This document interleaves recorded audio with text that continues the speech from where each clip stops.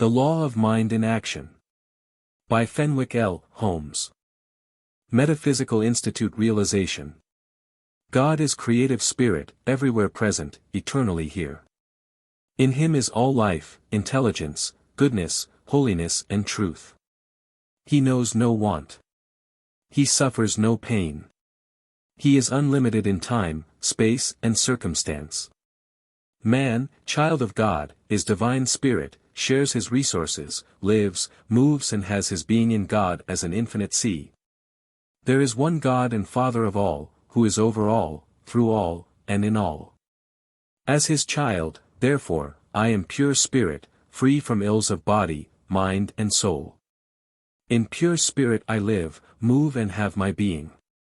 I am perfect, even as my Father in heaven is perfect. The breath which I breathe, is the breath of the Spirit. The food which I eat is the gift of the Spirit and it fills me with the strength of the Spirit. The consciousness of the perfect Spirit is mine, and I know it and feel it flowing through my whole being, bringing with it strength, power, and perfect peace. The Spirit of the Lord is upon me, and I feel his presence all around me, in me, and through me. I am free from all sickness, worry and fear. Perfect love casts out all fear from me and I am free. Health, hope, peace, life, love, truth, and plenty are mine. These I claim from God. These in the name of Christ I now receive. I render thanks for the perfect gift. How do you find this book? Any thoughts about the book or the author? Any suggestion for improvement? Please take a moment to share your thoughts in a comment.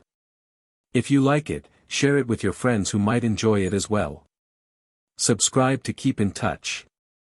Visit CompleteAudiobooks.com for more quality content. Introduction. There is a law of healing so plain that even a child can understand it, so fundamental that the ablest mind has never yet thought through all the facts and phenomena of life that rest upon it. It is the purpose of this book to make this law plain. The greatest power in the world is the power of our thought, for it is creative mind in action. Nothing exists that did not first exist in thought, from the first sun that blazed only in the mind of the Creator, to the last doll dress fashioned by a childish hand. Science supports the fact that the first movement in nature can have come only from the application of an immaterial force or will to the primary etheric particles otherwise in a perfect state of equilibrium. It must leave to metaphysics not only an explanation of the will that moves but also the substance that is moved. This, then, it is the province of this book to show with all that it entails. Since an act of will is an act of mind, we concern ourselves with the activity of a creative mind. Again, since mind acts creatively, there is a way in which it acts. We must also, therefore, teach the way. It is to teach this way that the Bible was written, that Jesus lived and taught.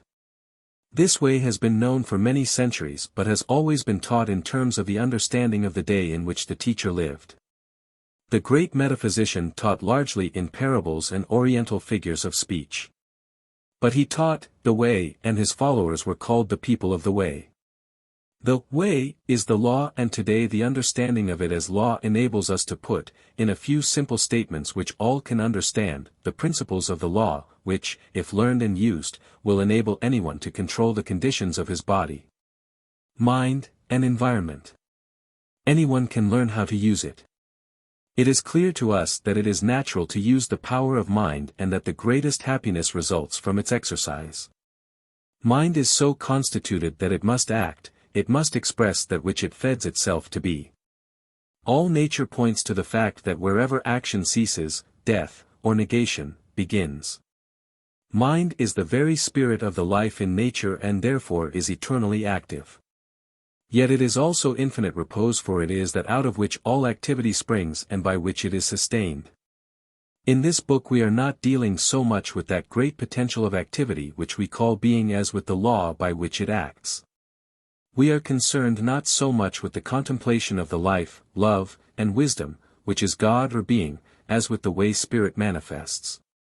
How life becomes health, how love becomes happiness, and how wisdom becomes wealth, we desire to know. As these are all qualities of mind, and in their pure state are undifferentiated into form, we realize that when they begin to pass out into individual expression, it must be by the process of thinking. That is the only way mind can act. So that the creative process is simply mind in action, or mind thinking its life, love and wisdom into form. Mind in action is always creative, but it is also thought. Thought acts in mind to create. Or mind first produces thought and then reacts to it to become that which it has thought. This is the whole law of creation. Mind creates what it thinks. The many forms pass out of the one mind, but each form has a corresponding thought which produces and sustains it. Mind in action is, therefore, also the law. We call it the law of cause and effect. Law is the principle on which mind works. For every primary cause is in the mind and the effect is simply the form which thought has taken. Thought is first cause, in any created series, and form is effect. Thought acts upon mind to produce things. Since things are made out of mind, they are simply thought and form, but they maintain form and reality only so long as they are sustained by the thought. The law, therefore, may be defined as mind in action producing the many put of the one by the power of thought, and this book is written to furnish a daily meditation on the highest of all themes, man's control of his own body, happiness, circumstances and environment by the thoughts which he thinks. The knowledge and use of thought and the law of mind in action is the knowledge of which Jesus spoke when he said, "Ye shall know the truth and the truth shall make you free." May these pages free many to the glorious wisdom of mind in action. Fenwicke L. Holmes. December 30, 1918. Method of reading and study of The Law of Mind in Action. This book is written to teach the one simple law of mind, the law, which anyone can understand and use, and which if used will give freedom, joy, health, supply, and peace to the one who uses it. This is a big claim, but it is supported by the Bible, by the great teacher, and by the experience of thousands now living. Everything in this book is based on the law outlined in Lesson 2, and the student is requested to read each chapter and then ask himself, how does this illustrate the law? Is it true to the law? Always do this and you will soon know the law for yourself and can use it and teach it to others. Thus you will become a master of life. This book is designed also to stimulate your own thinking and investigation. It is not expected that the beginner will grasp the full significance of all the principles at one reading. It is for meditation. Read and think.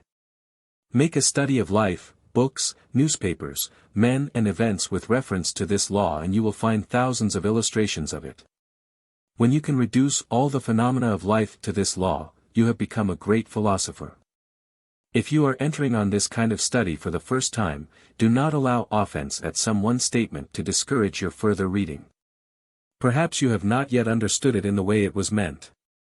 Perhaps it is so new a view that you do not want to believe it yet. Go on reading and studying and make your own decisions. As Paul says, prove all things, hold fast that which is good.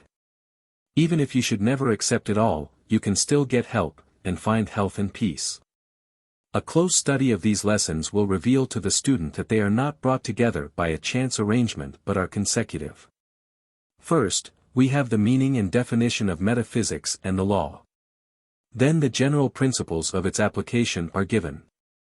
These in turn are followed by the philosophy of metaphysics. Fourth, we have an explanation of the reason for certain mental attitudes and how the law applies. This is a study in cause and effect. Fifth, we consider the law as related to the absolute and the personal spirit.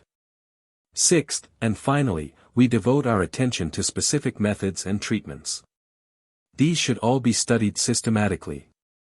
Too much emphasis cannot be laid on the necessity of systematic study. A mere smattering of metaphysics will never satisfy the demands of the day nor the inner requirements of the law. We have a great body of truth. The world is anxious to know why we believe and teach what we do. No science in the world, no philosophy is more complete or comprehensive. We must learn it so completely that we can teach it with the utmost simplicity as Jesus taught it. Do not therefore go jumping about in your study. A good principle of study is to read the book clear through once if you wish to get a general view of the principle so that you may know just about what goal you are driving toward. After that, confine yourself each day to one lesson and know it. Think more than you read. Masterful study puts more between the lines than it takes from the lines. This is to stimulate your own thinking. Thus you will become a master teacher of life. The word treatment as used in this book is a synonym for realization or perception. It is useless to quarrel with language. It is, and there's an end on't. The word treatment has become sufficiently popularized to mean to the general public what the teacher of the Absolute means by some other favorite term, and it is safe to predicate that this term will be supported by future as well as present usage. In time the student will arrive at that point of consciousness where he will not need the formulated treatment. He will then form his own statement. Ultimately he will be able to speak the word only, and it will be done unto him even as he thinks. The advanced metaphysician heals entirely by the word. He reaches the point where he actually does perceive the truth that is to make him free. Part 1. Lesson I. Metaphysics, what it is and does. The word metaphysics, as its composition indicates, denotes something above the physical, meta, meaning over, and physics, referring to forms of matter. So that to work upon the metaphysical plane means to employ laws that transcend physical means or agencies. It is, then, to push our way back of the thing that we see, which we call the manifestation, until we find the cause of the manifestation. It is the search for the ultimate cause and the law by which the Spirit creates a world, and brings material objects and physical life into manifestation. Our study of applied metaphysics is designed to make clear these facts. In the beginning there is only mind or spirit. Whatever is made, therefore, must be made out of mind. Mind can act only by thinking. Therefore it is thought that takes the substance called mind and molds it into form. God makes a world out of himself.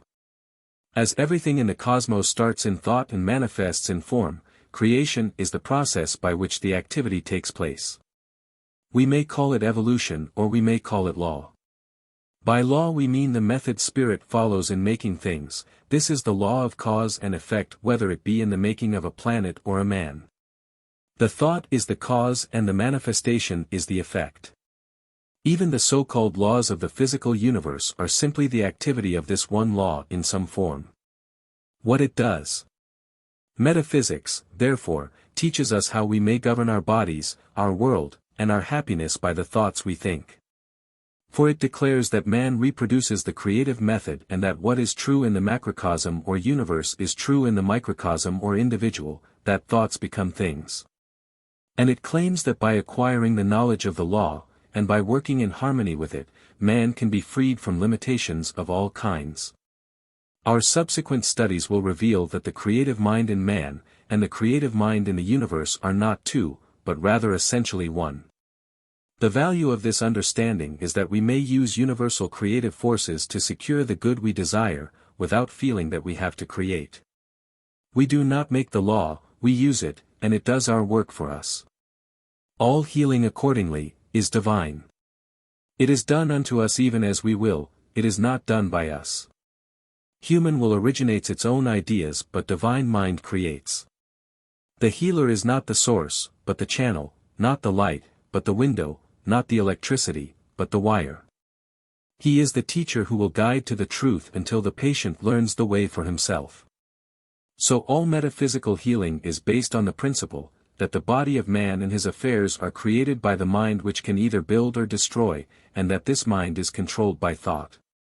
Jesus was the supreme metaphysician because he could speak the word of authority to mind so positively that when he said, "Rise and take up thy bed," the paralytic did as was commanded him to do. It is evident that Jesus used a law that is open to the use of everybody. The constitution of man has not changed nor his essential nature, and so today men are demonstrating this power. I count it as the greatest work that today engages the attention of mankind, not the mere healing, but the advancement of the knowledge of these things in a world of need. Metaphysics, a science. For it is a knowledge, or as we say, a science or philosophy. And it takes a real mind to understand it. Metaphysics engages the mind. We must think, and rich and fruitful are the results of logical thinking. By it we move back along the path of history and science and logical deduction into the realm of original causation. We find ourselves entering into the field where all is spirit in the beginning of things. We see the spirit or cosmic mind taking the initial step in the creation of the universe. We are at a period before substance or matter is in existence, so that we know that the all-originating mind could have but one mode of activity, that of thought. By the process of thought, spirit projects a substance as universal as itself, which we call ether. By acting upon ether, the creative mind brings into being planetary systems, Earth, and all its myriad forms and life. To test this, we may reverse the process of our thought and begin with science. We take so-called matter and analyze it into its constituent elements, to the molecule, then to the atom, then to the aeon, then to the electron, and finally to primary ether, which science declares to be the ultimate source of matter. Now science cannot tell whence came this ultimate substance, nor how it received its energy. That is the task of metaphysics, and metaphysics meets the problem squarely by declaring energy to be the thought of the creative mind. The underlying unity. So that whatsoever way we approach our subject, we find an underlying unity to all things, ether, from the material standpoint, mind, from the mental. Back of all things then is the divine mind or spirit, through whose concept the world springs into existence. We thus find ourselves living in an idealistic universe, a universe which in its essential nature is purely spiritual and therefore subject to the control of thought alone. This is the underlying unity which relates all parts to the great whole, man and nature to the divine mind which brought all into existence. It was the great achievement of Moses to discover this underlying unity, or rather to learn it from the ancient Egyptian priesthood and reveal it to the Israelitish people. It is the greatest fact or precept of the Old Testament, which led Jesus, when asked which was the greatest commandment, to quote these words, "Hear, O Israel, the Lord thy God, the Lord is one." It is the work of metaphysics to show that man can put himself into harmony with this one originating source and work in unison with the creative purpose, and thus be able to accomplish all things. Realization. I am now entered into the consideration of the greatest theme that ever engaged the intellect of man, for I am making no less a study than the way of God with men. I therefore claim from the divine intelligence that makes and sustains the universe, the necessary mental capacity and intuition to perceive the great truths of metaphysics. I hold that only the truth will appeal to me, and that no error of false judgment will be able to enter my mind to stay there. No previous thought or prejudice shall be allowed to influence me against reason in my study of the new order. I dare to go all the way with truth, for truth is God and God is all. So far as I see the light, I will follow it, and I shall not think that the traditions of men are of more value than my own logical conclusions. I commit my ways and my thoughts to God, I trust in the divine illumination which can come to my own soul, and I venture out in faith on the new pathways of understanding. I will fear no evil, for thou art with me. I now claim the near and dear presence of divine love and wisdom. I rejoice in the heart of the world and in my share in the activities of the divine creative mind. Thou, O Lord, art with me always, even unto the ends of the earth. I worship and bow down, I kneel before the Lord my God. I am at one with infinite life, love, and wisdom, and I give thanks for the light that now begins to illumine my pathway. Lesson 2. The one law we need to know. There is one law supreme to this system of life. Sometimes we call it the law of cause and effect. Sometimes we speak of it as the method by which spirit passes into manifestation. Psychologists frequently speak of it as the law of suggestion. Every teacher of metaphysics spends his time either in giving his interpretation of it or in explaining some truth that is related to it. Our happiness and success in life are measured by the degree to which either consciously or unconsciously we are obedient to the requirements of this law. It is the law that we cannot break, but we can be broken by trying to break it. It is the law by which, as ye sow, ye also shall reap. Through it, it shall be done unto you according to your faith. It explains why, as a man thinketh in his heart, so is he. It is the basis of the law of correspondences. It is the activity of creative mind, neither good nor bad, by which we create our own heaven and our own hell. It is the secret of all tragedy and all comedy. It is the touchstone to truth, and he who knows it and employs it wisely is the emancipated soul and the master on the path. Let the student therefore learn the following principles which constitute the law, that through the knowledge he may obtain the mastery of fate and control the conditions of life and destiny. For no less a power is in the hands of him who learns and wisely employs this law. All must use it because we live by it, but how few use it wisely. The law. 1. The first principle of this law is that of the universal presence of intelligence. That we live, move and have our being, in a vast sea of life, both visible and invisible, that this intelligent life is not only around us but is in us. Even more, it not only is around and in us, but it is the substance as well of which all things, including our bodies, are composed. This statement is supported alike by revelation, as in the Bible, by science, as in psychology or chemistry, and by philosophy, as in our lesson on spirit. Before there was a visible universe which we call nature, there must of necessity have been an invisible universe which we call spirit or power. The orderly way in which it arranged the visible universe which it created shows that it was and is a wonderful intelligence. Since spirit was, and is, all, it had nothing else than itself out of which to make a world. It therefore had to fashion a substance for its own body, the universe, out of itself, or spirit. Since spirit is intelligence, of necessity the substance which it brought forth must share its nature. And all life must manifest the life of spirit since it proceeds from it. All science is agreed that life has never been discovered that did not come from antecedent life, so that we can move back from the life of nature to the life from which it is derived, or nature's God. Accordingly, nature and the life in nature are one and the same thing, and we live in a universe which is literally alive. 2. We see, therefore, that this universal intelligence is also creative.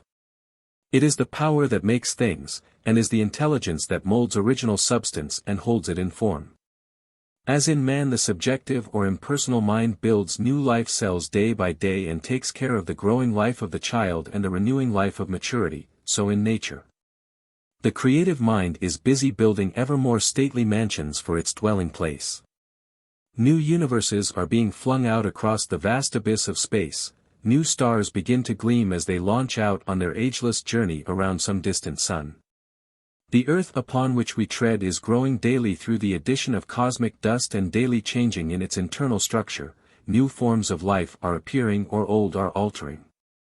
Flowers are blooming into life to breathe their beauty on the breast of nature, and we live in a world of life, ever renewing, ever changing, ever evolving into higher expression of the exhaustless energy of creative mind. The second part of our law therefore calls attention to the fact that we not only live in a world of intelligence, but that this intelligence is constantly creating. Behold, I make all things new. In this is man's hope and his power to act. This life is the life of the creative spirit, intelligence, or mind, and therefore we perceive that it emerges into form to enjoy its own power to live. When we think, it is spirit thinking through us. When we utter a truth, it is spirit putting out into expression a thought from its limitless power to think. When we breathe, it is spirit breathing us. 3. This creative intelligence acts upon the impress of the strongest impression, thought, or image, made upon it. When man emerges in consciousness out of this vast sea of life, as a wave runs upon the bosom of the ocean, he rises sufficiently high to enable him to perceive that there is an ocean. Thus spirit fulfills a purpose in becoming man by enabling itself, through becoming the particular, to perceive itself in its allness.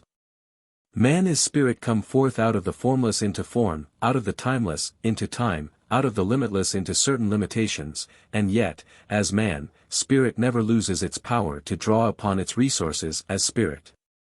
Therefore, we must recognize that all the power of the universe is back of the mind of man when he thinks.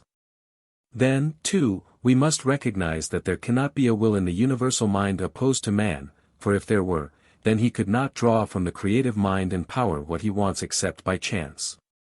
We therefore recognize that so far as we are concerned there is back of us a universal creative mind which desires to become to us whatever we desire, that is whatever we think into it, and which has no purposes of its own opposed to ours. As it creates a world by thinking a world, for mind can act only through thought, so it creates for man himself, whatever he desires, by acting as creative mind upon his thought. This mind, therefore, is in this aspect purely impersonal and neutral, see Lesson 7. It has no purposes of its own as opposed to ours. It is creative activity, infinitely susceptible, responsive to our every thought, Lesson V, and is the power that brings into existence in form whatever we fashion in thought. We therefore perceive that whatever we think must make a greater or lesser impression on creative mind, and that when we consciously use our knowledge we make an image of the thing we desire. Then we present it to the great creative intelligence which begins to act upon our suggestion to bring forth our good into visible form. The purpose of this book in the main is to show the various phases of the activity of this law, the law of creative activity, by which the creative mind brings into form whatever we present to it sufficiently forcefully in thought. 4. But there is one other feature of the law which must not be overlooked. This is what we may term the personal side of spirit's activity. While, as law, it acts in the manner we have just described. And while, so far as the individual will is concerned, it does not act contrary to our purposes, still it also acts as a law of tendency. It tends to the production of higher manifestations of itself in individual expression and form. It is seeking its own self-expression since there can be no other motive of creation at all. Its nature is life, love, and wisdom. This it seeks to manifest. Accordingly it stands back of man as the source of his life, love, and wisdom, and is ready to teach us all things and guide us in the way of truth. It not only creates, therefore, according to the thought we impress upon it as law or impersonal mind, but it becomes the director of man's thought and life, whenever we turn to it for guidance and direction in our affairs.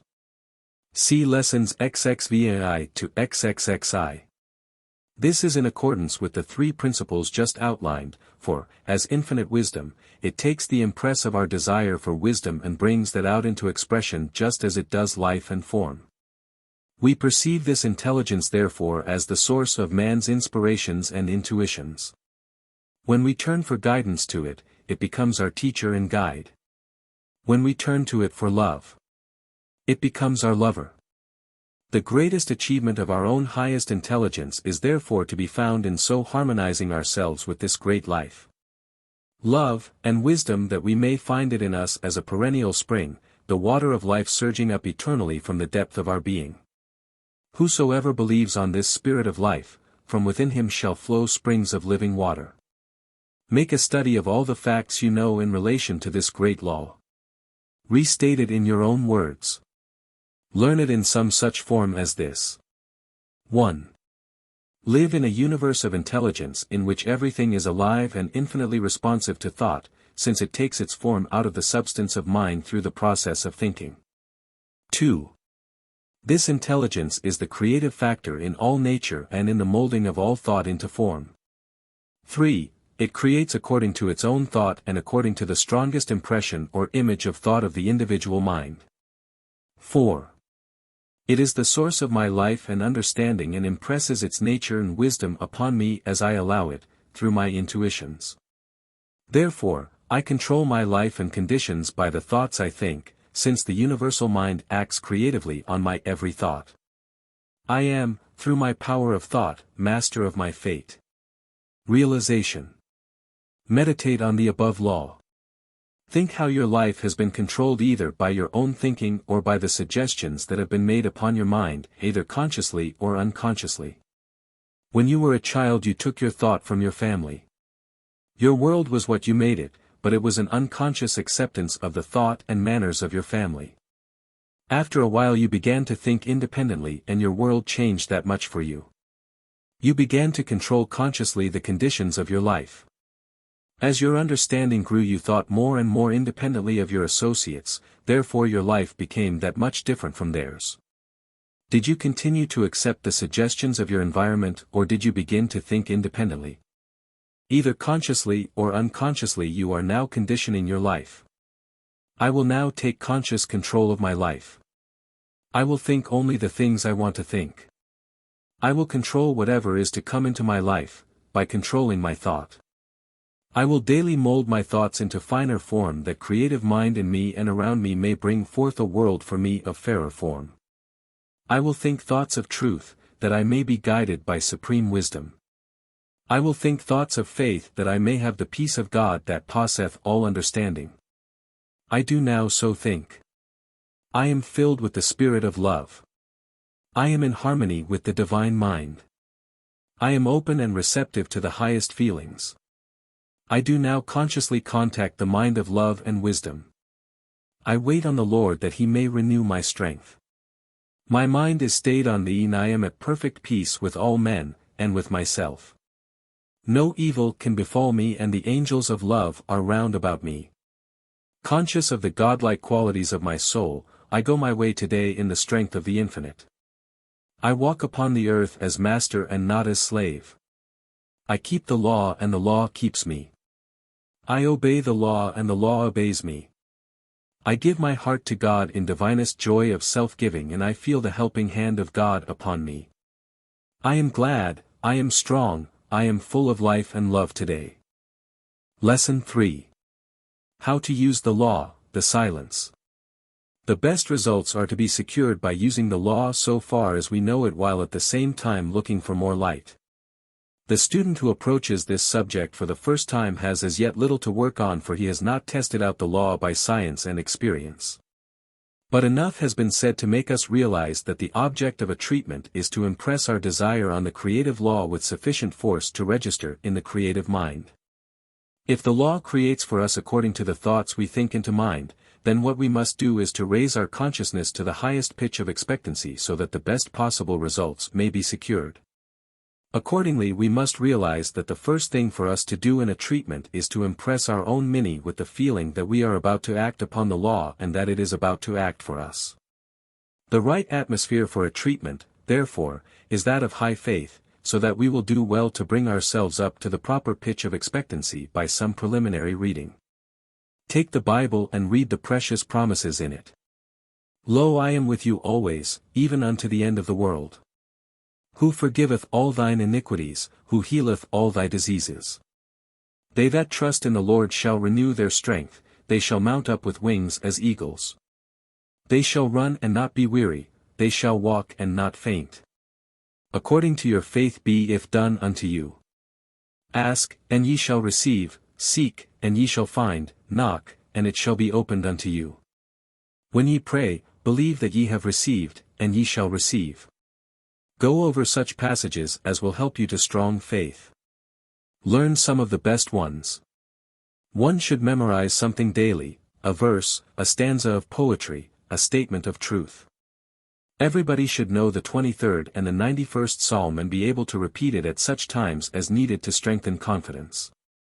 It will also be of great help to read for a few minutes or longer in some helpful book of truth. The student may well read, Creative Mind, or, Being and Becoming. The purpose of this book is, of course, to furnish both instruction and inspiration. After reading the lesson for the day, you will feel the truth more keenly. 2. Having prepared yourself in faith and knowledge, the course of your thought might well run along the line of the law, much like this: I know that I am surrounded by the finer forces of spirit.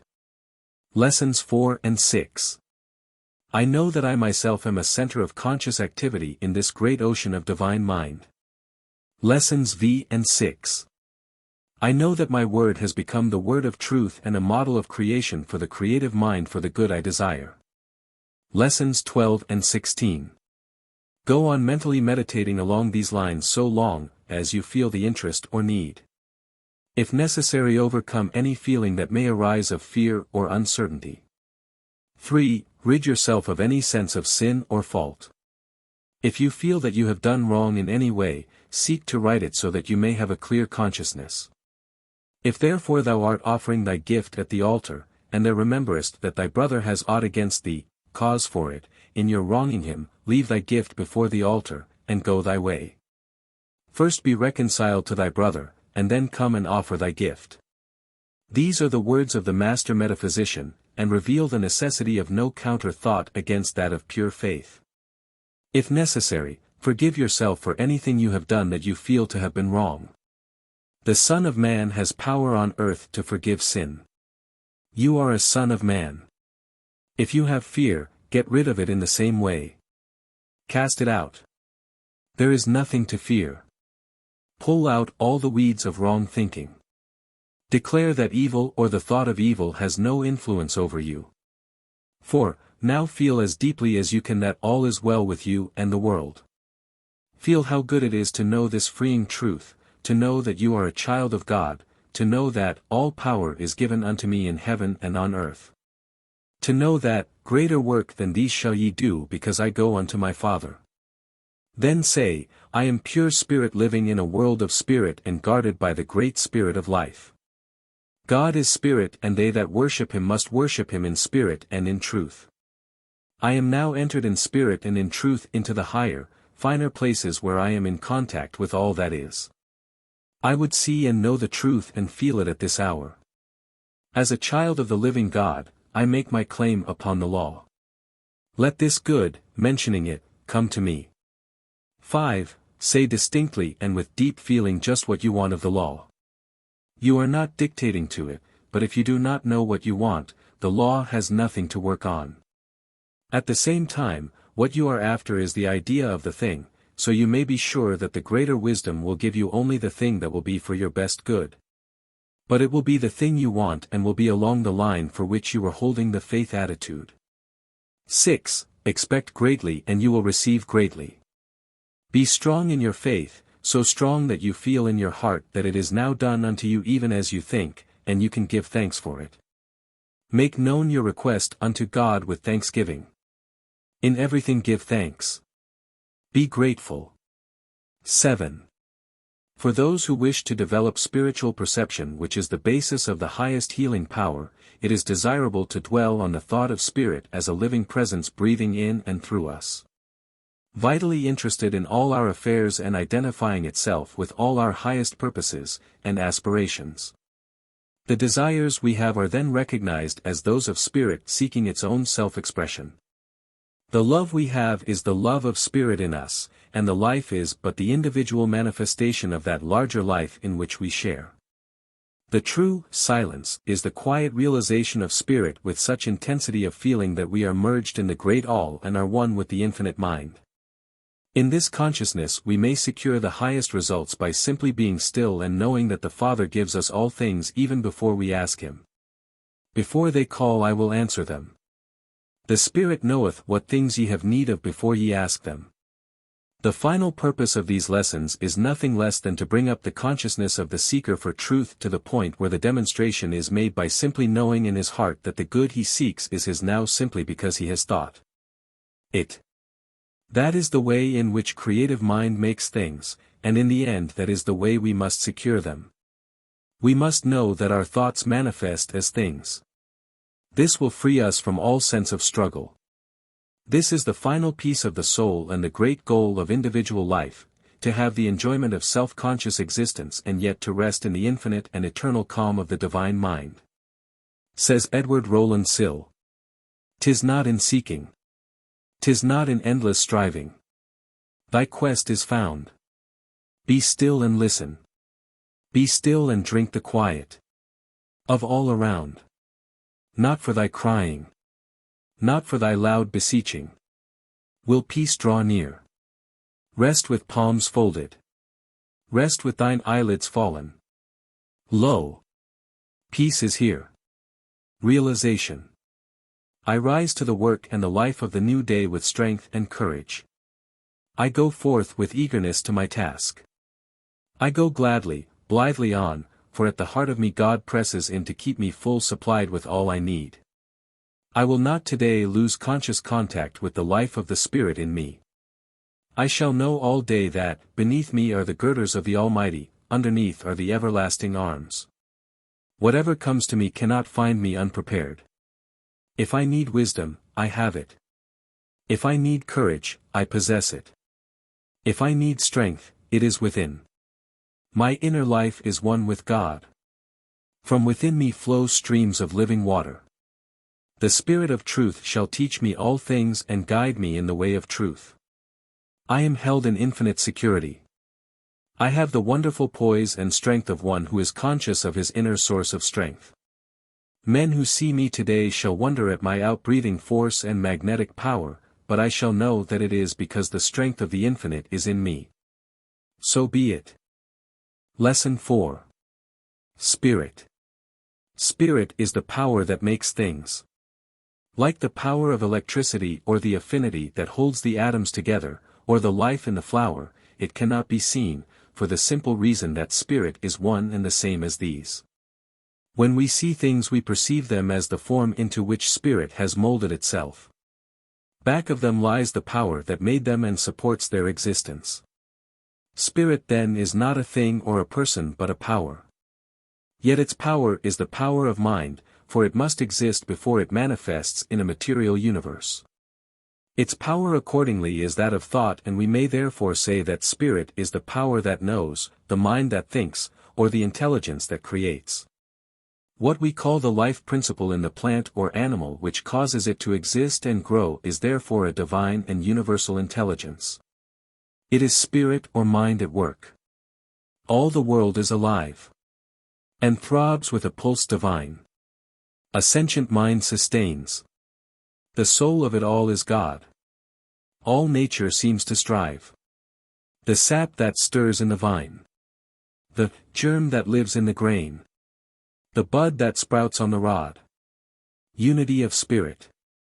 We live in a living universe vibrant with the intelligent activity of the creative spirit. For the intelligence in the rock, the plant, or man have the same source and at the foundation are one. Otherwise we should be living in a universe of many powers and intelligences which would not be able to understand each other and would, therefore, be in constant discord. But science reveals the fact of a universal harmony and adjustment of parts in perfect order. That man can understand this order proves that there is a mind, and only one it which is like his own. Nature of spirit. This universal mind or intelligence is also to be described as love, for all its laws are beneficent and kindly disposed toward man. The fire beneficently warms us and cooks our food, the sun gladly gives us its light and life.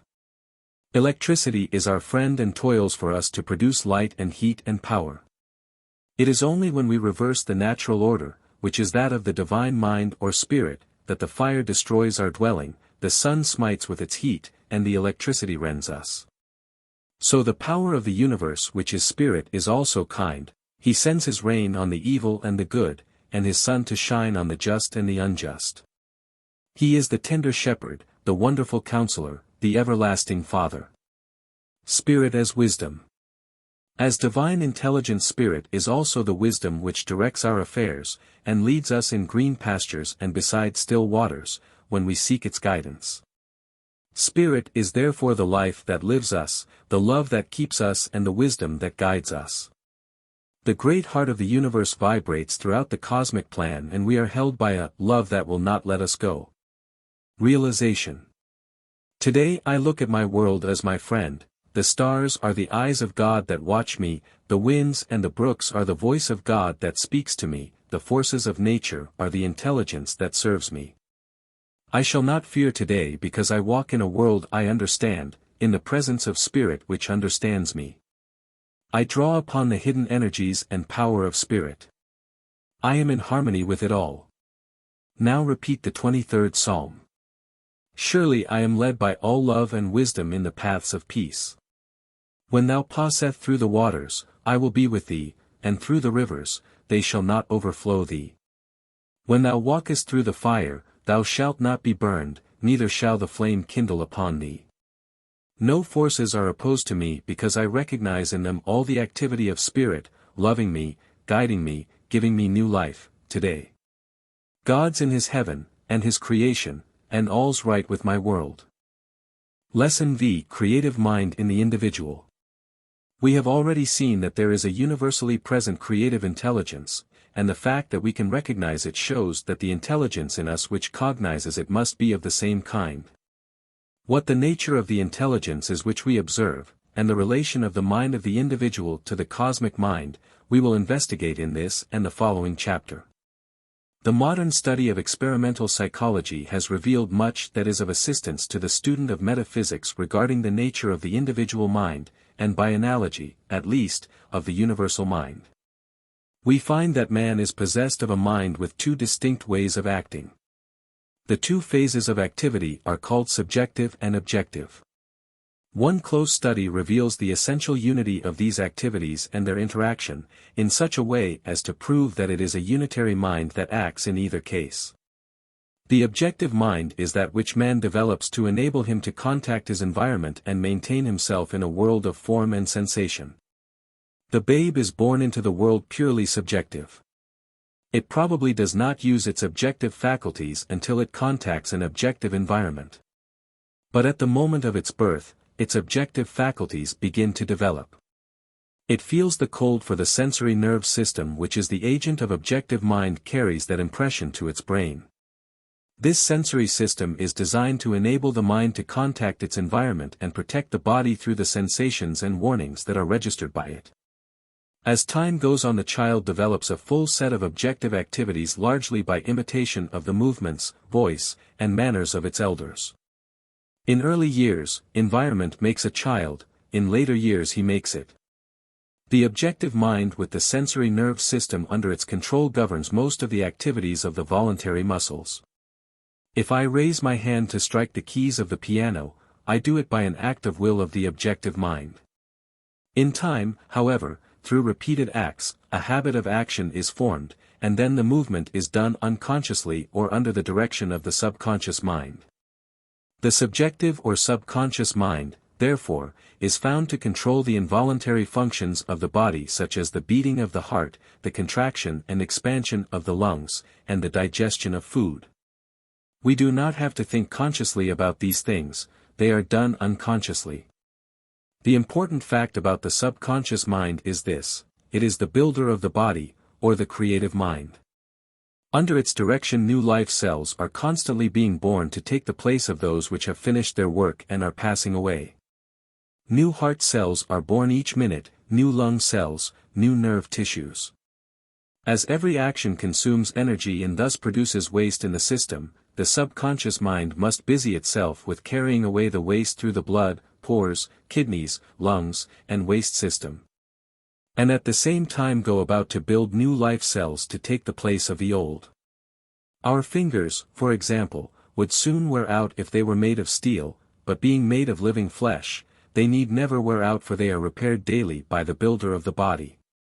Thus a marvelous activity is constantly going on within us, asleep or awake, of which we are entirely unconscious, and a million servants of the system are each scurrying to his appointed place to do his workmanlike task.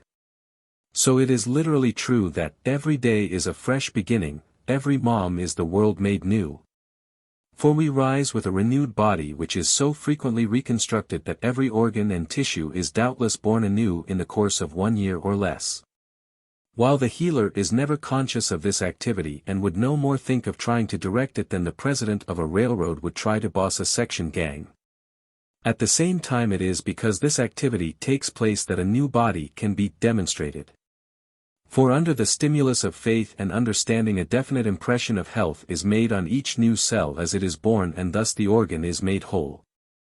All these recreative agents are very susceptible to mental attitudes and reflect our thought either for health or disease. For example, the blood is known to contain certain agents for the destruction of dangerous germs, a germ being an objectified disease thought. These agents customarily approach the foreigner, encircle him, literally cover him with sauce to make him palatable, and proceed to eat him.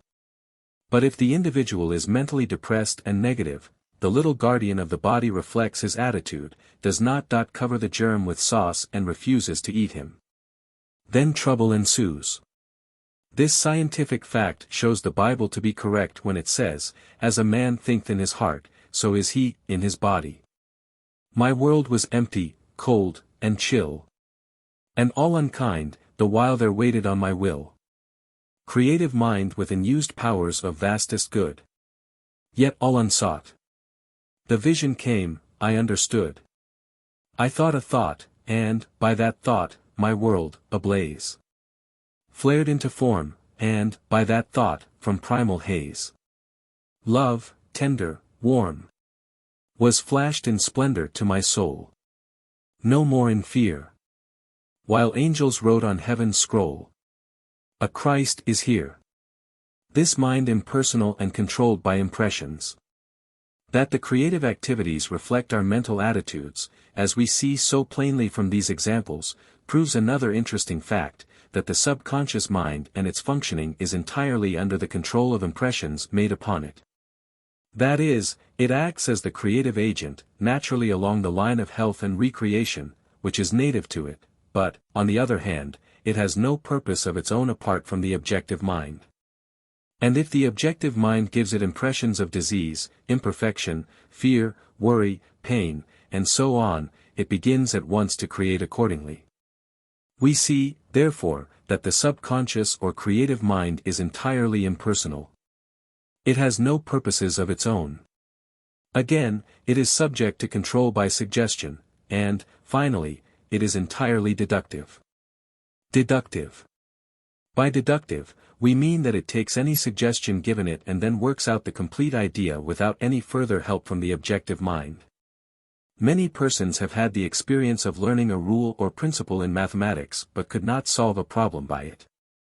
On going to sleep, however, they have given the problem over to subconscious mind, only to awaken during the night with the problem all solved.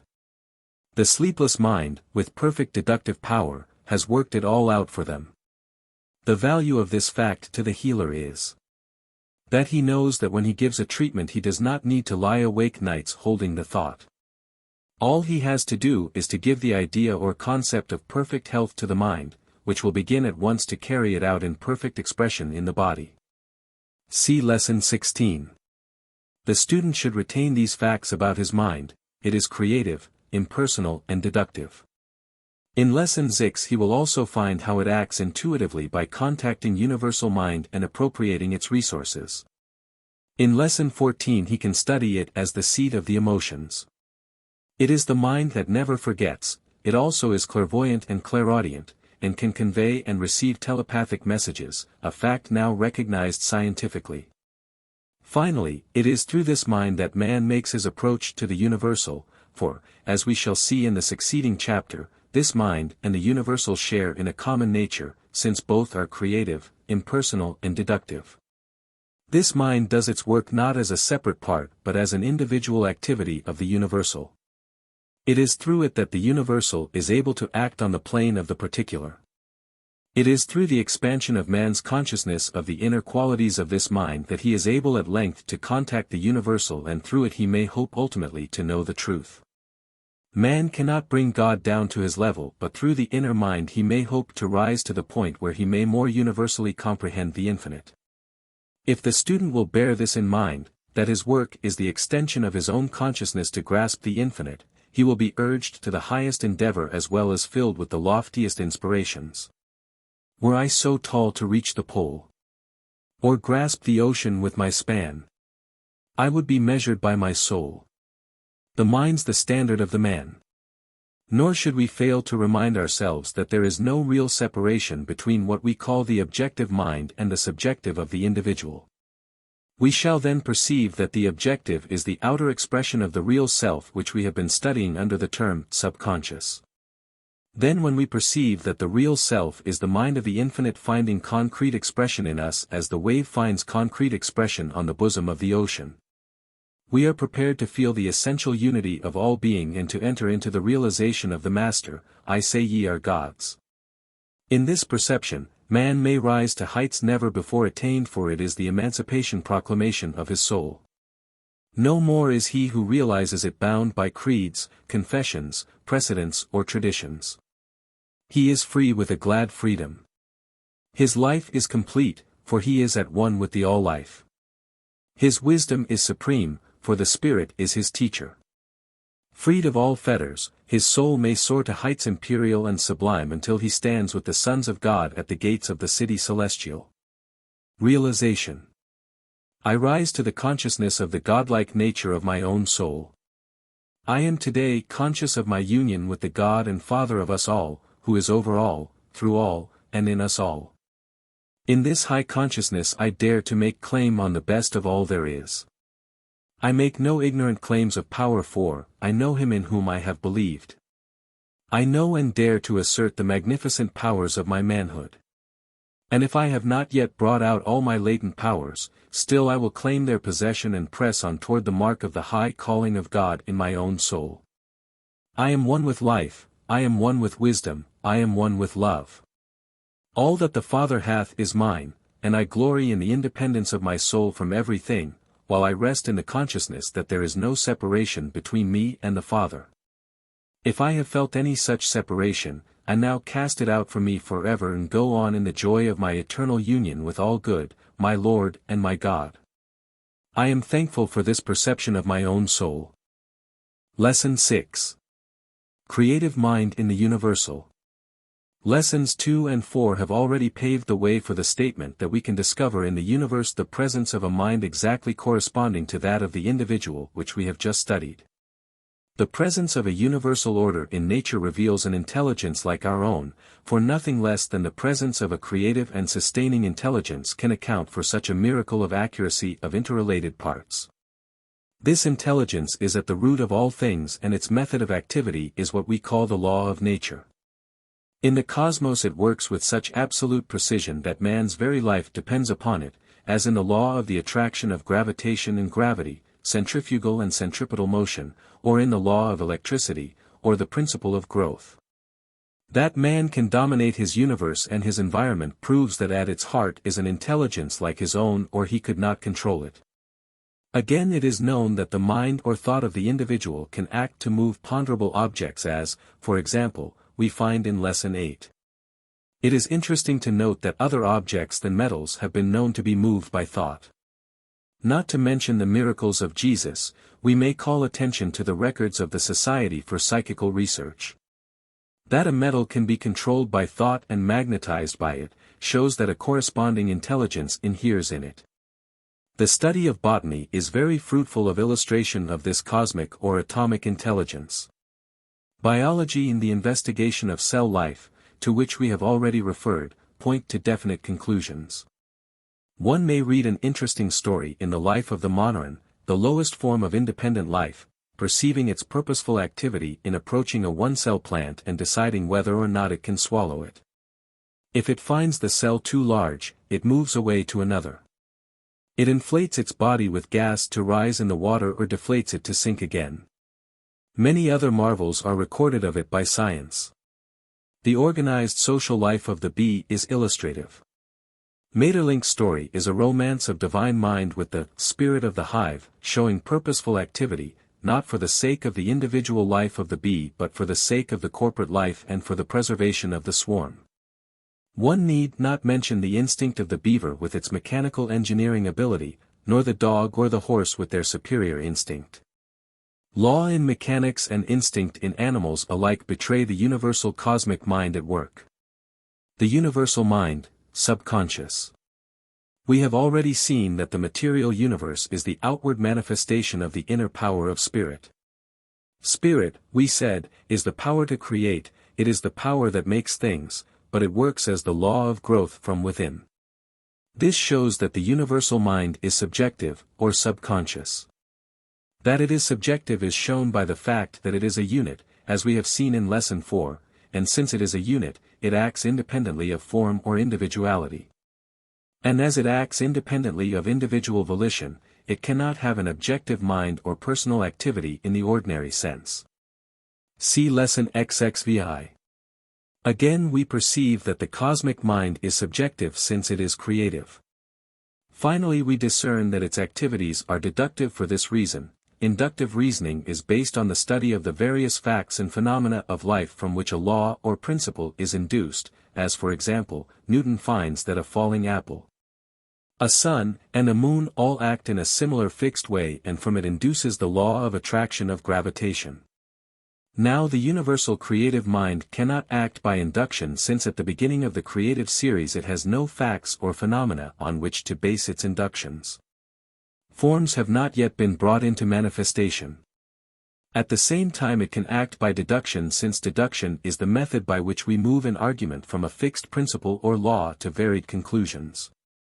Spirit itself is fixed principle or law, and so it creates form and manifestation by logical deductions from its own principle.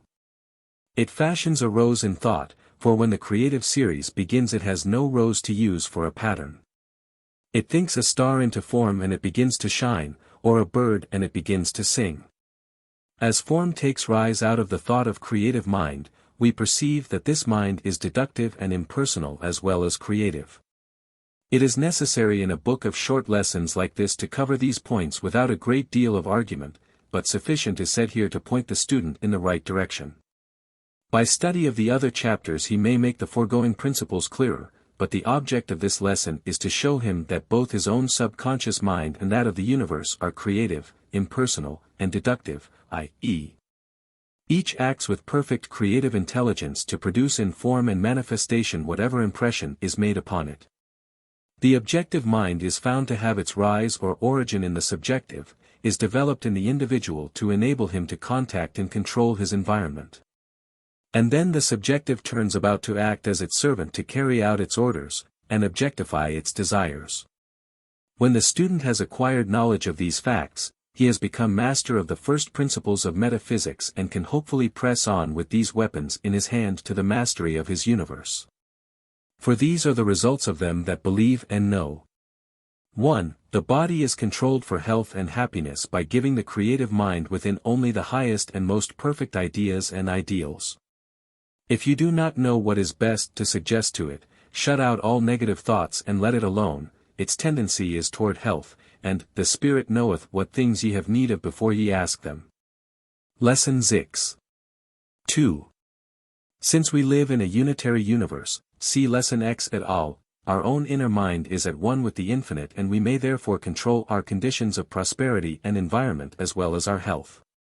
Our objective mind gives the impression or image to the universal subconscious, and the latter acts to produce for us just what we think. In practical demonstration all we have to do is to forget the terms, subconscious, objective, etc. and just go to work to realize the truth for ourselves. This book is simply designed to tell us something of how it occurs, but we must beware of thinking of ourselves as having to create, work, struggle, or do something. We simply identify ourselves with the good we desire and then expect it. See my book on Being and Becoming. 3. We can work independently of all antecedent conditions. There are no limitations in creative mind, no modifiers, no competition, no lack of any kind. All is, and that is all. Then, 2, the element of time does not come in, since in the realm of spirit there is no time. Space does not matter, for we are dealing with a medium where space is unknown. Material or physical distance is no barrier because there is none in spirit, and it is as easy to get results in healing with the patient 1,000 miles away as a few feet. We do not send out thoughts, for there is nowhere to send them. Everywhere is right here. We do not need to pump up power from some exterior source, for omnipotence is here in its entirety when we recognize it, since as a unit with the Father, I may say, all power is given unto me in heaven and on earth. 4. Destruction, disease, death, and all the ills of life come from a sense of separation from the all-life. There can be no real separation since all is one, but a feeling of separateness is at the base of all discord and unhappiness. To restore health, wealth, and love, therefore, it is necessary only to make our unity with life, with universal mind, with the God and Father of us all, who is over all, through all and in you all. For universal mind is to those who are conscious of their union with it no less than the God and Father of us all. In this we should find the most splendid inspiration. For mental science does not rob God of any of those essential qualities which our hearts crave of him, but rather enlarges our concept of his power and our own, at the same time. As Sam Walter Foss says, as wider skies broke on his view, God greatened in his growing mind. Each year he dreamed his God anew, and left his older God behind. He saw the boundless scheme dilate in star and blossom, sky and clod. And as the universe grew great, he dreamed for it a greater God. Realization. Take the above 4 statements and meditate upon them. I now make my conscious union with the All-Good. I will no longer feel a sense of separateness. I will rejoice in my divine rights as a son in the Father's house. I will arise and go unto my Father. Today I am conscious of the indwelling presence of divine life, love, and wisdom. I realize that my world is but a reflection of my own thought, and I think only the best, the purest and the truest. I look for my good in all things and I find good in all people. I am filled with wisdom and the power of spirit. I am at one with the life of the world and I am glad. Then, ask what ye will and it shall be done unto you. Give thanks. Lesson 7. Man, master on the planet. To describe man as he truly and divinely is to describe God in a great variety of his attributes. Jesus, the most divinely human and the most humanly divine being who ever came into this world, typifies the attributes which man shares with God. God is love, truth, life, activity, intelligence, spirit. In all this man shares with God. He is made in the divine image, God breathed into him the breath of life and he became a living soul.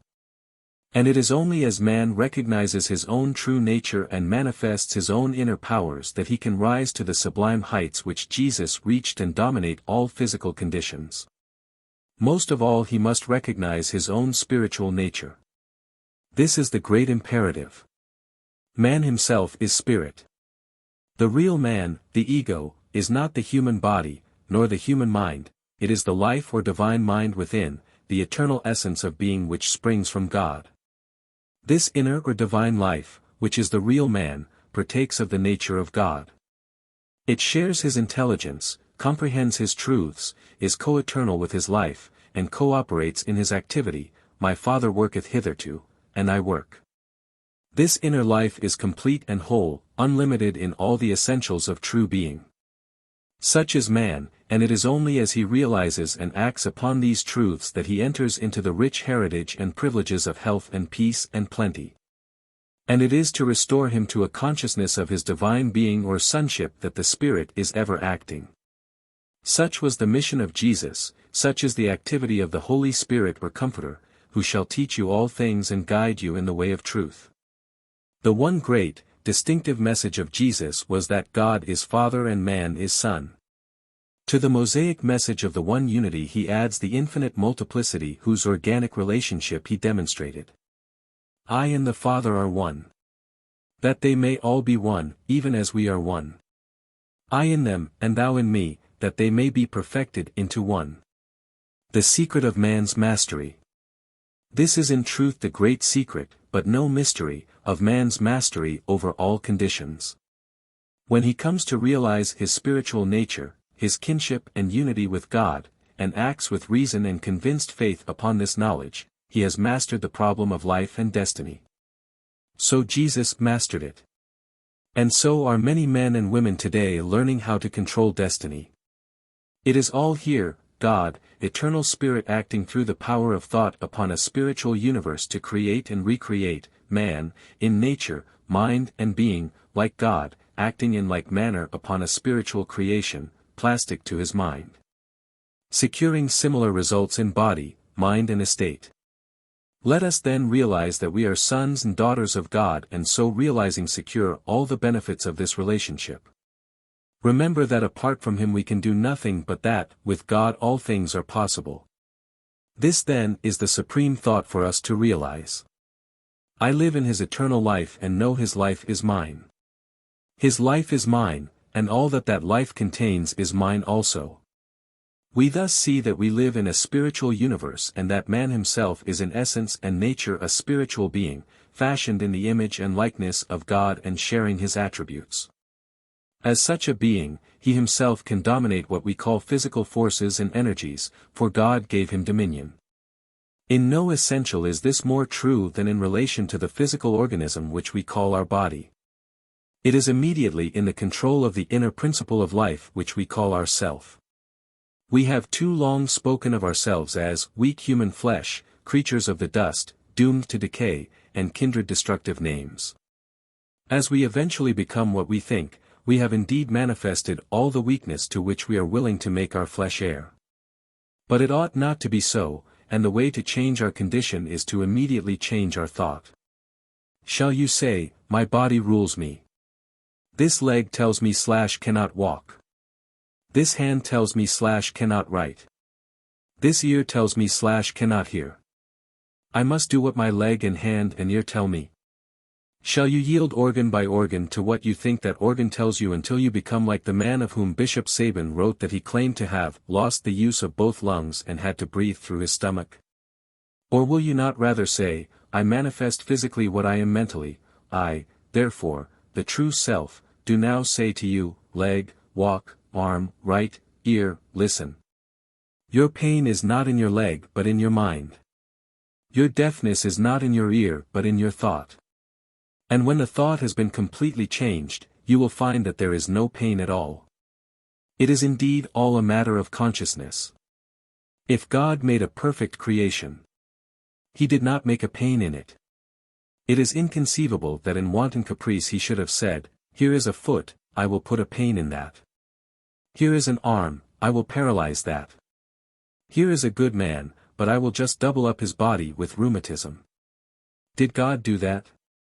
Certainly not. And if He did not, who did? Wrong thinking did. Reversing our thought. But does not this reverse the accepted philosophy of the race and its interpretation of human experiences? I hope so. For who would wish to continue in an old thought that brought pain and suffering into human life, because pain is thought to be inevitable? And the new metaphysics is better than the old philosophy of life. The old interpretation of life was hard put to it to explain why this good man suffered and that bad man went free. The new says, be he good or bad, he will suffer so long as his thought is wrong. Instead of believing that suffering is the inevitable chastening of the Lord, let him perceive that it is the inevitable consequence of wrongdoing or of wrong thinking, and let him change his doing and his thinking and he will recover. So let us realize that there is release from ills of flesh, because flesh is only the manifestation of our thought. The body is not helpless and dare to pain and fear and grief. Spirit is not bound save by the tangled threads of thought. Let us think and know the truth which makes us free. Perfect God, perfect man, perfect body. Be ye therefore perfect even as your Father in heaven is perfect. Jesus was, in body and in mind and in character. So may we be. Realization. I am conscious of my at-one-ment of nature with the Father. I know that God is all and that there is none other but He. Since He is all and yet I am, therefore, I and the Father are one. Since we are one I share His nature and resources. All that the Father hath is mine. My soul thrills with the wonder of it, my thought enlarges, I pass into deep experiences of joy in the revelation that is mine. Can, because God can. I know, because I am instructed by Him who knows. I cannot fail, because God fainteth not, neither is He weary. I wait on the Lord that He may renew my strength. I trust in the Lord and I am therefore as Mount Zion which cannot be moved but abideth forever. Now take time to meditate on the wonderful powers and possibilities open to you. Your resources cannot fail. Failure is due to the fact that you have not drawn upon God. Take what you will. Ask and ye shall receive. Then meditate on the fact that as you share the nature of God there is no mind in the universe greater than the mind in you. Why then should you cringe before the opinions of men? Why should you walk in fear of criticism, tradition, or prejudice of others? I form my own opinions, I make my own judgments, I set my own standards. I am a man. I am a master of life. I do not try to tell others how they must go. By my life I show them how they may go. I am glad for this new freedom of consciousness. I am glad that I share the nature of God, for this means that I am eternal, I am indivisible from the Father, I am truth, I am life, I am wisdom, in my inner being. The inner man is perfect, and day by day I shall now show forth this perfection in my acts and thoughts. I am a child of the living God. And I am glad. Lesson 8. Matter, or thought in form. What we seek to do in this chapter is to show that the substance which we call matter is simply a grouping of particles two of energy or electrons, and that these electrons or energy are created by thought. This can be shown by experiments that have been made with the mind of the individual, which reveal the fact that his thought either creates energy or puts it into purposeful activity. Then we want to show that the form things take is in response to a corresponding thought. When we understand that the material of which things are made is thought energy or vibration, and that it can be molded into form by the thoughts we think, we are prepared to realize that the world we live in is very real, and that what we need to do is not to deny it, but to understand it, in order to be masters of our bodies and conditions. Physical science traces matter back to its origin in a primary substance which it calls ether. This ether pervades all space everywhere, and there is no place where it cannot be found. Ether is simply a name given to that which can neither be seen, felt, tasted, nor actually examined scientifically, yet the necessity of the case posits its omnipresence. It is a frictionless, pulseless, motionless medium until it is moved by some form of energy. Thought and energy or matter. When a visible universe comes into existence, it begins with a movement of some sort within the invisible ether. Science speaks of the movement as the activity of vortex rings, or whirling particles of energy which gradually coalesce into nebulae or vapors, and these violently throw out vast fragments into the ether to congeal into planets and systems. Such activity can be seen even at this day in the nebulae of Andromeda, where a new universe is in process of creation. Science therefore perceives that the visible universe is composed of infinitely small particles of energy called electrons. These electrons are the same kind whether in a planet, the wood in a table, or the brains in a man's head, fact which may seem highly uncomplimentary to the latter. The difference between substances is then merely the difference in the number of particles to a given area and the rate of their motion.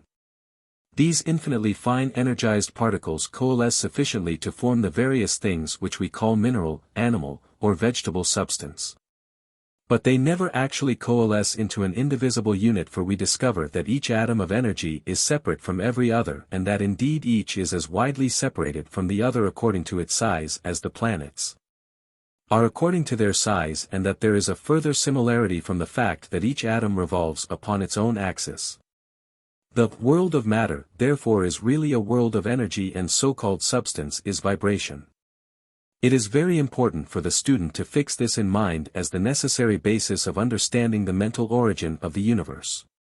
And I would advise the reading of some book in elementary science, or at least a free use of the encyclopedia at this point, as space forbids a further study here. Since we live in a world of energy, since the substance of the universe is really energy, the problem of science and philosophy alike has been to account for the first presence of energy in ether. What force moved upon or within ether to give the vortex rings their first impulse? Many physical scientists now declare that the explanation is metaphysical, or due to the act of a will or mind. The student may therefore wisely engage his attention in solving this problem. Ether and cosmic mind. The difficulty of explaining the origin of the universe is easily dissolved by the mental scientist who perceives in so-called ether merely another name for cosmic mind. The physical scientist's description of ether exactly corresponds with the mental scientist's explanation of mind or universal creative intelligence. The movement which results in electrons and vortex rings is the movement of the divine will within the cosmic mind. In other words, mind thinks, and thinking creates energy, and energy in the form of electrons produces a universe. What is now needed to make this clear is a scientific demonstration that thought produces energy. If we can show that the individual mind can produce energy or act upon it to cause its movement, we can better understand how the energy at the base of the universe was produced in the existing visible cosmos and is being produced in any universe now in the process of making. Many modern experiments in physical and psychic phenomena support the claim of the power of mind to produce energy. Among them we might mention experiments by Sir William Crookes and Dr. Hippolyte Baraduc. The investigations of Sir William Crookes, many of them verified by other famous scientists and vouched for by the Society of Psychical Research and kindred scientific organizations, reveal that there is some power in the human body which he calls psychic force, which goes forth to move ponderable bodies at the will of the individual. For example, he arranged a system of levers which when moved would cause a needle to register the movement automatically on a smoked glass plate. The operator then approached one end of the lever and without touching any part of the apparatus caused the lever to move, and the needle to make the record required.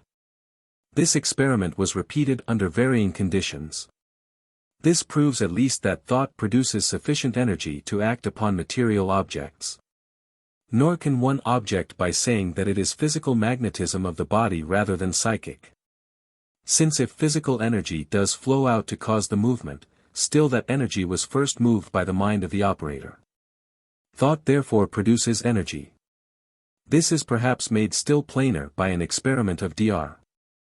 Baraduc's, a popular account of which may be secured by the student in Judge Troward's lectures on mental science.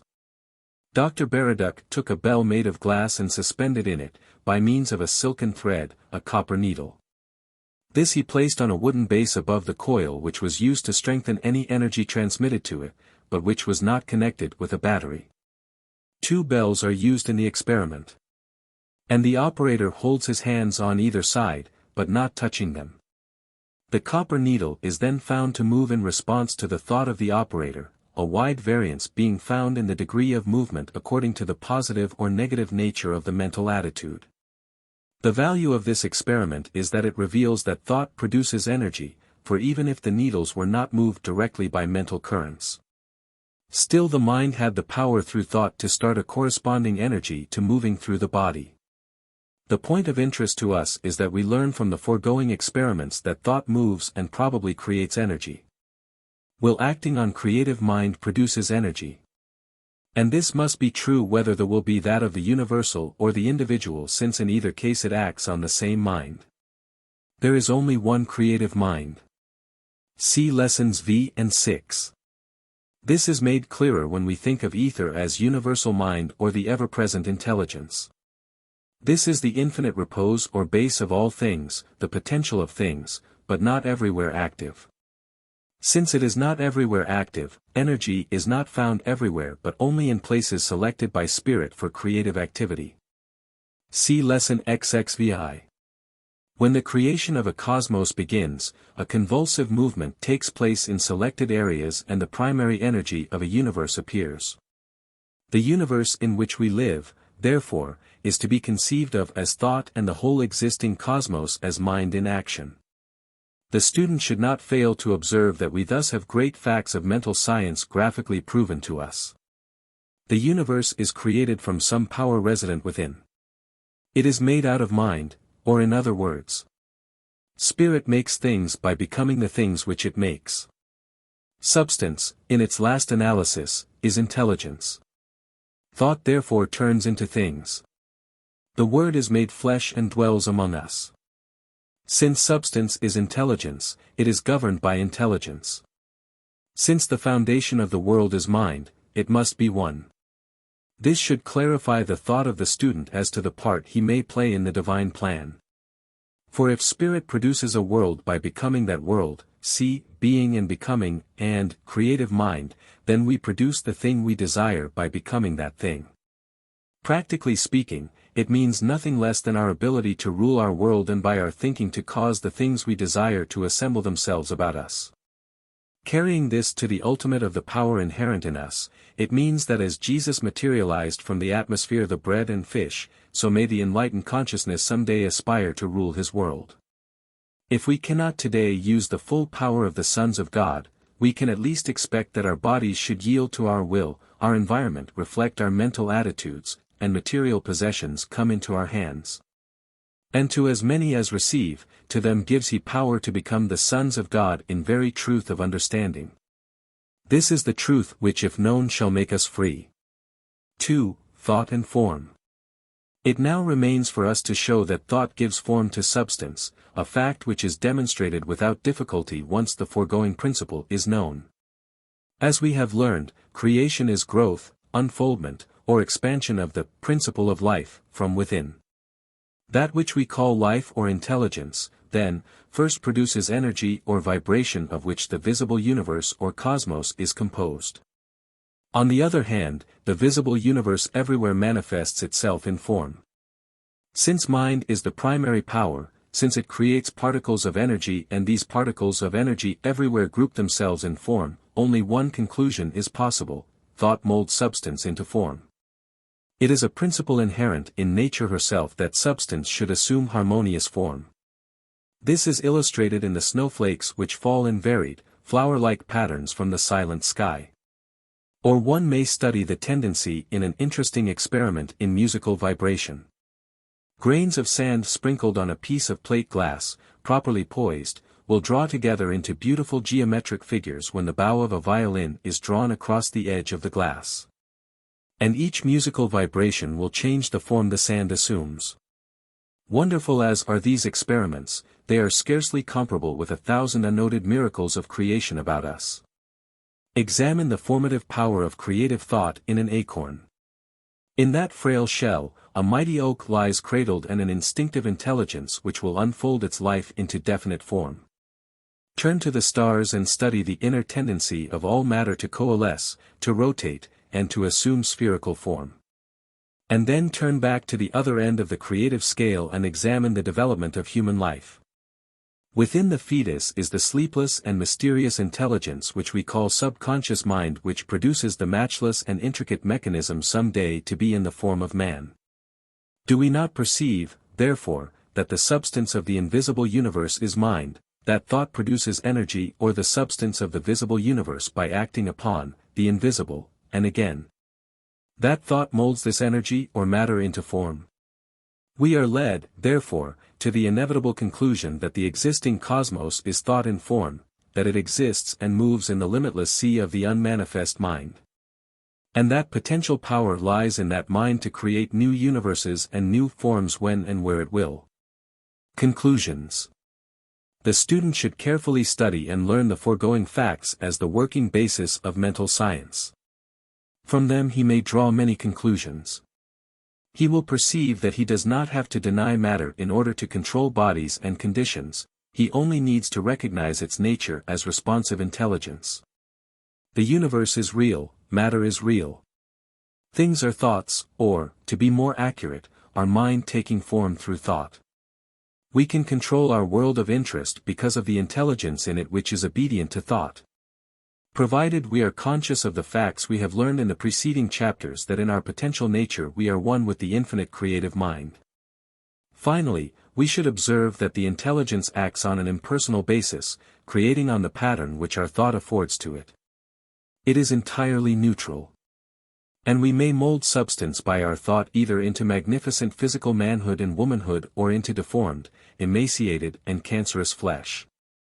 Our word or thought is literally made flesh and dwells among us.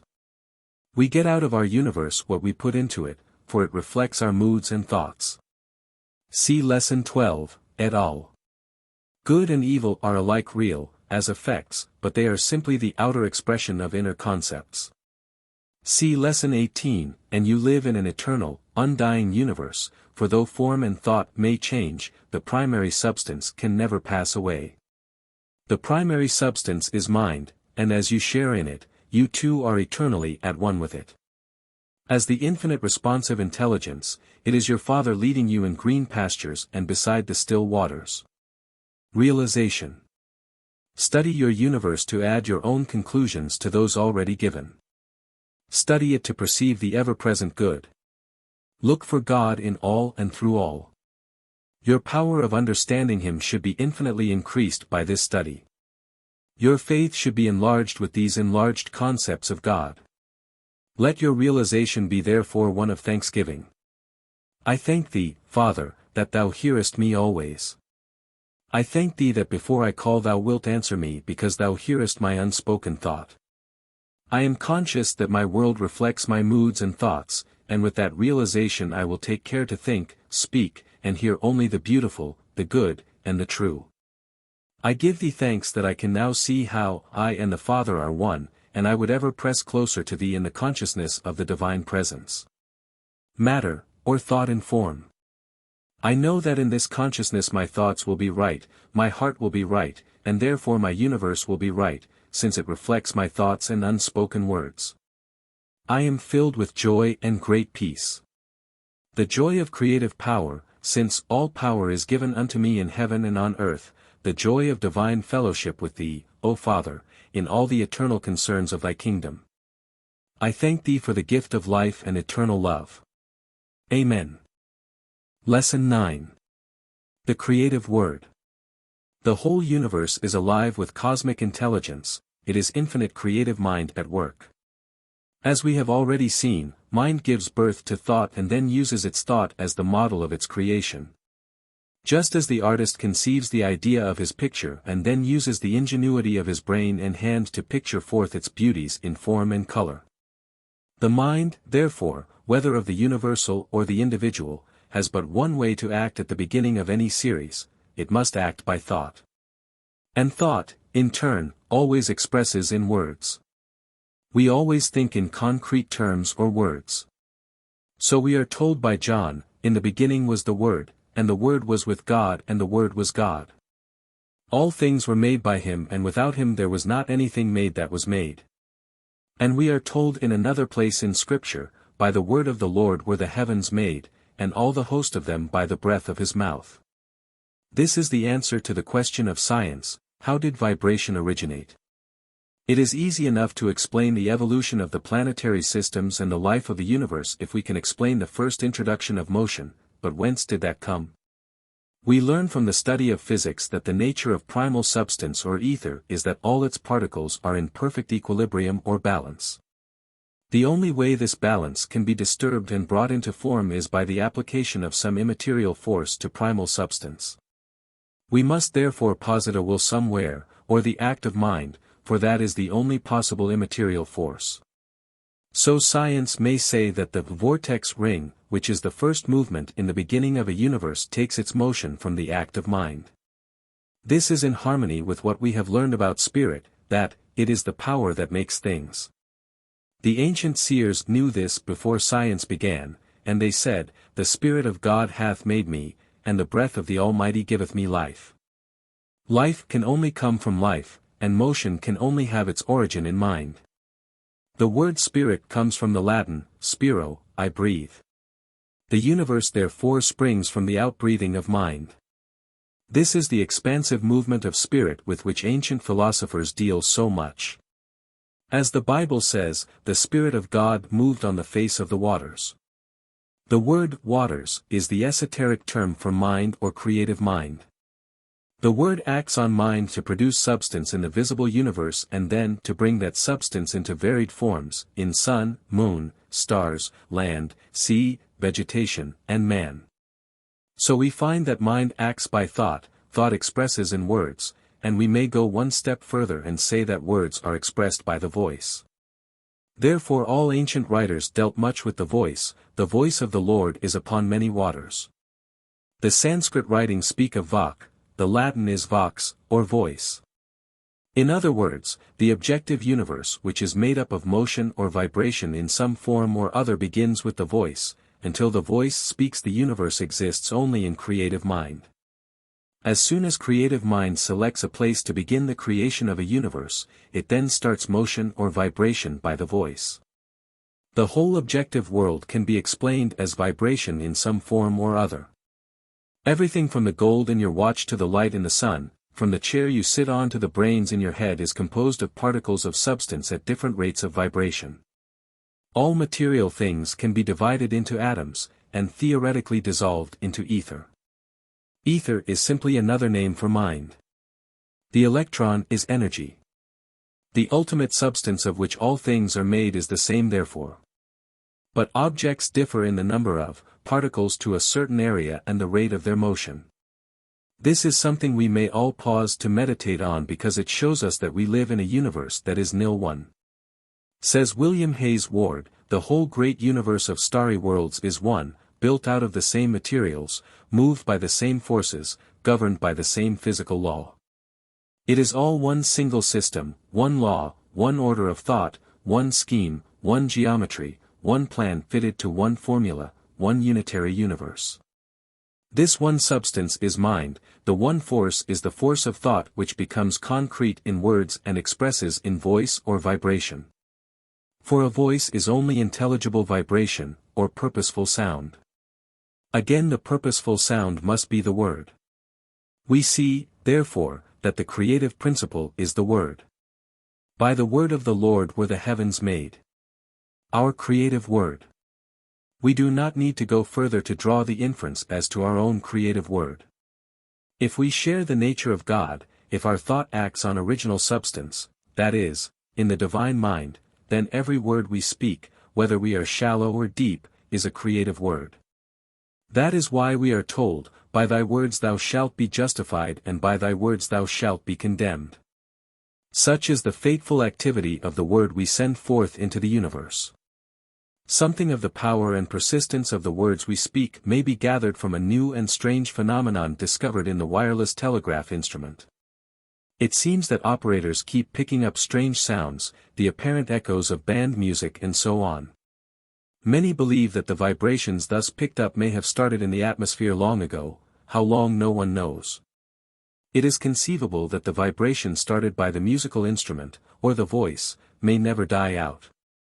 It is probable that it never does die. It enters the primary ether and sets it in motion, and nothing stops it from echoing forever. Perhaps someday the refined wireless instrument will be picking up out of the ether vast the words of the Master Teacher as he talked centuries ago by the Sea of Galilee to his companions or as he stood before Pilate or from the cross said, "Father, forgive them for they know not what they do." However this may be, we may be sure of one thing, that our word is creative, that it acts on our conditions, our universe, and our own bodies. How careful then should we be in the selection of the things we are to say? We must let no word fall on some sensitive ear to rankle in some heart with its hurt, to act as suggestion to base thought, to draw men down. Let me no wrong or idle word. Unthinking say. Set thou a seal upon my lips. Just for today. How often men literally damn their home, their business, and themselves by the idle words they speak. To utter a pessimistic thought is to create an atmosphere to correspond, see lesson XXVII, and thus to bring upon you the thing you fear. To speak unkindly to others is to curse them. To criticize is to push still further into the mire the one against whom your criticism is directed. Every idle word that men shall speak, they shall give account thereof in the day of judgment. That day is now. The author knew of a woman recently whose idle tongue caused so much disturbance that it cost her husband one of the finest positions in his profession in the state. Her careless use of words destroyed his position. On the other hand, the noble soul is always speaking constructive words, words of cheer, words of goodwill, words of encouragement to all whom he meets. Such men are benefactors of their race, yet their service is one which any soul can render if he will. He blesses all mankind, but mankind in turn calls him blessed, and thus to boost others is to boost himself. Yet the noble soul does not think of this. He casts his bread on the waters but not that it may return in many days. Rather, he does it because he loves his fellow men. His word becomes a lamp unto the feet and a light unto the path. If you would then become one of the helpers of your generation, fill your heart and thought with the best things. Keep thy heart with all diligence, for out of it proceed all the issues of life. Our words will come forth with beauty and grace as we have beauty and grace in our heart and thought. Then let your secret thoughts be fair, they have a vital part and share in shaping words and molding fate. God's system is so intricate. Realization.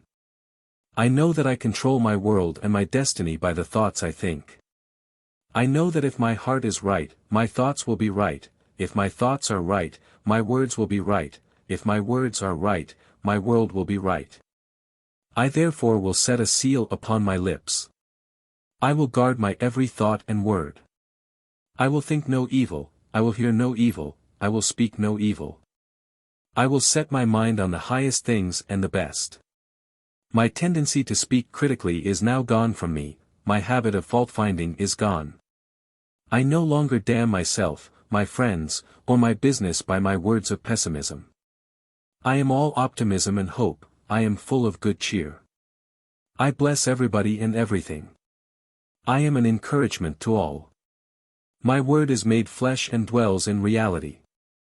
Let me be ever filled with hope and cheer. Let the Spirit of the Lord be on me. Then, realizing the creative power of your words, give the command to your conditions. Say, let this thing be done. This is the creative word, the word of confident command. Let it be done unto me even as I will. This is my will. I thank thee, Father, for this confidence and because thou teachest me all things and givest me all things. Lesson X. The outer and the inner universe. The imagination of man stands awed before the vastness of the universe in which he lives. He stands at night watching the stars prick forth into the infinite reaches of space. With his naked eye he can see 3,000. He goes to the telescope, and through the lens 100 million pass across his startled vision. He places a photographic plate beneath the instrument and it records 1,000,000. Each of these stars is a sun and many of the suns are vaster than the great orb that makes our day. Beside these stars, he is told by science, there are as many more dead sims streaming in endless procession through space. Around each of these suns revolve various numbers of planets, just as the Earth, Jupiter, Venus, Neptune and others revolve around ours. Our Sun has 8 planets. Some of the planets in turn have several moons revolving around them. Jupiter has 8. Dismayed by the very vastness, we are yet told by science that undoubtedly other suns and planets exist beyond the reach of any means that can be devised to detect them. Not only so, but new planetary systems are springing into being at this time. The nebulae of Andromeda are the first gatherings through glowing gases of a new universe which someday will be flung in glorious constellation across the ethers. Numerous as are these stars, yet they do not jostle each other in space. Our own Sun, which is a star to other planets, is 93 million miles from the Earth and is traveling at the rate of 800 miles a minute. The next nearest star, Alpha Centauri, is distant about 25 trillion miles. The North Star circles the heavens 316,666,666,000,000 miles away. Light traveling at the rate of 186,000 miles per second requires years to reach our planet. Science shows us that it takes the light of some of the nebulae 8 million years to come to us. No eye really has ever beheld a star. We have only seen the light which has been streaming from it for perhaps millions of years. Vast as are these distances, they are matched by a peerless harmony that holds all the stars in fixed and definite orbits. By a mutual attraction and repulsion, they make their own untroubled way through the invisible pathways of the sky. Our very imagination is for a moment overwhelmed with the thought of a universe at once so vast and so harmonious. Freely the stars swing out into space, yet move under fixed laws and in rhythm so perfect that many people believe, and with reason, in the very music of the spheres. Yet the awful majesty of the heavens, the infinite evolution of the planets has found its equal in the matchless mind of man. For all that is evolved out there is involved in me here. I have in me something that mates it at every point. I could not grasp it, I could not recognize it, unless there were in me a consciousness as great as the heavens. In me is a something which we call mind that can take in the whole starry vault. I can gather it all into my own mind. I can recognize it. I can swallow it all in a glance. There must therefore be involved in me all that is evolved out there. Realization. I have in me the vast universe of thought. I, looking at the stars, am greater than the stars looking at me. They find in me the matchless capacity to understand them. I am above them for I am conscious of both them and myself. I am made as the angels of heaven. I tread upon the pathway of the stars. I move amid the eternal ways as master. By my mind I am king of the worlds. Today I go about my world with the step of a monarch. Am not I one with the power that made the spheres, since I am greater than they? I am. Today I will live above fear, and smallness, and meanness of any kind. I will companion with stars. I will rest in the quiet confidence that he who brought these into being and holds the heavens in his hand, shall keep me in perfect security, for I am one with the mind that made them. Lesson 11. The Infinite Self. Our ability to conceive of God in his infinite qualities requires an inherent infinite capacity in ourselves, as we saw in the lesson on the outer and inner universe in the previous chapter.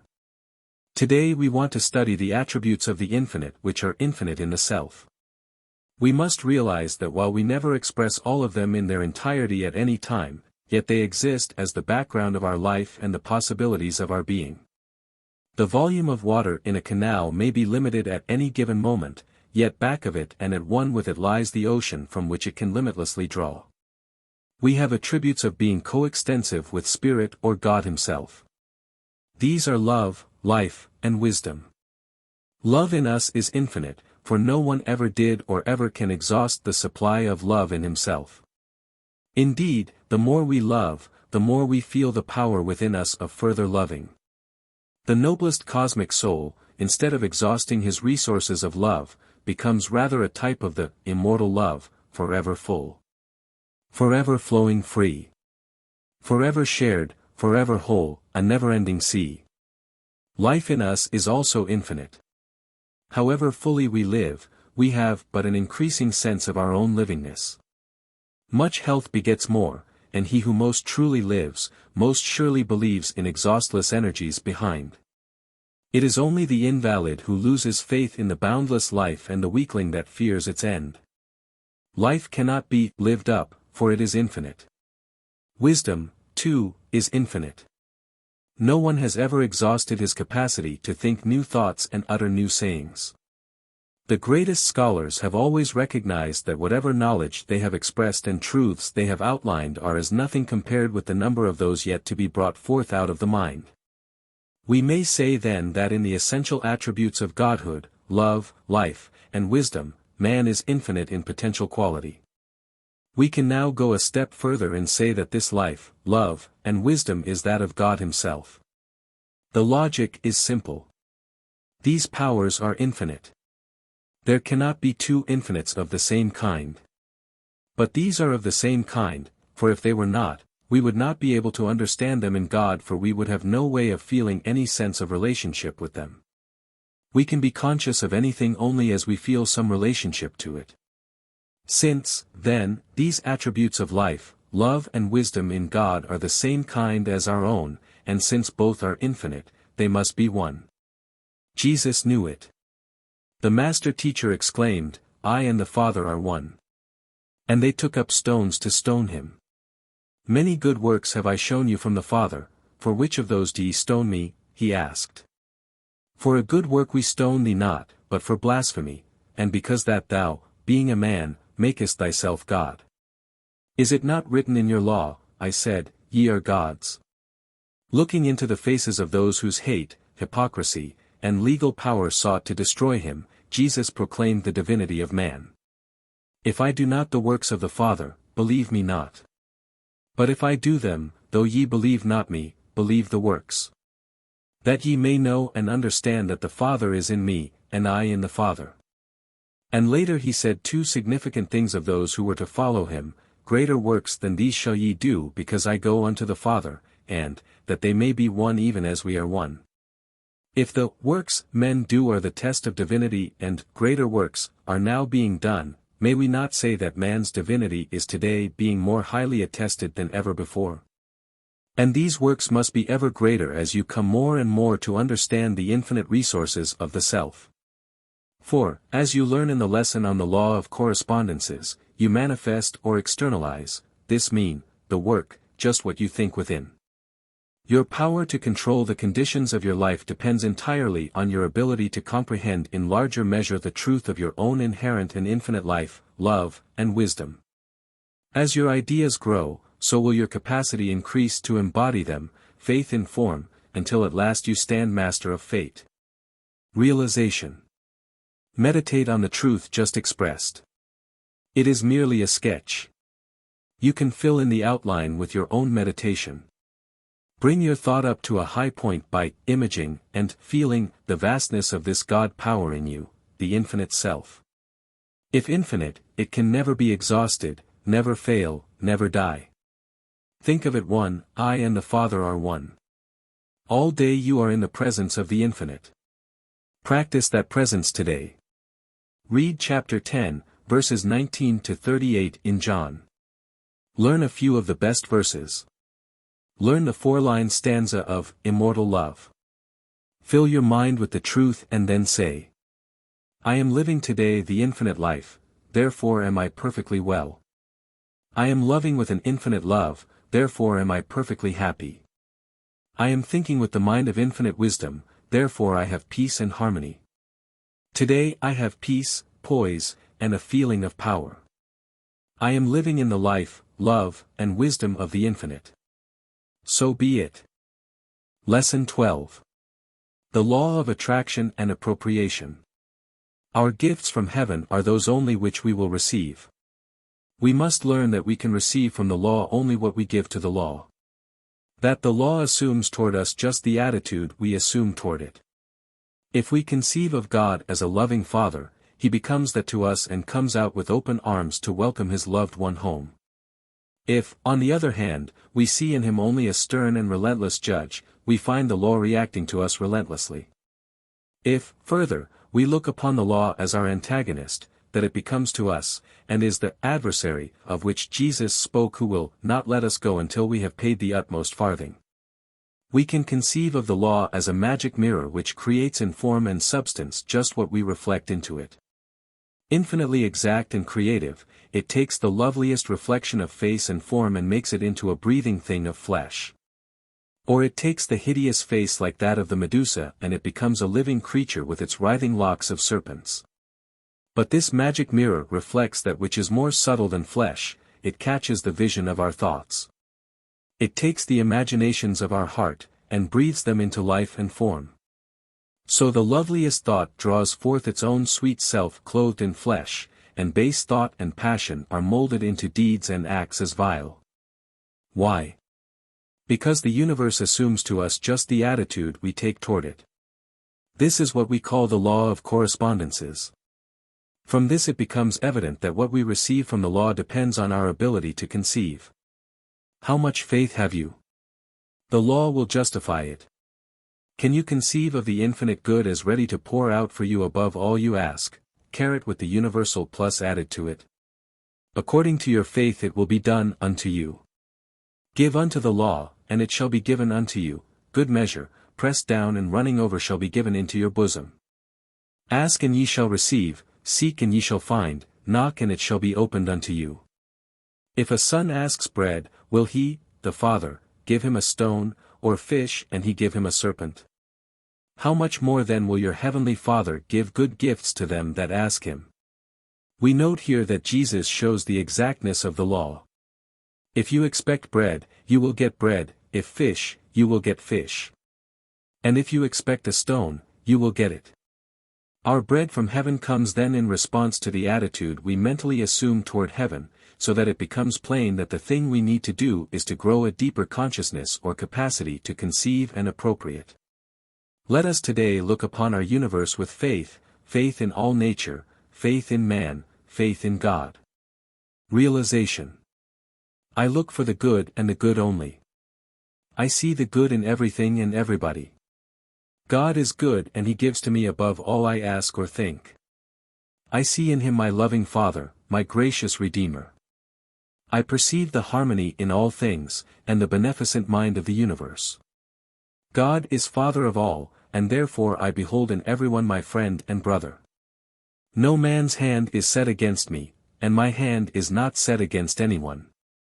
All men everywhere are my kindred, and I am a friend to all.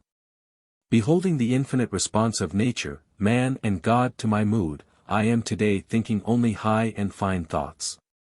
I am filled with the brightest and finest faith and emotions. Now take up the thought of healing for body or conditions. Think how the sickness is due to wrong thinking somewhere. Find out if you can the mental cause that produced it, and mentally or physically cast it into outer darkness, which is to recognize that it has no power over you and is therefore nothing to you. The only power this has I have given to it. I now withdraw the power, which is my belief in this evil, and it falls into elemental nothingness. I am now full of faith in my healing. I am a child of spirit, perfect and complete. My thoughts are thoughts of health and harmony. I now receive health and harmony. Creative mind is working to create for me a perfect correspondent to my thought. My thought is perfect, my faith is sure. I have a perfect concept of health. Today I am healed. I thank thee, Father, that thou hearest me always. Today I talk with thee and walk with thee, I am sure of myself and thee and all. So be it. Lesson 13. Choosing the law you will live under. Each of us selects the law under which he will live. It is not true that we make the law, but we decide which law we will obey. The citizen lives under the civil law which he has helped to make. If he did not make it, still he elects to live under it, for he can emigrate to another country or he can refuse to obey it. The soldier puts himself under the military law and the sailor submits himself to the law of the sea. The physician subjects himself to the law of medicine, and the osteopath to the law of manipulation. The fearful trembling soul elects to live under the law of chance and finds himself in a world that corresponds, with accidents, floods, and sudden storms. The drug fiend, the drunkard, are ruled by the law of their choice, preferring its hard tasks rather than the surrender of its sensations. The pessimist chooses to live under the law of the cloud, and the optimist under the law of the sun. The materialist lives in a world of matter governed by material laws and in a universe of fatalism. The glorified soul says, I live in a world of mind and will obey its laws. I have my being in a world of spirit and can control my own conditions. I exist in the heart of the infinite and will enjoy its fruits of love, for the fruits of the spirit are love, joy, and peace. What law are you living under today? You may choose which one. But remember that within each law the fundamental principle of the universe is still at work, every cause will have its effect. Every good deed has its reward, every evil word has its consequences. Every act of faith will draw its high behest from heaven. Today, therefore, let me choose to live under the highest law of being, and let me go on in perfect security. If I keep my law will keep me. If I obey my law will obey me. Let me not forget that I make my world by the thoughts I think.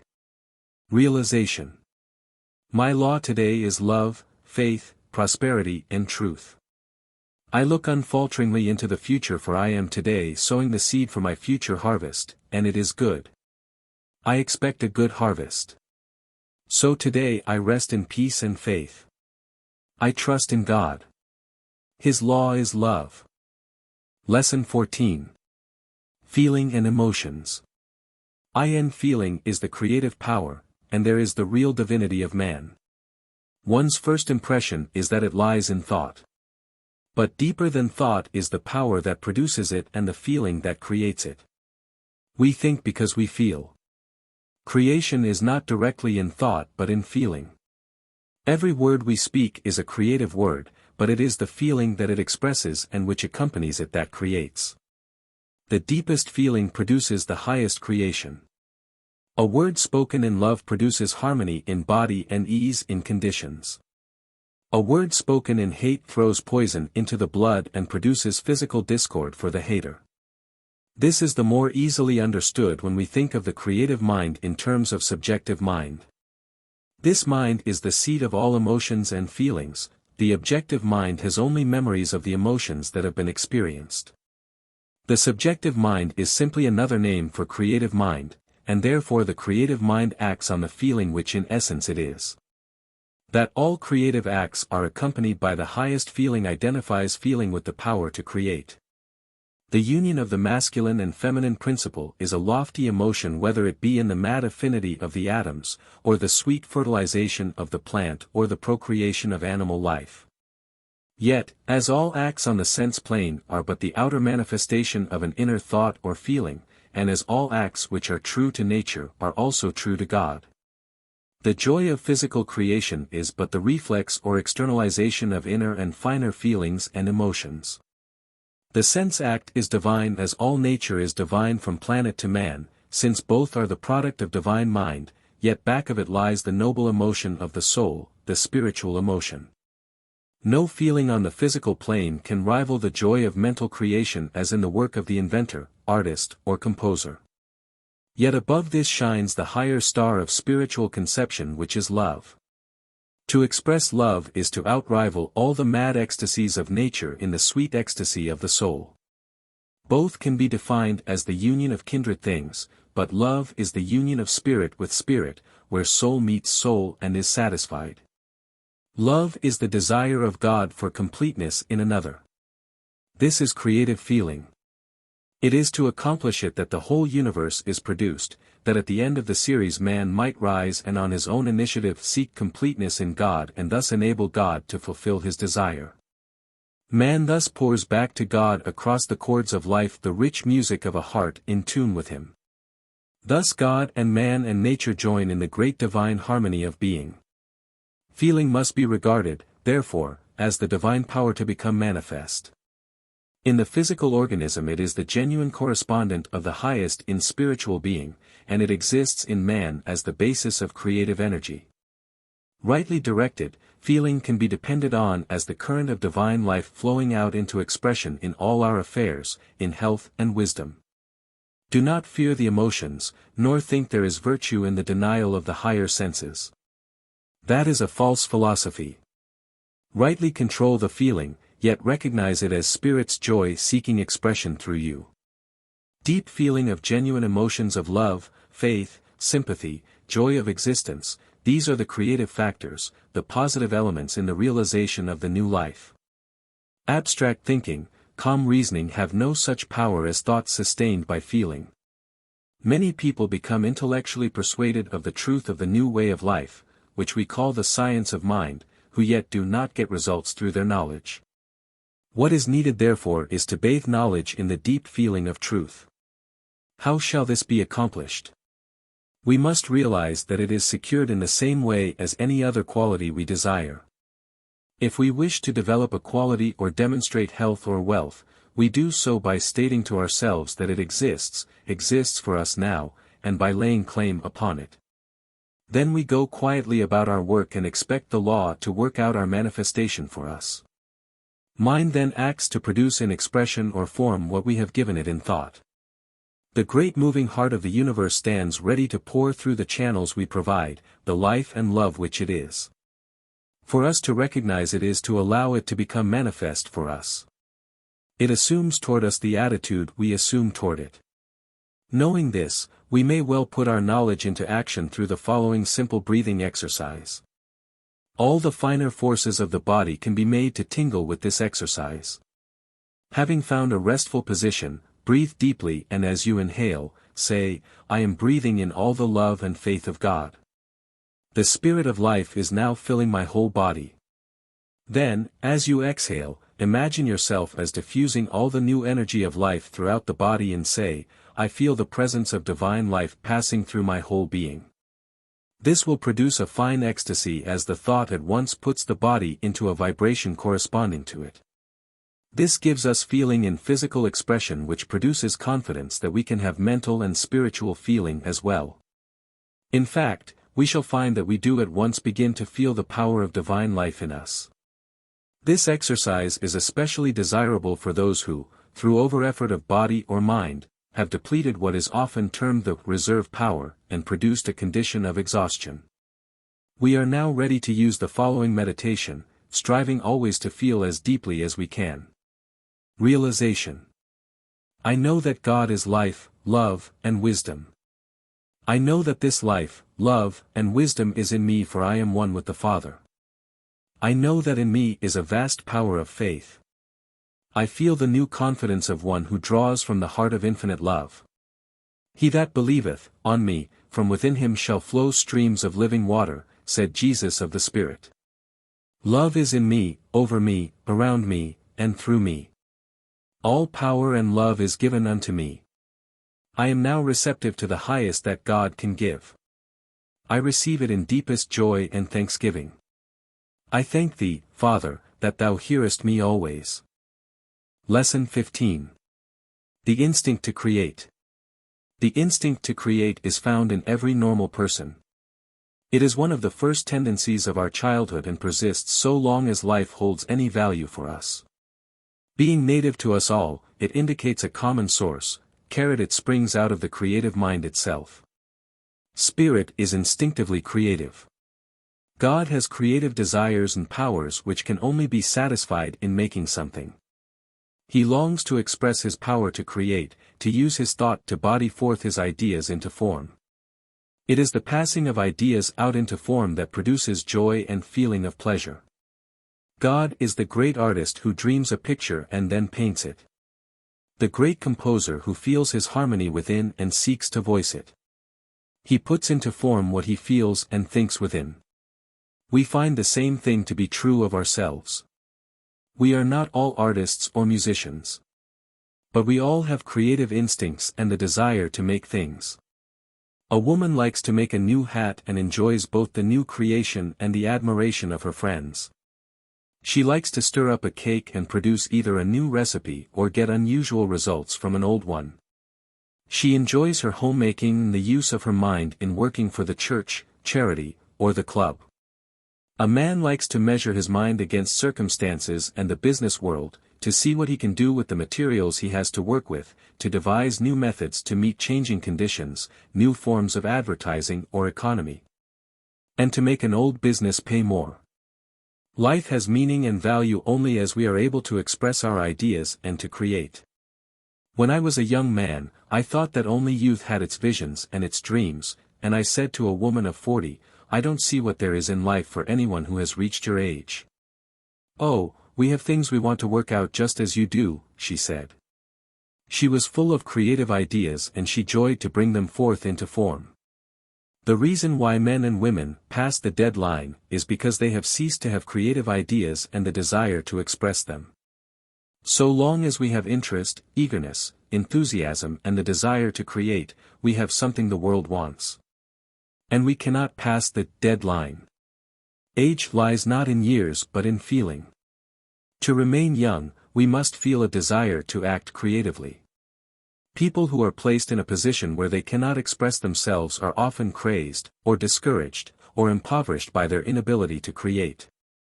They can be healed by giving them something to do, by finding new interests for them. Often shock, following the loss of a friend, paralyzes the creative instinct, and the cure lies in finding something helpful to do, especially for those in great need. Often, too, one may be helped by taking care of children, or in seeking to make them happy and by watching them in their creative activity. To give a child a good time is to give one to yourself because you live again in the child. The life of a grandparent is happier than that of old age without children on this account. Happiness, therefore, rises out of the joy of self-expression and in creative activity. If you are not happy, then look to your sources. Begin to think creative thoughts, seek creative ideas and impulses, demand opportunities to bring out into form all that you feel yourself to be. In the end, you will find that God is seeking self-expression in life, love, wisdom and form in you. Make yourself a channel for the highest and best that Spirit has to utter through you. Creative mind and you are one. Treatment. I am one with creative mind. It seeks in me its full expression. My joy is great that I am thus allowed to work with God. I am now filled with creative ideas and plans. I am one with all wisdom that produces them. I am taught by Spirit what things to think and do. I am led by Spirit to act wisely and truly today. I shall walk only in the paths of peace and power. I feel new powers and new capacity. I am renewed in mind and body. I thrill with joy and anticipation. I am conscious of the presence of all wisdom and truth, and I am perfect success today. Lesson 16. Our Immaculate Conceptions. We are what we think. Our highest ideals control our interest and thus our thinking. Men's ideals are their religion, for we cannot see God, but we can conceive of Him. The higher our ideals, therefore, the higher is our concept of God and the purer is our religion. Ideals and faith are blended into one. Our ideals are what we conceive of as possible. Our faith is our belief that these ideals not only can but will be realized. The noblest manhood and womanhood becomes, therefore, the best exponent of Christianity, and to live nobly is to be a Christian in the truest sense. The reason why we need to have high ideals is that the law creates for us on the model we give it. If our ideal of perfection is brute strength, that develops without the charm of personality and character. If, on the other hand, we think only of personality in social graces, that develops without adequate physical basis. If our concept of wealth is that we can have just enough to pay the rent and the butcher, we develop capacity enough to earn just that. If, however, we can think of ourselves as living in a mansion and having all we may desire, then we find the law of correspondences working to give those to us. If we think we are governed by chance, war conditions, and competition, then that becomes our law. If, again, we conceive of ourselves as above conditions, unlimited and absolute, then that becomes a fact to us. Why? All this is true because the law assumes toward us just the attitude we assume toward it. If then our highest ideal and faith is that we are sons of God, sharing His nature and resources, we have the basis for the highest gifts from the law because we dare to conceive more for ourselves. A son has more faith in prosperity and his future than a servant. Our highest concept, therefore, is our vision of the self as at one with the Father in nature and power. I and the Father are one. So writes the psalmist, I will lift up mine eyes unto the hills from whence cometh my help cometh from the Lord. This is plainly the attitude to be assumed by one who himself seeks to become an inspiration and an uplift to mankind. He cannot lift up until he first be uplifted. He must first look to the heights, who would point out to others the way. He must know the trail in the ranges. He must himself stand on a summit. He must have been on the Mount of Transfiguration. The uplift must precede the uplift.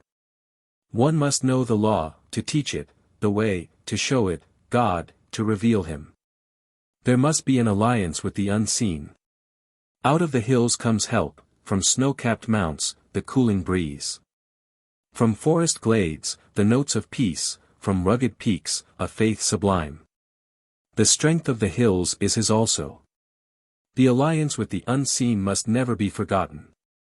Where there is no inlet, there is no outlet. There is no river without a source, no stream without a rising spring. The fountain will not spray without the water. The ship will not sail without a breeze. Silent is the wheel without the belt, powerless the car without the current. Dead is the lamp without the light. But linked with the source, the river runs, the fountain sprays, the ship sails, the wheel turns and, the lamp giveth light unto all who are in the house. We must look up, move up, reach up, and then we shall be prepared to lift up. We must be in alliance with the unseen. In that day shall supernal forces seize us, possess us, sway us, use us. Then, having become the inlet, we shall also become the outlet of all there is in God. In that day the power of God will be revealed, the blind will receive their sight, and the lame will walk. The leper will be cleansed, the poor will have the gospel preached to them, and blessed shall be he who shall not be offended in us. These shall be the signs following them that believe. But first there must be alliance with the unseen, only the uplifted become an uplift. Thus, to conceive of ourselves as at one with the Father is to endow us with power from on high. Let us not forget the reason why. The law gives back to us created, what we think into it as vision. Let our visions therefore be high and true. Let them be glorified. And let us not forget that this is as true whether our ideals be for a perfect character, a perfect body, perfect wisdom in our business, or perfect happiness. What do you want? Picture it as yours now. Dream it into beauty. See it as you would have it. The more perfect your vision, the more perfect your returns. The perfect vision of faith is the immaculate conception of the pure mind. The law, with infinite intelligence, will body the faith into form. Give yourself in faith to the highest vision of your soul. O young mariner! Down to the haven. Call your companions. Launch your vessel. And crowd your canvas. And ere it vanishes. Over the margin. After it, follow it. Follow the gleam. Realization. I am in alliance with the unseen. I am one with the Father.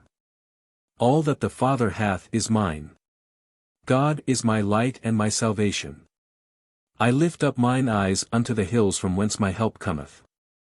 My help cometh from the Lord which made heaven and earth. The strength of the hills is mine also. I am son of God, I am heir to all that is. God is all power, therefore I have strength.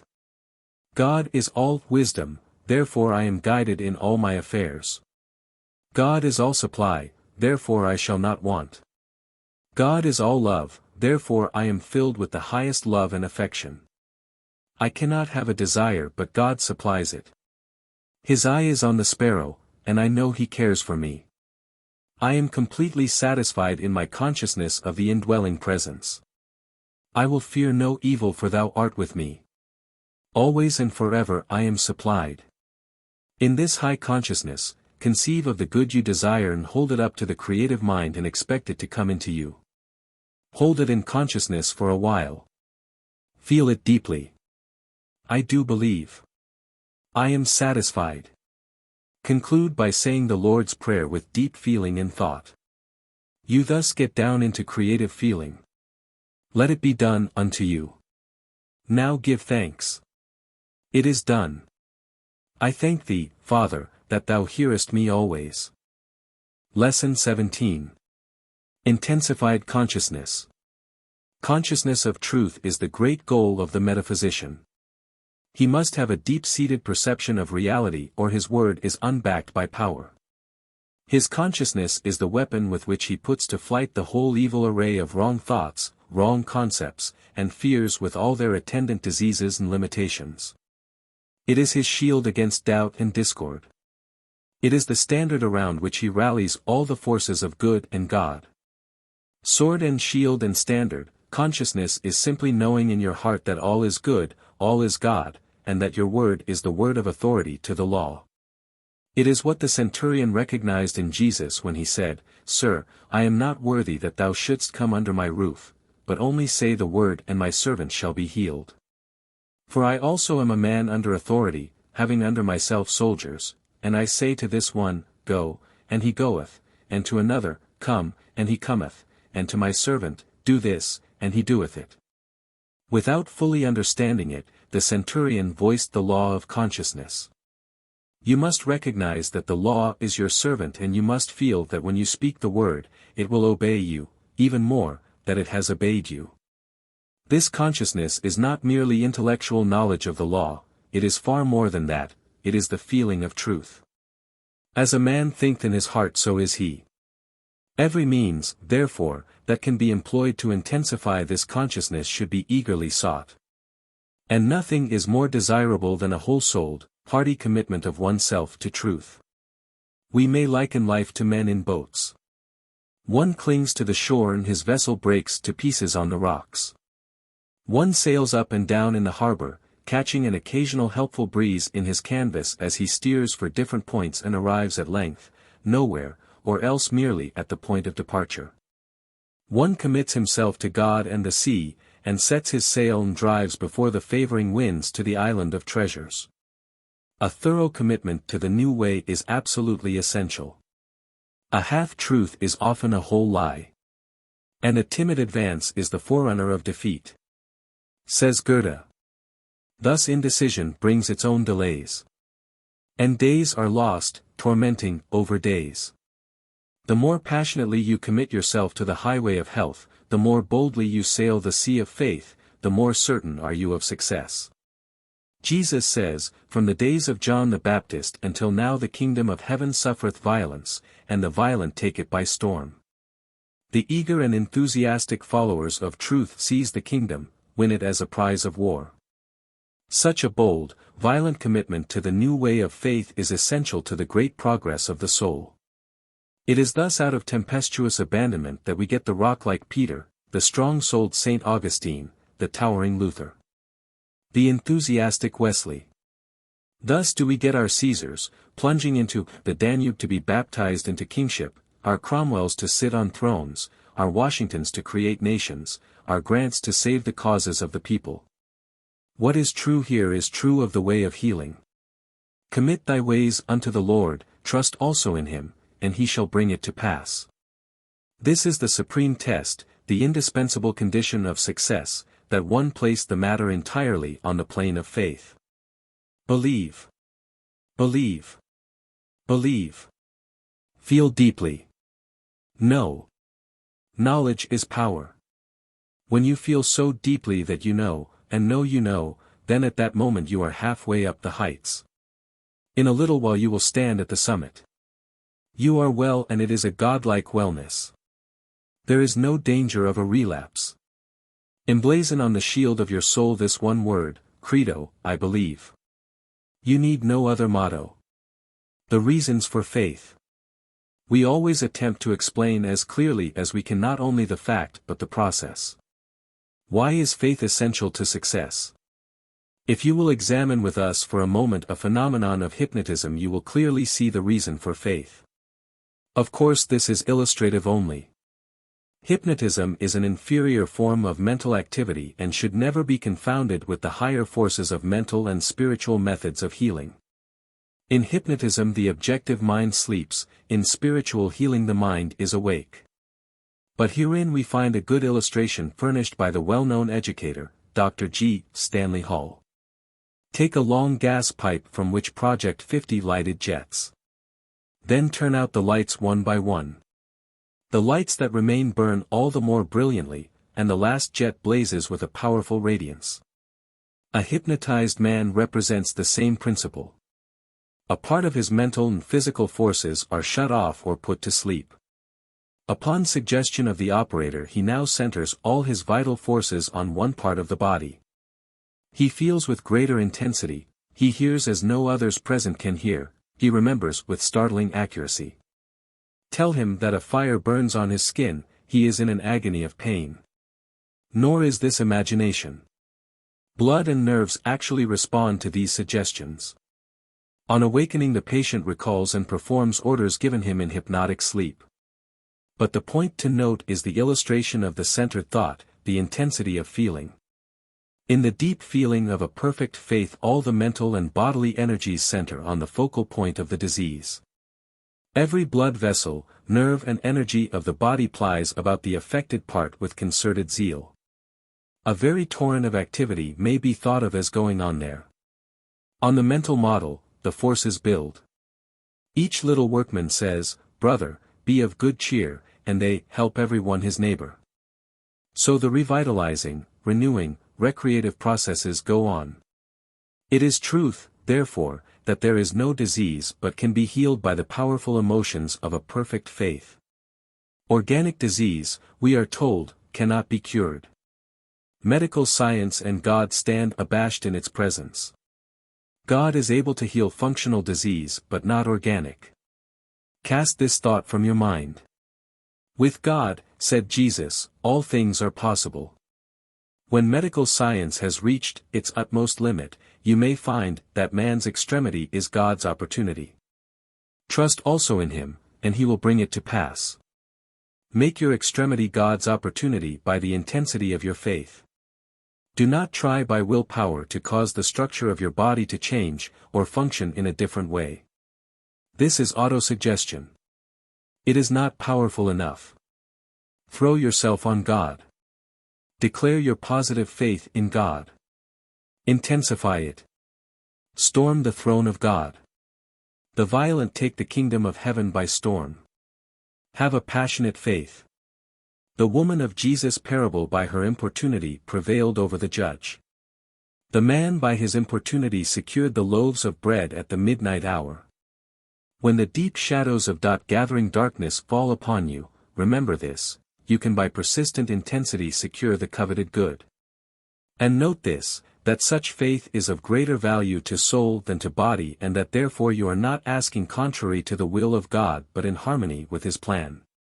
Go on, true soul, you'll win the prize. You'll reach the goal. Realization. The Lord is my light and my salvation, whom then shall I fear? The Lord is the strength of my life. Of whom shall I be afraid? I can pass through no experience where Spirit is not with me. I can have no accident when Spirit protects me. I can have no sorrow that Spirit cannot comfort me. I am kept in a serene and perfect love. I am held in the mind of God.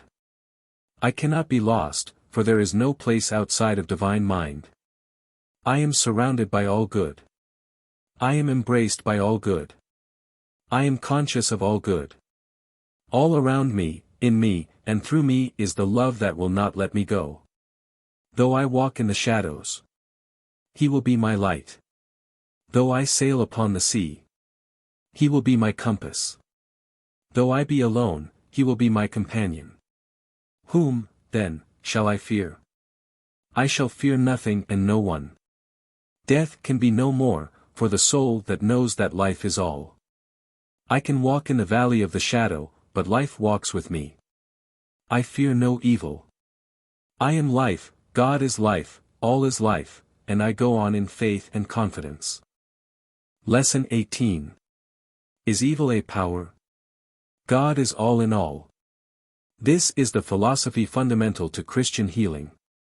This is the healer's confidence. This is the truth whose realization is most essential to the acquirement of health. We must know that the eternal substratum of the universe is not material but spiritual, not temporal, but eternal. At the foundation is God. As the plant can never grow unless in the seed is the germ of life, in the sap is the principle of existence, so the universe must have at its heart the living presence of the eternal Spirit. As the Apostle Paul says, all must be subject to Him that God may be all in all. As the poet has said, God is above all things, below all things. Within all things, around all things. Within all, but not shut in. Around all, but not shut out. Above all as revealer. Below all as sustainer. Within all as newness of life. This is above pantheism, because it not only identifies God with the universe but it proves Him to be more than His universe. Again, God is love, therefore He must have an object of His affection, so that man, too, has an individual part in God, as this object of affection. God has personal attributes because He is conscious of Himself as loving and directing His power to beneficent ends. How wonderful and significant this is! There is nothing but the divine presence everywhere, there is no real power except that of God. There is only one world, it is God's world. The only real world is the world that exists in the mind of God and in the mind of the individual. We live in a spiritual universe in which God is supreme. This means, of course, that there is no real power opposed to God. Jesus voiced this truth in many ways. He quoted the commandment, "Hear, O Israel, the Lord thy God, the Lord is one." The pain and sickness and distress and want of the little flock were not due to the power of some evil force, but to the thraldom of fear and worry. Remove these things, and at once the law of good would operate for men as for the lilies of the field. It was not one power, the power of good, contending with another, the power of evil. It was the elimination, the annihilation of a mental mood, that was to open the way for God's sunshine to fall. This then is the simple philosophy fundamental to this system of thought, recognition of which does so much to open up the way to health and peace and supply of every kind. The only power is the God power. There is no real power to wrong or pain in themselves. Truth is the only reality. Evil has only so much power as we attribute to it. With Jesus we may affirm that Satan has no part in us. Thus as darkness is legislated out of existence by the introduction of light, so evil is reduced to zero by the presence of the contrary thought. All this is in harmony with what we have learned about the law, that man makes his own universe by his thinking, for the creative substance is plastic to his thought and takes the form and quality which his thought gives to it. Lesson 7. The original substance is without qualities of its own, being merely electronic energy, which is simply force created by the activity of the divine will. It is like the wax that awaits the imprint of the die or the marble that has not been chiseled upon by the hand and mind of the sculptor. But original substance is molded into form and takes character through the most subtle of instruments, the thought of our mind. It becomes to us just what we think into it, just as the mirror takes on the form and color we give to it. If, therefore, we think limitation, we get its reflection in the lack of things; if we think supply, we get that. As a man thinketh in his heart, so is he, in his person. What evil means. It is seen accordingly that evil lies in the consciousness, and there it lies and lies. But just what do we mean by evil, is now a natural question. When we use the word evil of objective experiences, we refer to physical evil, such as hardship, pain, poverty, unpleasant surroundings. When we use it of thought, we refer to mental attitudes and experiences which are due to wrong concepts and choices of the will. This latter is called by the theologians, moral evil, and they say it is some impulse or suggestion that was not worthy to be acted upon but was acted upon by beings who had the power to do otherwise. Sin first came by the act of created free spirits willing wrongly. Christian Theology, page 155, William N. Clark. But the theologian fails to perceive two significant facts: first, that the choice of the impulse or suggestion is not due to willful wickedness but to ignorance. Since no one would make choices involving suffering and loss if he fully realized and felt the force of the disasters that follow upon them. This ignorance of action would be avoided by depending upon the intuitive guidance of the Spirit, but failure to depend on this guidance is not due to moral evil or wickedness but again is due to ignorance. Second, it must be perceived that the objective experience in pain and poverty is but a reflex of the wrong mental attitude or thought. To be sure, a physical body, to be physical at all, must have the power of sensation, and it must be possible for it to have the capacity of unpleasant sensation. Since such sensations are to warn us that we are out of harmony with our environment and the law, and that we must get right or perish. But the mind that is stayed on God or is in harmony with the law will intuitively perceive what is necessary to be done, and so will be kept from violating the law of nature. No accident ever befell Jesus because he was in perfect accord with the Father. There are many today who thus clothe themselves safely round with infinite love and wisdom. There shall no evil befall thee, neither shall any plague come nigh thy dwelling. Thus we perceive that so-called evil of mind or body is simply the effect of wrong choices which are due to ignorance, but ignorance is not a moral fault. But the law is no respecter of persons, and if we think limitation and sickness and accident, we shall externalize it. Therefore when we find ourselves surrounded by external limitations which are unpleasant, we must realize that they are but the reflex of our thought. Good and evil both real, but effects. The question now arises as to whether health and wealth are not more real than sickness and poverty. Neither is more real than the other. Both are the same primary substance, energy molded by thought. We can think one into manifestation as easily as the other. We realize that this is quite contrary to the usual concept of the newer teaching. It is said, evil, want, sickness, and so on are due to the lack of something. Poverty is a lack of wealth, but lack of something is zero, therefore, there is no poverty. Ignorance is lack of wisdom, but the lack of a thing is zero, therefore there is no ignorance. And so on, thus claiming that the negative is a lie and therefore the experience is unreal. I am quoting my own former views, for I thought the same thing before I thought clearly enough.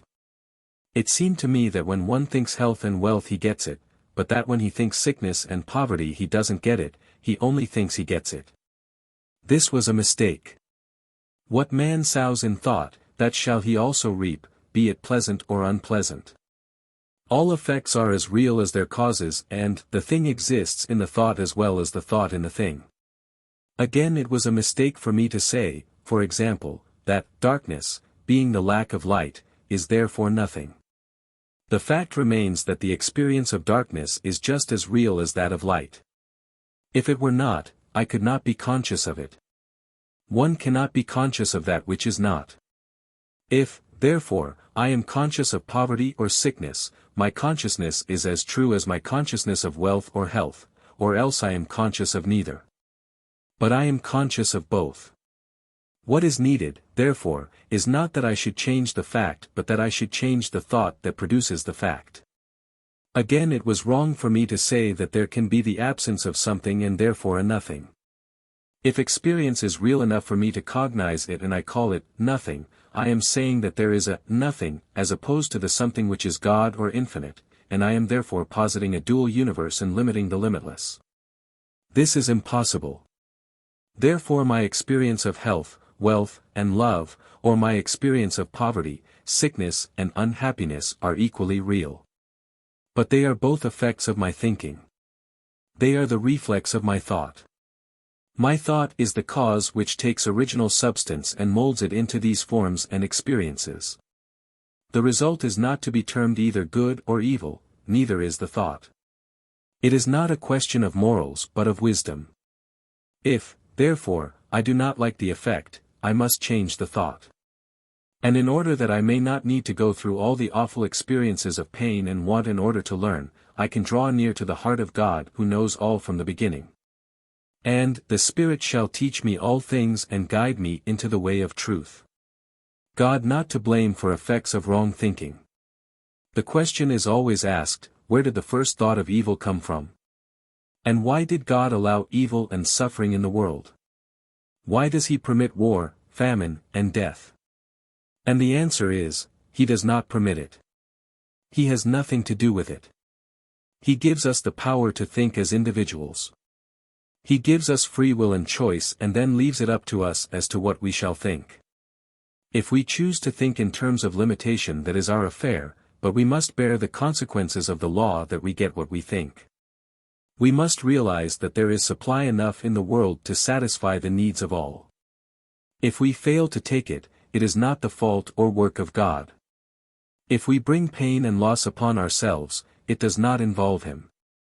We must remember that these effects which we do not like are due to thinking in terms of limitation, and as God never thinks in those terms, He cannot cognize their effects. In other words, it is a question if God knows there are wars and death and all the rest of these things. The Lord is of too pure an eye to behold iniquity.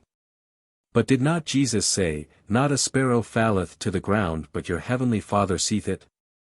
Exactly so, but He does not see it dying. He sees it alive. God is spirit, He deals with the spirit, and in spirit there is no death. As Jesus quoted, God is not the God of the dead, but of the living. I am the God of Abraham. Unto Him, all are alive. The source of wrong thought. It becomes clear therefore that the thought of limitation is to be blamed on no one but ourselves. If we do not like our world and our environment, we must change it by our change of thought.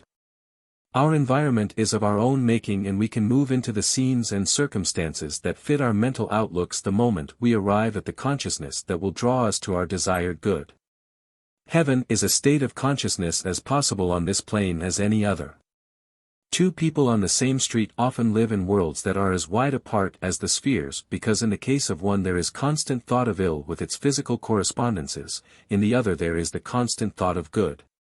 So we realize that the power to choose what he shall think and how he shall love constitutes the very vital spark of man's individuality. So too he can give or withhold his love from the Supreme Spirit. For God to have endowed him with less than choice would have been to make him a piece of mechanism. But he must pay for the freedom that he enjoys by the suffering that follows wrong thinking and failure to love. And his wrong thinking is due to his failure to love or establish harmony between himself and the infinite wisdom. For when he withholds his love he is out of harmony with wisdom and cannot be guided. By those intuitive processes which keep him from making choices which plunge him into so much pain and unhappiness. The secret, therefore, of correct living is not found in the study of the negative or so-called evil, but of the positive or divine life, love and wisdom. If our ideals make us, as we have found in another chapter, Lesson 16, then we rise out of limitations by a choice of higher ideals. In the presence of light, darkness disappears. The rising sun has never looked upon darkness, for as it rises darkness flees before it. Love has never looked upon hate, for when love comes, hate disappears. Harmony has never heard discord, for there is none in the presence of perfect wisdom. Wealth can experience no poverty, for there is no lack where supply is abundant. Joy knows no sorrow, for happiness is complete mistress wherever it comes. Each of these qualities is then the whole truth for us. Truth is indivisible, and therefore their presence must be perfect and complete, and nothing else is possible when they are there. Conclusion. The value of this study therefore is apparent. The way to cure all so-called ills is the recognition that God is all in all. We must not be like the doctor who studies the dead body to find out about life. To study death will not reveal life. We knew a physician who made a profound study of insanity and was so impressed with the thought of it that he lost his reason. It seems well established that those who specialize in disease usually die of their specialty, a belief in that which is negative. Again, it is well known that materia medica rarely cures cancer and similar diseases because it deals with the disease. While mental science daily cures large numbers of such cases because it does not see the case, but only the perfect expression of life. We have known tumors to disappear in a night, cancers and other growths to drop away bodily by the realization of the positive element, or the presence of life in its wholeness. We can come to only one conclusion: the way to cure the ills, and wants, and evils of life, is to forget them and in their place to set the mind on the beautiful, the good and the true. These become your ideal and automatically solve your problem. Whenever you are presented with a problem of lack, in anything, simply select the good or positive factor which before was lacking and center your mind on that to the exclusion of everything else. Like the baneful dream at night, like the nightmare with its hideous shadows of unreality, all that is false and wrong and ill and tragic flees when we wake from the sleep of ignorance and fear to the truth that God is all in all. And beside him there is none other. This was the supreme teaching of the master metaphysician. The supreme metaphysician is he who knows in his heart that there is only good and only God. Realization. Rm not dismayed. God is all, and there is none other than he. He guards, he keeps. He holds. He loves. No evil shall befall me, no plague shall come nigh my dwelling. He gives his angels to keep charge over me in all my ways. I am set free in the consciousness of truth. I am at one with the Father in consciousness of life. I see only the good and the true. I will never allow myself to see anything else. God is all. I carry away with me in my heart this song that sings in my soul all day. I admit no thought of ill or want or fear, I admit only truth and love and life.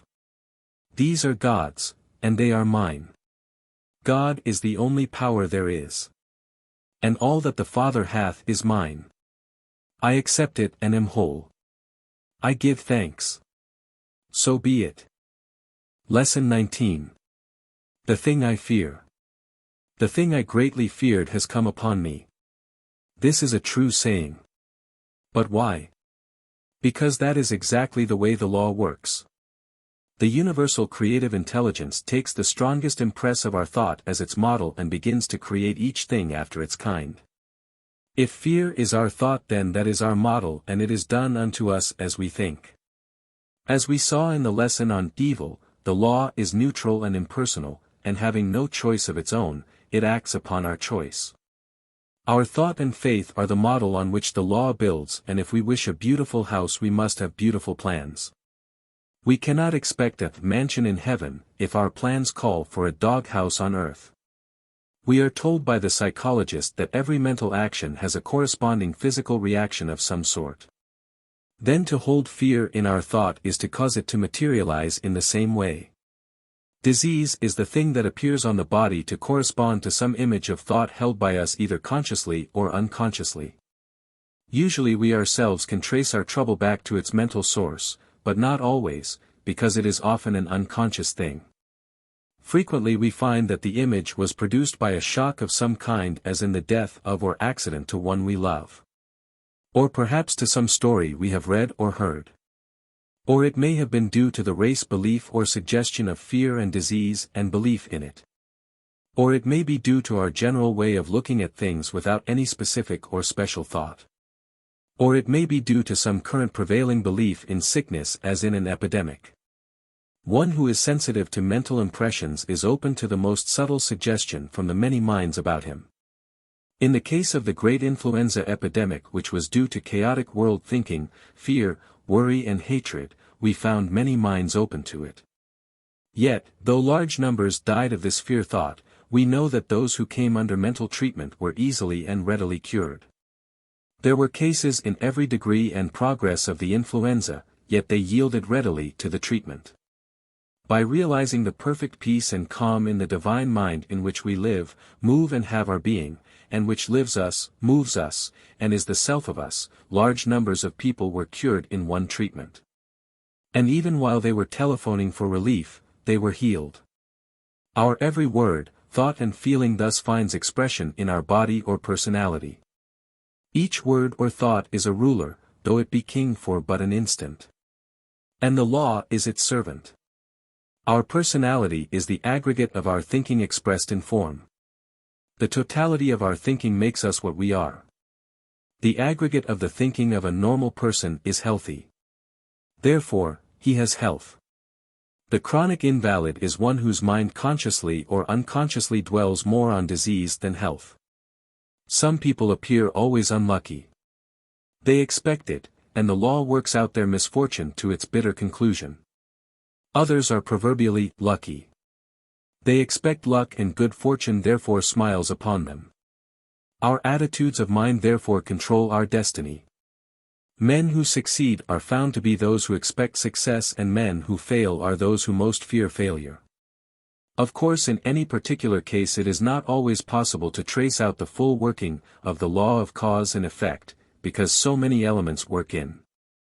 Often the habitually fearful have days of hope and the habitually hopeful have days of fear. What all of us need to do, therefore, is to bring up the aggregate of our thinking for health, wealth, and love so that it shall outbalance any possible amount of negative thinking. We all need to bring our thought up to the highest point of cheer that we possibly can, so that we can counteract the currents of fear into which we may for a time allow ourselves to be swept. And into these currents every one of us tends at times to be drawn through a false idea of sympathy. We allow ourselves to feel sorry about ourselves or someone else. The heart of great compassion naturally goes out in loving regard for those who are in the path of error, sorrow, or loss. This is right and natural. But many of us allow this sentiment to degenerate into pity, not for them, but for their misfortune.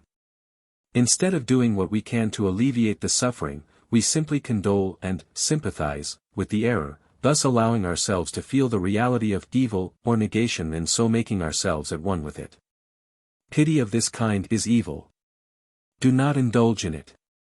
Do not allow yourself to be indulged in it. How easy it is for us to want others to sympathize with us, to pity us, to feel sorry about us. It is not only a great sign of weakness, it is also very selfish, and it opens us to all their negative thinking about us. "I won't have anybody pity me," said one of the noblest women I ever knew when she was working far beyond her ordinary strength. With an invalid husband, a family, and great responsibilities, she would yet not allow that mental attitude to be held toward her. She rose at length above her difficulties. Jesus made a remarkable statement at one time. He said, "The prince of this world cometh and findeth nothing in me." What did he mean? He meant that no thought of lack, or evil, or fear could enter his mind because there was nothing in him to attract it. The negative thought comes blowing along, but it cannot blow in on the mind that is positive, for there is nothing in that mind to attract or hold it. Hence evil cannot become a reality to that soul. This is the reason why we should place the mind on the highest things, because it holds the mind positive only to the best, and the worst can have no part in us, for it does not find anything in us. Will this truth help us to get rid of our fears? I do not know. We need to be warned against wrong thinking. We need to know that our fears will destroy us, but then we want to forget it. We must not allow ourselves to say, well, I expect to be destroyed by these negative things. Rather we should forget it all by turning our thought to the highest and finest things in which we can find interest. Wherefore dost thou doubt, O ye of little faith? Asks the great teacher.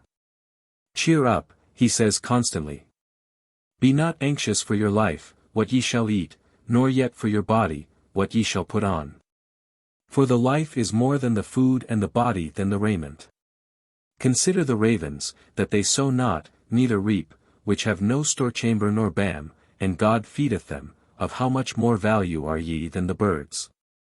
And which of you by being anxious can add 1 cubit unto the measure of his life? Consider the lilies, how they grow, they toil not, neither do they spin, yet I say unto you. Even Solomon in all his glory was not arrayed like one of these. But if God so clothe the grass which today is and tomorrow is cast into the oven, how much more shall he clothe you, O ye of little faith? Your Father knoweth. Fear no plus, little flock, it is your Father's pleasure to give you the kingdom. It is faith and love that solves our problems. It is love. Love walks on the waves to still the turbulent sea of life. Love quiets the storm and brings the frail vessel to a safe harbor. Love says, "It is I, be not afraid." It is love that says, "Lo, I am with you always, even unto the ends of the earth." It is love that lifts the burden. Love that lightens every task. Fear not thou, but cease thy struggle. Love will give you all you ask. Love is God, and all about you. Breathes His presence on the air. Unseen hands are raised to help you.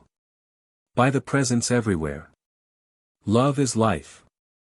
Its rising surges sweep in tides around the wreck. Lift and bear it to the ocean. With the captain on the deck. Thou the captain, God, the ocean. Love the power that moves the tide. Pilot past the bar and breakers. Love is acting as thy guide. Realization. God is in his heaven and all is right with the world. I will fear no evil, for thou art with me. No evil shall befall me, and no plague come nigh my dwelling.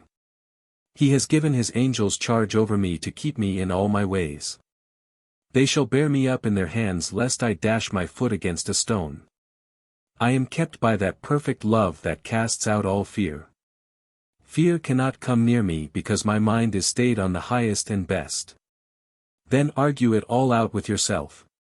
How can I escape from this thing? Surely it cannot be by fearing it. I look you mentally in the face and defy you, discouragement and fear. You have no part in me, for I am above you. I will not pity myself because that only makes my fear more real. Suppose it is some feeling that you have a dreadful disease upon you. To fear it will only make it worse. There is no disease known that will not yield to truth and faith of those who are determined to be well, and the way to get well is to stop fearing and go to thinking healthful and hopeful thoughts. I know that all power is given unto me in heaven and on earth. I will use this God power in me, and I am thankful for it. Thoughts of self-pity and fear have no influence with me. I will not allow anyone to pity me, for that will only fasten this thing upon me. The prince of this world, fear and sickness, comes to me, but they do not find a welcome here. There is nothing in me to give them a welcome. Yes, perfect love casts out all fear from me. If it is fear of business failure, treat it in the same way. To fear it is to bring it on you. You cannot do one bit of good by worrying. That will only reduce your strength in an emergency. He that clothes the lily will look after my interests. I am safe in the assurance that if this particular thing should fail, there is something better to come for me. We have known of many cases where present failure was simply the prelude to a greater success. Sometimes the accumulated thoughts of failure and sorrow or inharmony have been swept away by flood or fire or bankruptcy only to sweep the mind clean for higher attainment.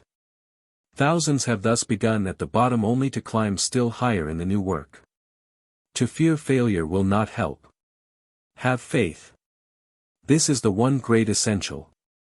Have faith in yourself. Have faith in others. Have faith in the future.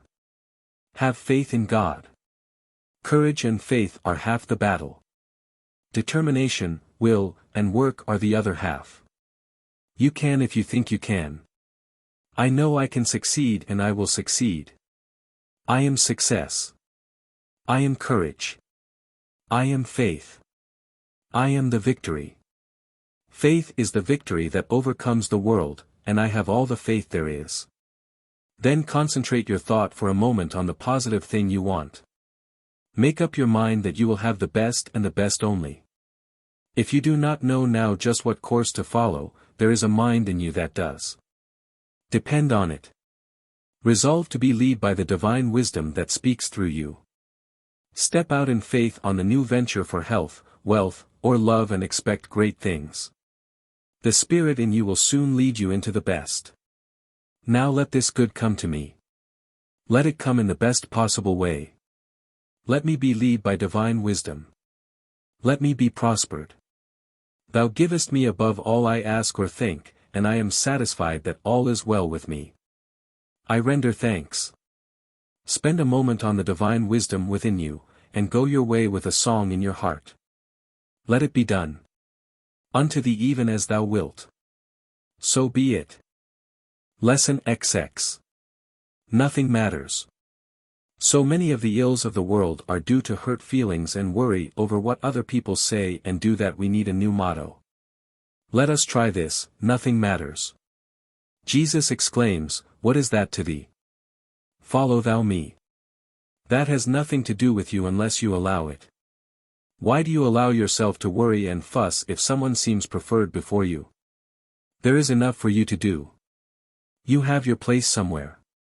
What does it matter to you if your neighbor does act unneighborly? He won't have the opportunity to hurt you unless you care.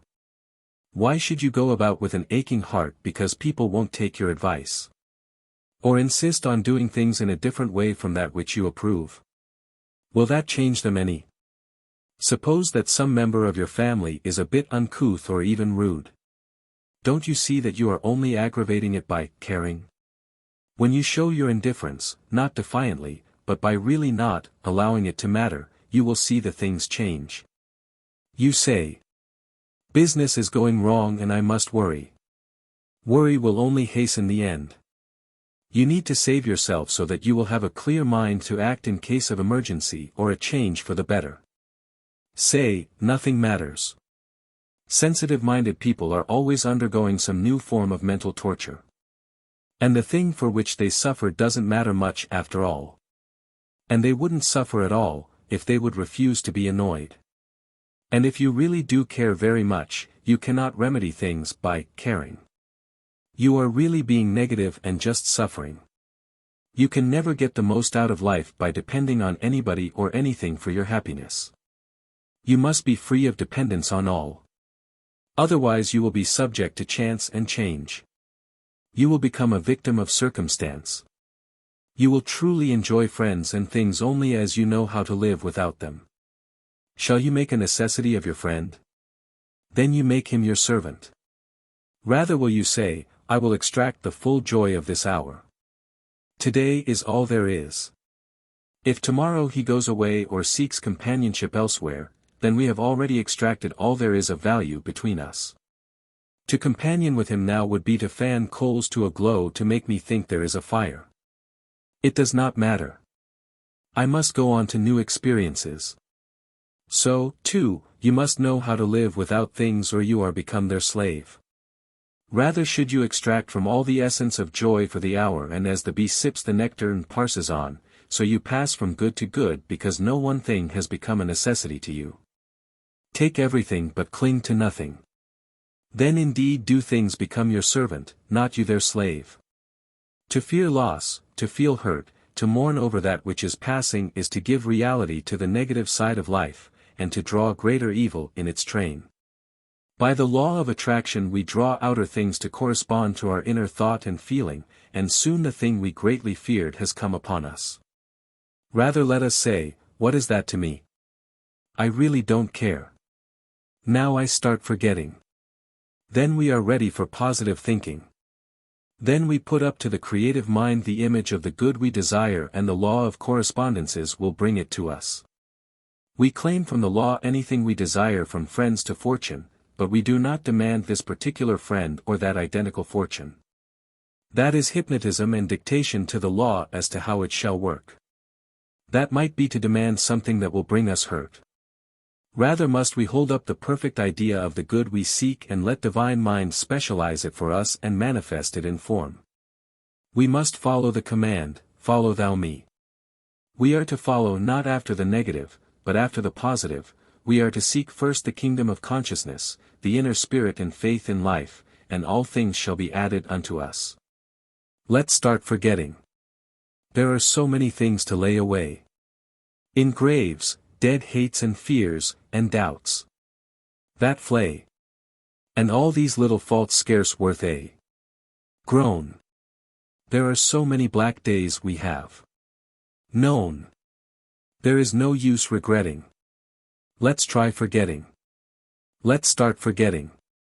A thought of envy is no pleasant guest. And hatred nourished leaves no peace or rest. A tear's no thing to treasure, and no strife becomes a cornerstone to fuller life.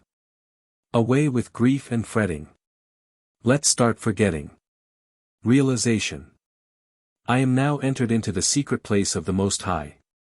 I am resting in the presence of Spirit. The world is shut out. I am shut in the temple of my soul. I am in touch with all that is. I am drawing from the springs of life and peace and plenty. I am waiting on the Lord that He may renew my strength. My mind is open, my soul is receptive, my body receives the healing touch. In this vast quiet of spirit I am unafraid and undisturbed. No evil can befall me here. Nothing negative matters, for it has no real power and I am not afraid of it. I see only the good, I hear only the good. Now everything seems good and beautiful to me. I trust in the restoring and creative power of Spirit. I have faith in God and I am satisfied. I give thanks. Lesson XXII. Courage regained. Life is not in the body but in the spirit.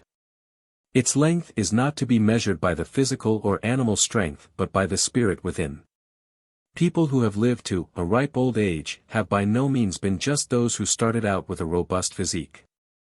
The athlete is a type of manhood, but not the highest type. Manhood consists in other things than the body. The chief concern of metaphysics is not to get the body well but to get the mind to realize its wellness, and to realize the inner sources of life. When this is accomplished fully, the body will take care of itself. So why should you be discouraged because you do not have all the physical vigor you desire at the present time? It will come to you of itself when you get your mind right. And physical vigor is not necessarily in the size of the muscles. It is a well-known fact that the will of man prolongs the life beyond the usual measure. Even if you have long periods of the ups and downs of physical well-being before you realize perfect health, that should not discourage you. You will live just as long and the experiences through which you are now passing may bring you into a clearer recognition of some of the truths you want to know. And no one should be discouraged because he has failed to make steady and consistent progress in anything, whether physically, mentally, or spiritually. The path of human life usually lies in the canyons as well as upon the mountain peak, and there are valleys of vision as well as mountains of vision as the Bible shows us.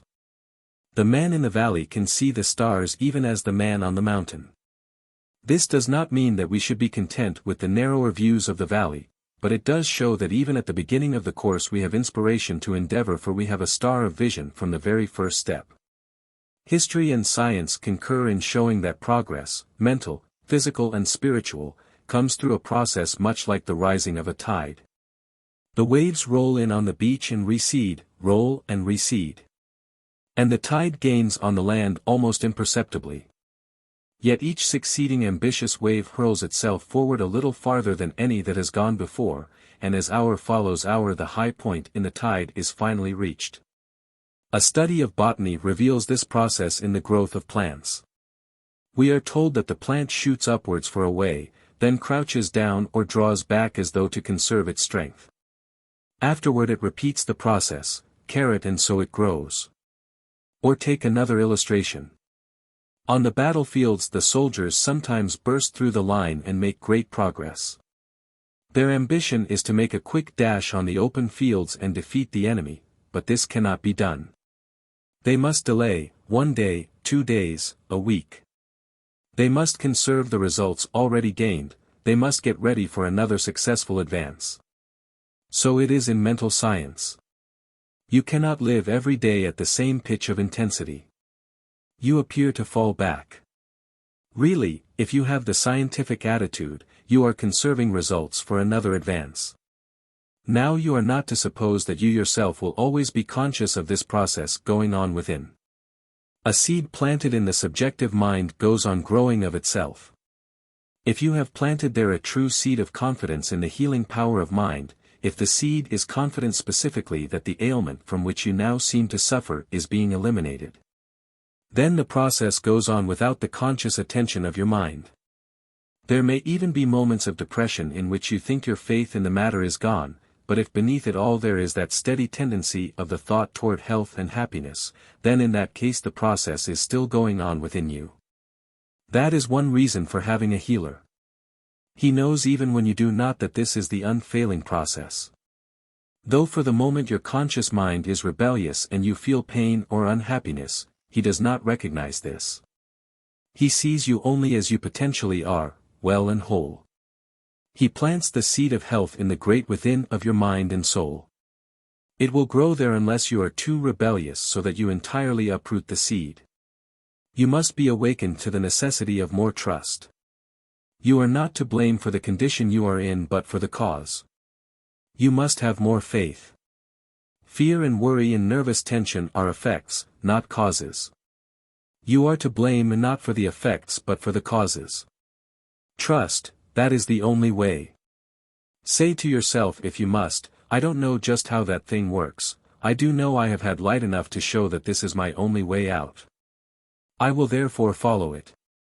I will therefore believe in the process even though I cannot yet see the results, nor feel the working of the law. Columbus started on faith to a new world. You are starting to a new world.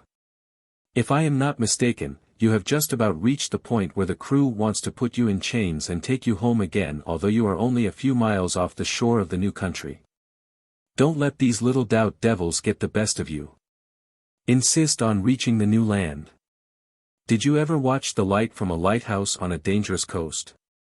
It does not shine with a steady glare. The light pierces the gloom for a moment and then disappears. Experience has shown that this is the most successful kind of a light. Faith is that kind of a lighthouse. Understanding is that kind of a lighthouse. It comes in flashes. One flash has come to you and then another. Or you may liken the light to flashes that have come to you from lighthouse minds. They illumine your way for a moment, then recede to enable you to move forward under your own and not a borrowed light. Presently you will recognize the landmarks and make your way into the harbor. So if the way may at times seem dark and fearful, remember the principle of the lighthouse, sight it, and sail on. You have nothing to fear. Your case is not an unusual one. You have not launched out far enough into the deep.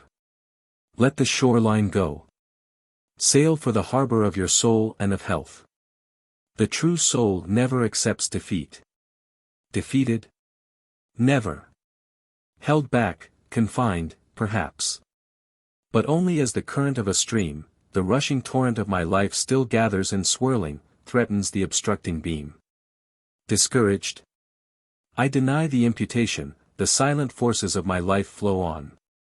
The deep resistance of the soul grows stronger and all my fears of foe and fate are gone. Because I know someday the channel opens and my determined will has right of way, I wait, but gather force each hour of waiting and scorn the coward's whisper of dismay. Above the dam the waters lie but deeper. The swirling eddies token more of life. Who measures strength with fate has stronger muscle. Emerges more a man from every strife. Valiantly strive, nor heed opposing forces, no force avails thy genius to control, God sends his rain to feed thy flood, which rising sweeps all before the onrush of thy soul. Realization. 3 times a day at regular intervals seek 3 or 4 minutes of quiet and perfect relaxation and repeat to yourself the following: with God all things are possible. I will fear no evil for thou art with me. I have faith in God. All things work together for good to them that love God. I am discovering the new country. Say it firmly, confidently. This will put you in the right state for the working of the deeper law. Lesson XXII. Creative Imagination. The mind of man is naturally imaginative. The normal man sees things in visions, dreams, all normal men do. It is not confined to the unbalanced brain. Says Shakespeare in A Midsummer Night's Dream. The lunatic, the lover, and the poet are of imagination all compact. And one reason why more attention has not been given to this creative faculty has been this very fact that imagination appears in dreams, fantasy, intoxication and insanity, as well as in philosophy, poetry, and inventive genius. We have turned off Shakespeare's significant words with the remark that of course every lover is a lunatic imagining that he can write poetry, and to say that the lunatic, the lover and the poet are of imagination all compact is a poetic way of saying one and the same thing, that imagination is the mental equivalent of lunacy. However, there are too many evidences of the power of creative thought in imagination for us to disregard it, and we shall find that imagination has more than gauzy wings. Gregory, the author of a textbook on psychology, says, in creative imagination the leading process is construction according to 3 laws, of the true, the beautiful and of the good. These are the very highest acts of which human genius is capable. Another writer states that, if it were not for imagination, improvements in the arts and sciences and therefore in the general conditions of peoples, would be wholly due to accident. What is imagination? What then is this great faculty which affects the destiny of peoples, forms the basis of a faith, and makes the course of true love run rough or smooth? It is the act or power of the mind which sweeps all the experiences of the past and present, all our thoughts and observations into the lap of memory, and then, like a child with its blocks, takes them up one by one and builds a structure like the model of the past, that is, reproduces the past, or fashions them into new forms and combinations entirely different from the old. In the one case it assists the memory, in the other it creates and is the incubation of art, invention, science, and discovery. The use of the imagination. That we should exercise the visualizing power of the imagination is commended by the great teacher, who said, "Whatsoever things ye desire when ye pray, believe that ye have received them, and ye shall receive them." This is transcendent imagination. It requires not only that we see clearly and completely, but so clearly and completely that it is as though we had already objectively realized it. You are urged to form a complete picture of the thing you desire, to see it in its wholeness, as a perfect thing, just as it will be when received. This is the fundamental psychology of it. You cannot receive what you do not understand. You must have an ideal of what you desire. And the formulation of this model or ideal is the work of the imagination. And it is only when a man knows what it is that he wants that he can hope to attain it. It is in this formative power of the imagination, which creates an ideal toward which a man may strive, that we find the basis of modern metaphysical movements, both in the matter of health and prosperity. However intelligent its followers may be as to the fundamental nature of the process, this is the essential secret of the activity and success of the movement. For it would be most true in regard to health. First, there is the image of a perfect body, the image of the perfect organ, which is the creation of the imagination. Then each drop of blood that distills from the heart bears the imprint of that idea, carries its precious freight to the affected organ, paints it with the perfection of its own pigment. At the same time nerve and neuron carry the imperious mandate of the brain that all must be well there. Thought centers upon it, and all the vital forces acting in obedience to the will tend to restore the broken tissue. This helps us to understand why we must lay stress on the idea of perfection. Man, the perfect idea, is ideally a perfect organism. This is good psychology, for the finer the model the more perfect the production. If we can image perfection in spite of the immediate claim of the senses, we have the most satisfactory model after which to pattern the body and mind and estate. The importance in thinking. It is quite clear from this, I believe, that it is of inestimable importance that whatever enters the mind should be of highest quality and character, since it is to furnish the material out of which the models of things are to be made. Imagination is destructive as well as constructive. It can unmake us as well as make. If we hang upon the walls of memory pictures of passion, hate, lust, greed, murder, suicide, robbery, demon faces of sin, peeping out from very sheet of the modern newspaper, with thoughts of failure, poverty, sickness and death, we shall at length use these pigments to paint the life of our own future. Or if we mix good and evil imagery, we shall chisel a character as dreadful as the centaur with a man's head and torso and the body of a horse, or the fabled monster with the head of a human, the body of a lion, and the wings and claws of an eagle. Or of the grotesque gargoyle on the roof of the temple which represents the demon shut out from the sacred precincts. Our future in our own control. Nothing seems to me clearer than that man has it very much in his control as to what shall be his future through the proper exercise of his imagination. Nature has endowed us with rich powers. It is a pity that we have linked them up with insanity or turned them all aside as some form of fanaticism, the unique possession of some religious faith. And it is a pity that we have been rearing our children on this basis. Imagination is the chief characteristic of childhood. Trailing clouds of glory. Do we come from God, who is our home? Heaven lies about us in our infancy. The child lives much of the time in a world far removed from the evidence of our senses. His block of wood is a speeding engine with flying wheels, the trough in which he sails his boat is the boundless blue of the sea, and he freights the argosy of his hope with treasures from the storehouse of his mind. And shifts the sails and flies before the driving winds to the harbor of his heart's desire. His inanimate objects have life, they laugh and sing, they weep and walk and fight, for all the world like the mythical heroes of Greece and Rome. Every child has creative instinct. Cultivate imagination in the child. Nature provides faculties of imagination. The fault with us is that we begin to beat it out of the children at an early age. Not literally, but figuratively, although evidence is not lacking that we use more than moral suasion to this end. But imagination merits a better fate, it should be turned to account in the creation of character and a greater destiny. There is a power sufficient in childhood to produce character and destiny beyond anything that the world has ever witnessed, if it could be successfully drawn out. Nature provides the mold for the raw material in imagination. It only remains to discipline this imagination, put it under the control of the will, teach the child how to test its products by judgment, not only to make it the strongest educational factor in our schools, but also the impulsive power to a lofty destiny for the individual and the race. The danger. I think I have said enough to show that imagination, if put into proper operation, will be of supreme worth in the creation of health, success, character and destiny. It is no strange esoteric power.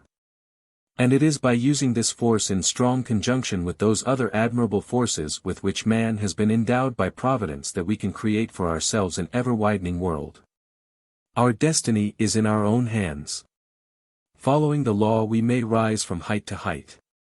Says Henri Bergson, the prophet of idealism, in A Conscious Being, to exist is to change is to mature is to go on creating ourselves endlessly. Wisely may we use our powers for an ever-enlarging existence. Realization. He that believeth on me, the works that I do shall he do also. I know that this refers to my own spiritual nature. I do believe on the indwelling Christ. I do believe in the Christ within me, the hope of glory. I do believe on the high nature of spirit in me. I am confident that I have the spirit of life, love, and freedom in me. I am confident that the Master taught truly who said, "Greater works than these shall ye do," and, "All power is given unto me in heaven and on earth." Therefore I do now believe in the works that shall follow my word of faith, and today I utter that word in perfect serenity of spirit. Let it be done unto me, even as I will. It is so done, and I am glad and thankful. I am led. I am prospered. I am blessed. I am inspiration to all men, because I am faithful to God and His promises. I shall give thanks for the gift of life and faith. So be it. Lesson XXII. One-Pointedness. No principle of metaphysics is more essential than one-pointedness. We must have a real idea or image, and we must adhere to it. The Bible clearly expresses this principle. We read, "One thing have I desired of the Lord, that will I seek after." Or, "This one thing I do, I press on toward the mark of the high calling." Or, again, "He that wavereth is like a wave of the sea, driven by the wind and tossed. Let not that man think he shall receive anything of the Lord." We see here that there is a twofold demand: first, that we definitely decide upon the thing we desire; second, that we refuse to keep changing the desire. The reason for this is clear to the metaphysician. He knows that he will obtain from the great creative mind only what he impresses upon that mind. For example, let us suppose a worker in iron to be casting the engine for an automobile. To do so, he must fashion his sand mold in the shape desired and then run in the molten iron. The shape desired must be that of an engine, and nothing else. If the molder is careless of the shape of the mold, the molten iron will take an indefinite shape. On the same principle, the demonstrator must realize that his thought is the mold or pattern which the creative mind must follow. He must fashion his thought definitely, and into the mold the creative force will flow on the principle that the flow of substance and energy is always in vacuo, which in this case is the attitude of definite expectancy. And we receive from the Spirit only what we look to receive. The Spirit is ready to pour itself out in fullest measure, but can never fill a different room than the one made ready for it. Christ illustrates this when he says, "Behold, I stand at the door and knock. If any man will open it, I will come in and sup with him and he with me." We must open the door. The creative spirit enters only the door that is open and the room that is made ready. So then we must have a definite, positive, perfect idea of what we desire. Having it, we should cling to it and never waver either in the image of what we want or in our expectancy of receiving it. The moment you project a desire or create an image and say, "Now let this thing be," let it externalize. In fact, you have begun the creative process. The Spirit then takes up that image and begins to work upon it. If we let it alone, and wait faithfully, that is, in faith, it will at length materialize. The image or prototype has become a reality in the realm of mind or spirit. It is the seed involving the plant and the flower which by the law of growth will ultimately mature. We may speak of that prototype as in the present tense, as we say, "I have perfect digestion." Now, at the moment we may be manifesting an imperfect digestion, but we are judging not by appearances but rather right judgments. So we say, "I have perfect digestion." If we do this with faith we create the perfect mold or image or prototype. This the present tense. The Spirit begins to work upon our model and ultimately brings out the perfected or externalized object of our desire. This is the future tense, using relative terms. Now we can say, "I have perfect digestion," alluding not only to the image in the creative mind but also to the now realized external fact. This is the process of demonstration, and this is what Jesus meant when he said, "When ye pray, believe ye have received it, know that it exists now potentially, and ye shall have it, since it will ultimately materialize."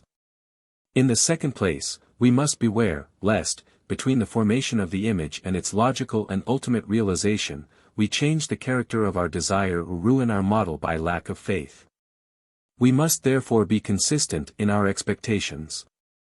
We must await the result without fear or change, for he that wavereth is like a wave of the sea driven by the wind and tossed.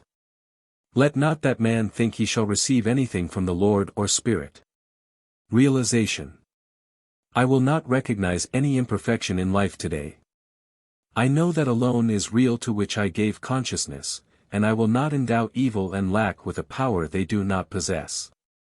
I will not see evil, I will not hear evil, I will not speak evil.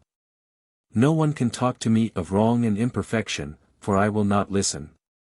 I will not be receptive to negative thoughts or suggestions.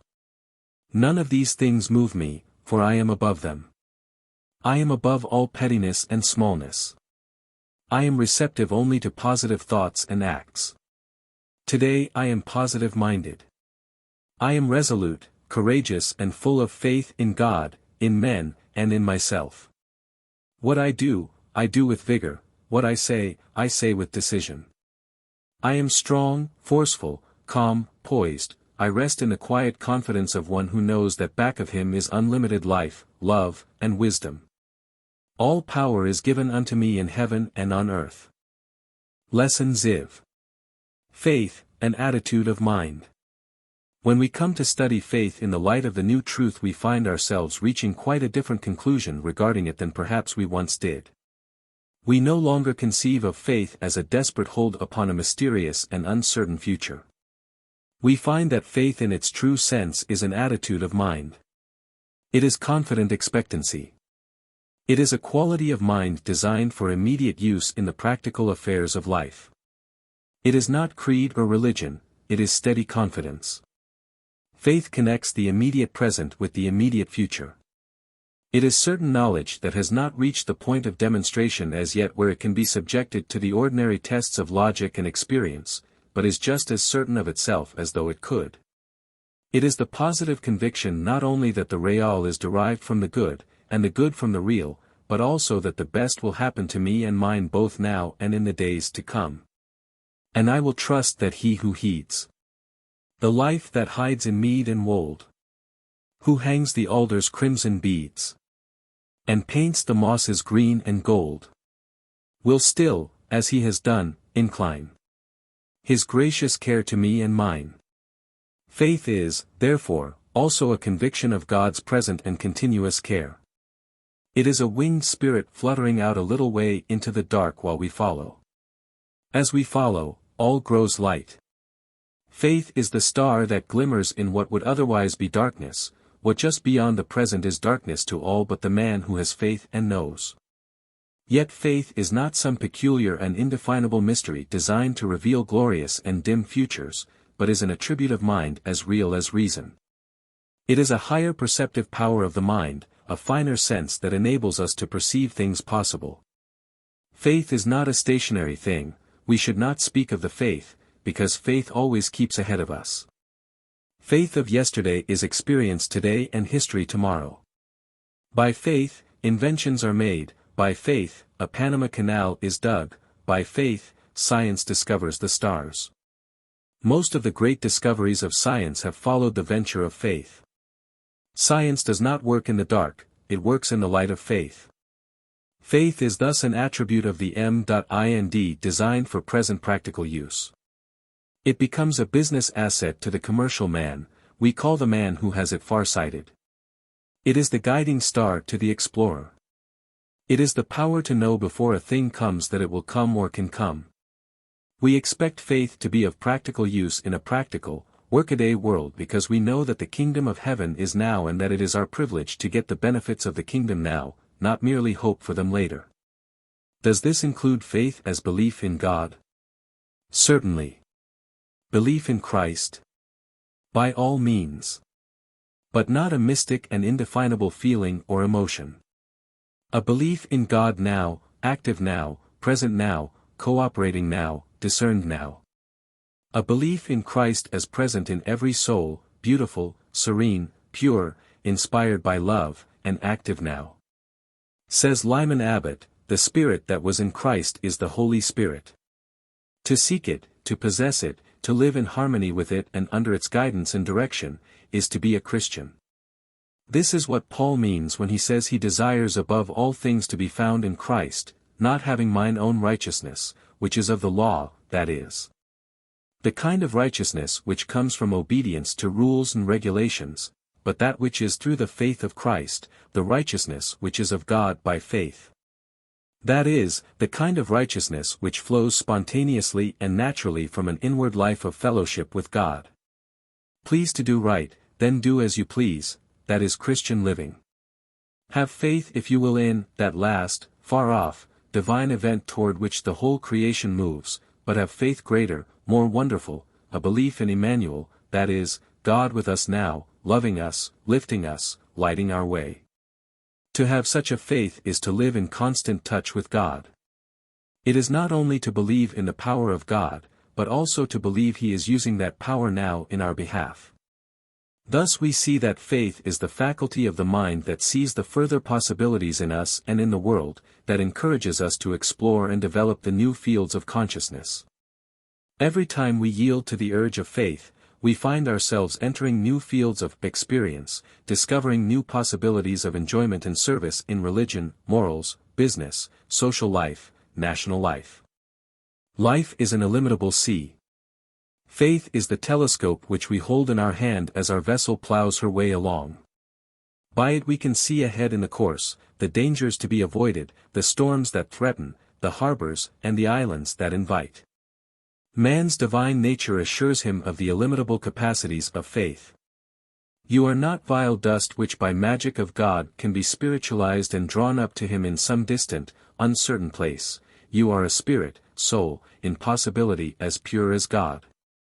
And faith is the power that awakens your divine nature, shows you your spiritual endowments, urges you to test and explore the infinite realm of your inner consciousness and bring out into practical life and action the things you find there. Faith is the power that enables you to sell all that you have, fear, distrust, worry, shame, ignorance, and to purchase the pearl of great price, the consciousness of the limitless power of your own soul. For within you are all the potentialities and possibilities of the kingdom of heaven. God is in you, the personal God, at all times, but some do not recognize Him, or claim His guidance and help. Such people do not have the vision of the spiritually enlightened, they do not have the unlimited vision, they have the foresight of reason, but not the heightened perspective of faith. Faith connects the soul that does not recognize God, with the God within and without, and reveals and releases the power that operates through Him. Faith gets results only if persisted in. Persistence in faith is essential to success. There is thus nothing that cannot be accomplished through faith. We may secure anything we wish in intellect, in property, in health, in spirituality, through it. But the great difficulty comes in the fact that few people hold to their faith long enough to accomplish anything. They are always in a state of fluctuation. Today having faith in one thing, tomorrow in another. Today having faith in faith, and tomorrow having faith in nothing. James says of such a one, "He that wavereth is like a wave of the sea, driven with the wind and tossed, let not that man think he shall receive anything of the Lord." Such people walk by faith for a while, then they see something they very much desire to do which does not fit well with their faith, so they leave the path of faith for a time. They do the inconsistent thing, such as to say the cutting word, perform the unkind act, get the best of another in a bargain, tell a falsehood to gain a desired point. After this they return to the path of faith, but it is not so satisfactory and they have lost ground, because if we wish to get anywhere we must keep at it. When we leave the path of faith, we have difficulty in finding it again. Let him who would test the truth of the Bible, "All things work together for good to them that love God," put his whole faith in faith and believe positively that all things are his.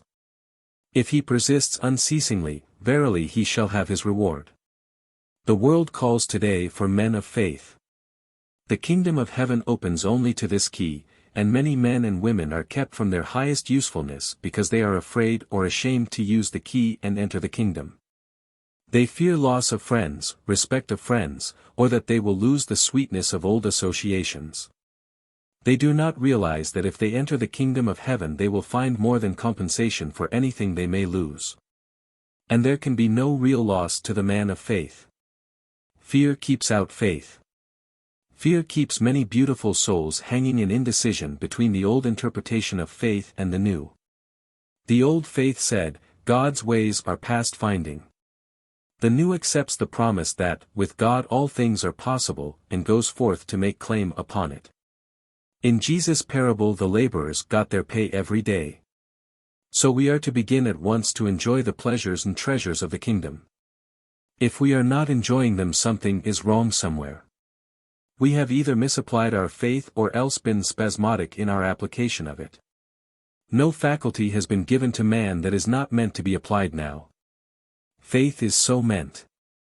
We ought to have abundance of the things we need, nor think poverty in estate, mind, or friendship a sign of spirituality. We shall find it a sign of spirituality to have all things. Sometimes, even to those who have true and persistent faith, there will come times when everything looks dark. Apparently faith has failed us. But if we persist in faith we shall soon find the darkness brushed aside and a brighter light than we have ever known, before will shine forth to guide our pathway. There can be no real darkness or failure to the man or woman of faith. Apparent failure will for such a man or woman turn out to be a door to better things, the seeming defeat of the good today will be the recognized victory tomorrow. Only have faith in faith, and your faith will save you, and you shall go in peace. Faith will turn any course, light any path, save any situation, relieve any distress, bring joy out of sorrow, peace out of strife, friendship out of enmity, heaven out of hell. Faith can do anything. Faith is God at work. Realization. I now rest in the carefree peace of faith. I do not fear, because infinite love and faith abide in me, I rest, rest, rest. How sweet the word to me. I rest. I rest physically, I rest mentally. I rest in my spirit in the deep calm of eternal peace, for I am one with the Father. There remaineth therefore a rest for the people of God. I feel an infinite expansion in consciousness, I am slipping out into the infinite life where I may contact God and good at every point. I am not less myself, but more my true self, for I am one with the infinite life and wisdom. I shall return from my quiet hour to life's work and problems with the infinite light of wisdom to guide me and of faith to inspire me. I give thanks. Lesson XXV. Mental Poise. During the influenza epidemic a friend of mine suddenly found herself caught in the tornado of chaotic thinking and the symptoms made their appearance. She told us about it the next day. Yesterday my head and back ached, my throat was sore and I could not keep my feet warm, and seeing our expression of concern she added, otherwise I was all right. What was all right? I asked, laughing. My mind, she answered calmly. One who knew the truth less and lived more to the law of fear might have felt alarmed, but not she. She recognized that she had left an opening in her mind for the entrance of the disease thought and she calmly went to work to cast it out again, and to realize the presence of all perfect life.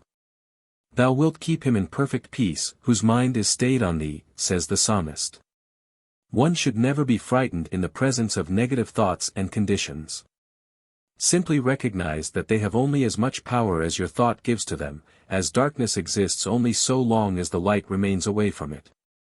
Your positive thought is the light and fear and disease are the darkness. You have only to bring in a good thought and the darkness will disappear. Ye shall know the truth and the truth shall make you free, said the divine revealer. What is truth? Asks the world in the words of Pilate. And the reply of the Christ is that, for this cause came I into the world, that men might know the truth. I am the truth. Yet it is not the personal Christ alone who is to be known, but the mind of Christ. Have this mind in you which was also in Christ Jesus, our Lord, said Paul. That is to say, we must come to that knowledge of self and God and the universe which Christ had. We must have his mind and understanding before we can come to his character and, be therefore perfect, even as our Father in heaven is perfect. To acquire this mind, we must learn to discern all things spiritually, we must perceive the real behind the seeming, and we must deny all that is contrary to a perfect spiritual creation. We must know that man innately is perfect. The true self is divine, for so only would it be possible to attain the outer perfection which Jesus demands. Knowing this truth, we shall be made free from all the ills of human thought and experience. This is a deep truth but not a mystery. The enlightened soul knows this to be an elementary truth of metaphysics. The awakening soul must constantly and consciously seek and demand of himself the true and the real. When pain or adversity or melancholy or fear appear to manifest themselves, he must say, "This is not mine. I will not accept it. I will know only the good and the true." Sometimes this will appear very hard, but if we constantly repress wrong thinking and encourage good, which is the result of right thinking, we shall gradually grow into the sure knowledge of that truth which is to make us free. We all have asked, "What is truth?" and some of us have found the answer by growing into that attitude of mind and heart which sees and accepts only the good and the true which exists for us all. We all must grow in the truth. Happy is that man or woman who with hopeful heart persists in spite of weakness, lameness, blindness of the human spirit to grow into the divine mind, for then he shall know the truth, and the truth shall make him free. Realization. When you feel yourself caught in the grasp of the negative thought, calmly seek the place of repose. This is in the quiet contemplation of spirit and spiritual reality. I am spirit. I am life. I am in the divine mind. Nothing exists but God. No evil can fall upon spirit and the spiritual mind. My mind is right. My heart rests in the peace of this confidence. Thou wilt keep him in perfect peace whose mind is stayed on thee. Why do you sing today? Still hides his face, the sun, and all is sad the same as when your grief begun. You do not know the joy that sings in me today. Because it all is gone, I've cast it all away. What is it you cast off? Can grief and pain be cast? Can all your loss and woe be buried in the past? But still confess you see, the strain and stress is gone. Some weight has rolled away, mine eyes not woebegone. The pain has left my head. That strain here in my side has vanished in the sea, as shores cleansed by the tide. The tide? What tide? I see, some change come over you. An atmosphere, a calm, a radiance, 'tis true. Whence does it spring? Ah, friend, reveal this thing to me, that I may find your joy, that I your secret see. It came at dawn, this peace, there lighted in my soul. A wondrous light, that cleansed my mind and made me whole. It cleansed your mind. You mock my deep desire to know. Your mind was cleansed, my friend. Dost change the body so? 'Tis so indeed, 'tis so. Trust took the place of fear. Love took the place of loss, and joy, of sorrow drear. Pain vanished with the thought of ever-present love. I caught a view of God, within, not up above. In me, within. His kingdom is within. Where God is, pain is not, where love is, gone is sin. I breathe a newer life. I live in spirit now. And not to fear or pain, but just to truth I bow. My heart was changed at once, my mind changed with my heart. Love showed the way to truth, truth played its healing part. Lesson XXVI. The will to win and prosperity. They can because they think they can, says Virgil of the winners in the boat race. The will to win is the first need of the day. Resolve to go out today with the victor's mind. Well begun is half done, is a true saying. You hold the day in the hollow of your hand this morning. Wisely have great men exalted the human will, for one must greatly desire a thing before he can hope to have it. Nor is it really worth having, unless we want it enough to make some resolutions about it. I will win today. The will acts in several ways. First, it is that quality in us that enables us to choose. Each has a will of his own. We can select what we will do and what we will be. To be able to choose is what constitutes individuality. The soil cannot choose what seed shall be planted in it. The earth cannot choose whether it shall spin about the sun. But we can choose what words we shall say, what thoughts we shall think, what work we shall do, or leave undone. Nor do we move in a fixed orbit. We can choose what course we shall pursue, what friends we shall cultivate, what causes we shall support. It is a glorious morning exercise to select wisely the path we shall follow today. Having chosen, we also have the power to execute. The will does not create, but it is that attitude of mind that holds us to our desire until it is created for us. Plans may go wrong, the belt may slip on the pulley, but the will swings things again into line. Friends may falter. The will wins them back. Individual plans may fail, but not the great plan, the great purpose for which we strive. No matter how many times some weakness shows, the will binds up the broken parts and pushes on to the end. The will holds on to life after the physician gives up. It carries on after hope has departed. It goes over the top and wrests victory from defeat. We can because we think we can. The will also is a magnetic force. It enables an Alexander or a Caesar to make world empire, a Washington or a Lincoln to make men free. Your will exercises a subtle charm, your eager purpose sets men to working for you. Fortune smiles upon the man who dares. It favors the brave. Would you win men's respect? Then show them a great purpose. Would you compel circumstances to do your bidding? Then resolve this hour to be master today of self and circumstances. You will be what you will to be. Let failure find her false content. In that poor word environment, but spirit scorns it and is free. It masters time, it conquers space, it cows that boastful trickster, chance. And bids the tyrant circumstance uncrown and fill a servant's place. Realization. I am receptive to the highest wisdom today so that I choose only that which is best for me and others. I now choose this course, mention it. I will go on to its fulfillment. I do not fear men or conditions today. Circumstances have no power over me. I make circumstances. I am master of my fate. I am free to will and to do. I feel the God power acting in me. I breathe the finer forces. My firm will is a magnet.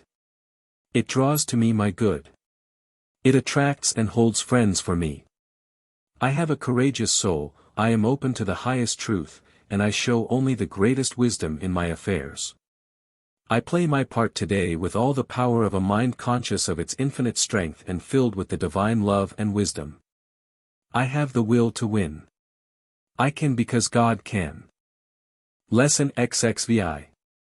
Creating atmospheres, and prosperity. We make our own heaven and our own hell through the conscious or unconscious use of the law. We do it by the thoughts we think and the attitude we assume. For the great law receives our mental impression and brings out into form the ideas of our mind. We are not, therefore, the creatures of some chance environment or circumstances. There is something in us that attracts us to them and them to us. If it were not so we would move out of them. Do not complain about the world you live in. It is a reflection of your own thought. Do not blame others. Seek the cause in your own thinking. Ask, what is it that brought me here? What was my thought of failure that produced this? Then decide on the environment and circumstance you desire and mentally see yourself in your new surroundings.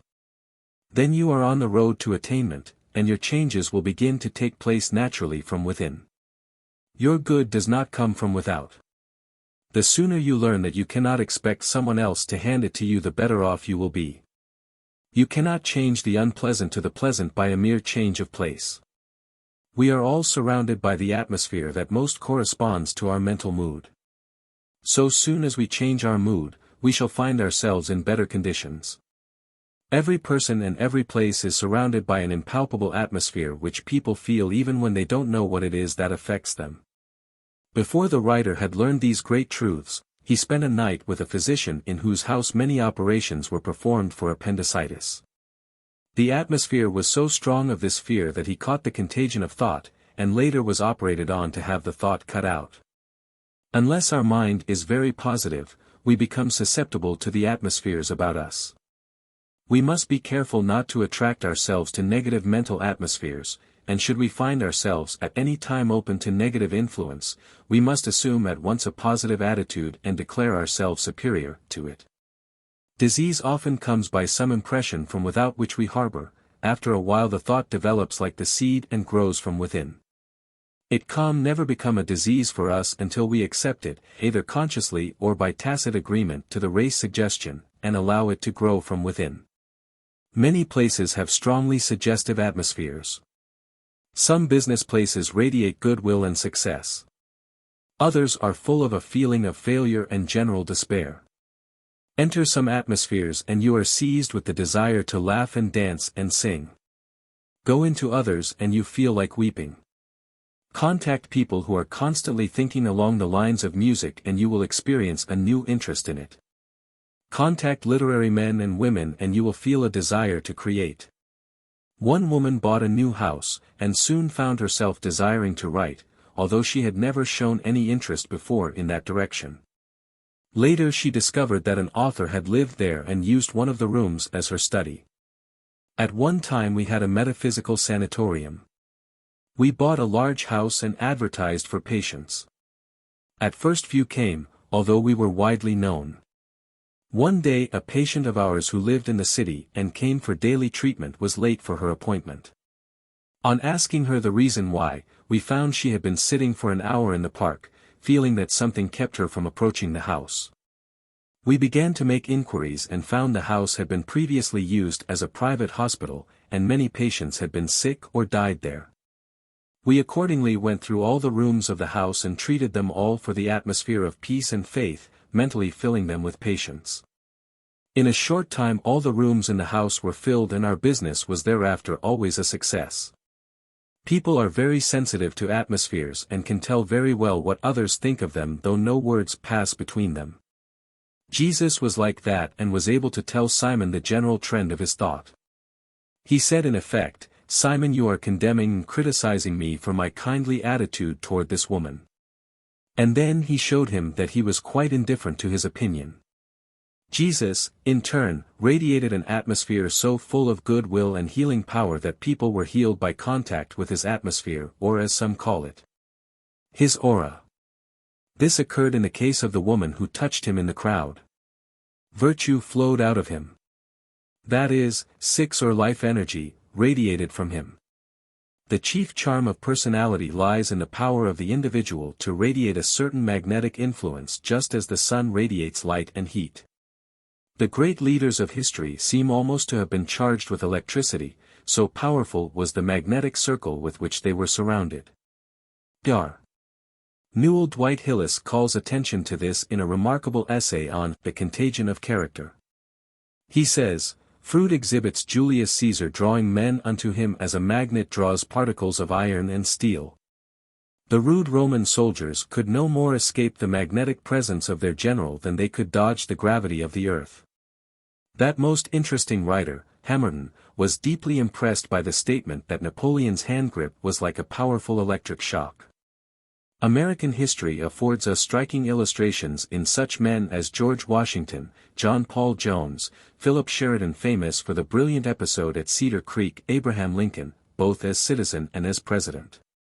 In every walk of life we encounter men unusually charged with a dynamic power which strangely affects us.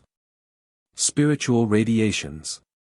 Such an atmosphere may be either of physical, mental or spiritual origin, or may combine the elements of all. It has always been most remarkable in the most spiritual men.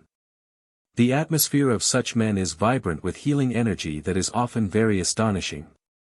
Next to Jesus, the disciples most evidence this healing power, being most rarely spiritual or else most completely turning their energies in this direction.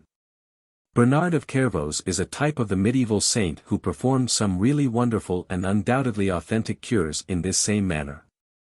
His spiritual aroma was exceedingly powerful and wrought many cures. The atmosphere of places.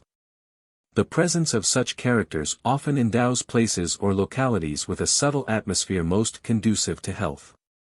Around these places the health thought lingers. Faith here has its most perfect works. One naturally thinks at once of the town of Lourdes in France. In a grotto here, the Virgin Mary is accredited with having appeared to a peasant maid in 1858. Later on a church was erected over the grotto and unnumbered thousands have come to drink of the waters, to pray and be healed of their diseases and weaknesses. A great collection of canes and crutches evidence mutely to the fact of some of the cures. Some of the most interesting experiments ever made by scientists were those of the photography of thought atmospheres by the Frenchman, Dr. Baraduc. He secured a photograph of the atmosphere of this very place, showing the presence of white lights or thought centers rising above those who came in faith for healing and filling the room. In Quebec the Church of St. Anne de Beaupré has been the scene of similar healings through faith and prayer. While doubtless many cures recorded have been only temporary or apparent, due to causes easily explained, yet the fact remains that the atmosphere or thought aroma of the place is highly charged with healing power, and thousands are healed therein. It becomes very evident therefore that thoughts are things and that our world is the world of our own choosing and making. Since we have the power to create the atmosphere by which we are surrounded, we should guard our hearts with diligence, for out of it are the issues of life. We should recognize, too, that we tend to draw to us and to draw ourselves to the circumstances and people most like ourselves and our thought. If, therefore, you do not like your present circumstances, change your way of thinking. Give conscious thought to this subject and begin to create a new heaven and a new earth for yourself. Realization. I make my own heaven today. This day is what I make it and my world is what I make it. Today I am blessed because I bless, I am prospered because I believe in my prosperity. I have friends because I am one. I have love because I love. If your business is not prosperous, go into your store and bless it. This place is my place. It is the reflection of my thought. No other has any power over this place to give it an idea of failure. There cannot be any lingering thought of failure here. This place is full of the atmosphere of success and goodwill. Everybody who comes here is optimistic and prosperous. I attract business and success. I inspire people with confidence. I radiate the subtle atmosphere of success. People who come in here feel it. I have a constant attitude of faith toward my business. I do not think about failure, but only of success. I shall forget what happened yesterday and before, if it was not success. I establish a new standard for this place. Realize that it will do no great good for you to say it and not mean it. And it will do no great good for you to mean it only for the time you are saying it. Hold this mental attitude all day. Hold it every day until the atmosphere is created and you are a success in visible expression. Put out your best efforts and act in such a way that people will feel that everything is all right. Bankers have been known to stop a run on the bank when things were bad from a material standpoint, just by holding a lofty mental attitude and giving confidence to their patrons. I have known people to succeed in the 11th hour. Be one of them. Go on then, blessing your place all day. If it is the home and there is inharmony there, treat it in the same way, and say, "This house is the house of my spirit and the home of my heart. It cannot have inharmony, for I am harmony and love, and I draw only love here. Everyone in this house is thoughtful, kind and considerate. I have faith in everybody here and my faith is justified. I am now conscious of a new mental attitude and no one coming into this home can fail to notice it. All is harmony and everything is delightful." One should think this truth each day until results are secured. And never fail to give thanks that your faith has found its place in the cosmic creative mind and that it is being done unto you as you think. Lesson XXVI. The Personal Spirit. The enlarging views of God have disturbed many because they have feared to lose the personality of the divine presence. They have thought that they must make a choice between God without law and law without God, and have chosen the former. As a matter of fact, no such choice is necessary or possible. God must be accepted with law since there can be no separation. And in making this statement we are not differing from the intelligent thought of the leaders of the Orthodox Church, for advanced theologians, like the late William Clark or Washington Gladden, have been for many years teaching the Church to enlarge its concept of God away from the limitations of human personality. We ought no longer to think of spirit in terms of form but rather of feeling. Our own real nature is the inner quality of our life with its infinite capacity, and we ought to learn to think of God as the infinite extension of the best in us without the limitations of individuality. Thus we shall recognize him as the all of life, love, and wisdom, and not as a person in the ordinary sense. By personality is meant of necessity a mind apart from some other. One can be a person only by being distinct from some other. This is impossible with God since he is all and the Lord thy God is one God. To conceive of God as a person is to recognize two powers in the universe, God or good, and some other who is not God and not good, and is therefore evil. Then an inevitable conflict of wills must result in which two infinite powers strive with each other for mastery, chaos would be the result and the cosmos would be reduced to zero. Good and evil would be of equal power and reality and it would be useless to strive against nature in the hope of overcoming evil. Since God is infinite it is impossible for him to be limited by an opposing power. Since he is truth and truth is that which is, the only conceivable opposite to God is that which is not. Beside me there is none other. We must therefore think of God in other terms than that of the ordinary concept of personality. The ancients found this in the law itself, saying, Verily the law is a person, for they found that the law reflected their faith with infinite exactness. If one looks to the law with thoughts of faith and love, he finds a response in it to his mood.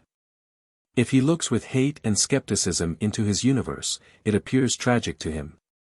This is why Jesus spoke of it as the Father giving bread to his children because they ask bread, and again as the adversary, casting the debtor into prison until he pays the utmost farthing. To those whose faith turns heavenward expecting good, it comes. To those who think in terms of limitation and fear and want the law becomes the adversary. It is therefore like a person, said the Jewish rabbis, for it reflects our moods with utmost exactness. Accordingly if one looks at his universe with faith, it will justify his confidence. If he gives his heart in adoring love to the divine mind, it gives back measure for measure of its own divine nature. Thus with the poet we may say, Speak to him thou, for he heareth. And spirit with spirit can meet. Closer is he than breathing. Nearer than hands or feet. Thus the infinite acts through its law with all the intelligence of its nature reflecting to us with absolute accuracy whatever mood or feeling we display toward it. According to the nature of our faith it is done unto us. This removes the element of chance from the response God makes to our prayers. For God is thus bound to act through law and not through individual choices of will. To believe that God acts through individual choices of will is to give him personality, and he may answer our prayer or may not, giving or withholding arbitrarily. If God acts by choice of will rather than by law, it is useless to pray for we have no way to be sure of anything he will do. But he acts by law, and we may, therefore, perceive that the issue lies with us as to what we shall receive. If we obey the law it will be our servant and do what we ask it. Ask and ye shall receive, seek and ye shall find. God acts through law to give according to your faith. Nor does this rob God of freedom to act or the attributes of personality. We may be sure there are no attributes in the Son which are not inherited from the Father. Man is self-conscious and self-directing, so is God. He is not, like man, conscious of himself as individual or apart from another, but he is conscious of being, he is conscious of feeling and thinking. He is conscious of joy and love and creative power. He experiences states of consciousness which constitutes being. Again, he is self-directing. He has the power of selecting as to how, when, and where he will act. He starts a universe when he will, and places it where he will. Planets are born at different times, some being so old that the light has gone out from their sun, others being so new that their flickering youthful light has hardly had time to reach us through the immense diffusion of space. But having chosen, creative mind ever acts by law, and science itself is merely the systematic investigation of God's orderly way of working. All discoveries of the highest intellect confirm the law of God's activity. And this is as true of the natural law in the spiritual world as elsewhere. All's love, yet all's law, says Browning. Yet, he that made the ear, shall he not hear? He that made the eye, shall he not see? Infinite in power, perfect in wisdom, tender in love, God becomes to those who seek him in simple childlike faith, the Father, who forgiveth all thine iniquities, who healeth all thy diseases. Who crowneth thee with loving kindness and tender mercies, who satisfieth thy mouth with good things so that thy youth is renewed like the eagle's. Realization. To realize the presence of the personal spirit is to find channels of power for the word in all our affairs. We must learn to perceive God as the Father, forever standing at the doorway of his house to welcome the returning prodigal. To realize the presence, it is essential to employ heart and mind and will. We must use the mind and will to swing back the door on its rusty hinges. This can be done in this way, a way I have found very helpful. We begin by talking to ourselves something like this. I am now entering into the secret presence, I am coming into touch with all that is. The world is shut out. I am shut in the temple of my own soul. Life and love and peace and God are all about me. In him I live and move and have my being. Every breath I breathe is the breath of the Spirit. I am drinking of the water of life freely. The pure clear stream of love divine is flowing through my body like a current, carrying away all impure and selfish thoughts, all weakness, all evil, all meanness, all sin. It cleanses me thoroughly in body and in mind and washes away all my sin. There is left now nothing but purity and love. The river of God fills me. From within me flow springs of living water. The life of God is in me. The love of God fills me. The peace of God holds me. Fear and worry and all that is unlike God, has gone away from me. I am filled with the love of God. God is here. Then we may continue by repeating the 23rd or 61st Psalm, or some poem that suggests the divine presence. Lesson 6. Intuition and Ideation. The fine responsiveness of the law, which we have observed in the chapter on the personal spirit, appeals to the highest instincts in us. It fills us at once with gratitude and confidence. We realize that no good thing will he withhold from them that walk uprightly, and that if we will place ourselves under the guidance of the Spirit, he will teach us all things and guide us in the way of truth. For we need to realize this, that God is more than his law, though he work through law, and that if he has intelligence enough to bring to pass those things for which we pray, he also has the capacity to teach us how to pray. In other words, we find God acting through the law as our invisible guide, as we noted in the fourth part of the law in Lesson 2. If the law is infinitely responsive, it must be as quick to answer us in response to a call for wisdom and guidance as to give us those things for which we ask. The way this is accomplished is for us to assume toward the law the attitude of receptivity for the wisdom we need. We must recognize that divine wisdom knows just what course it is best for us to pursue under given circumstances. And we may therefore turn to it with perfect confidence, while sitting quietly in the silence and making conscious unity with the Spirit of all wisdom. Recognize that in essential nature, the Father and I are one. There is no separation in this one wisdom, therefore the knowledge of truth is in you now. As the Father hath inherent life in himself, so hath he given it to the Son to have life in himself. This life is the divine intelligence in you, universal and knowing all the particulars of the case in point. But this divine wisdom is the undifferentiated of all knowledge, and what you desire is that it shall differentiate its wisdom through you to the particular application in hand. You may therefore say, infinite wisdom now leads me and directs me as to the course which I should follow. Then you may remain for a while in the silence and come forth with expectancy to the tasks before you. You will go to work making your decisions on the basis of your good judgment, knowing that you cannot go wrong. And that if you should be on the point of false judgment, something will rise in you as an instinct to tell you that this course is wrong. That is the voice of the intuitions upon which you have called. Heed it and go on without fear along the path that will be pointed out to you. It is here that a true spirituality will count.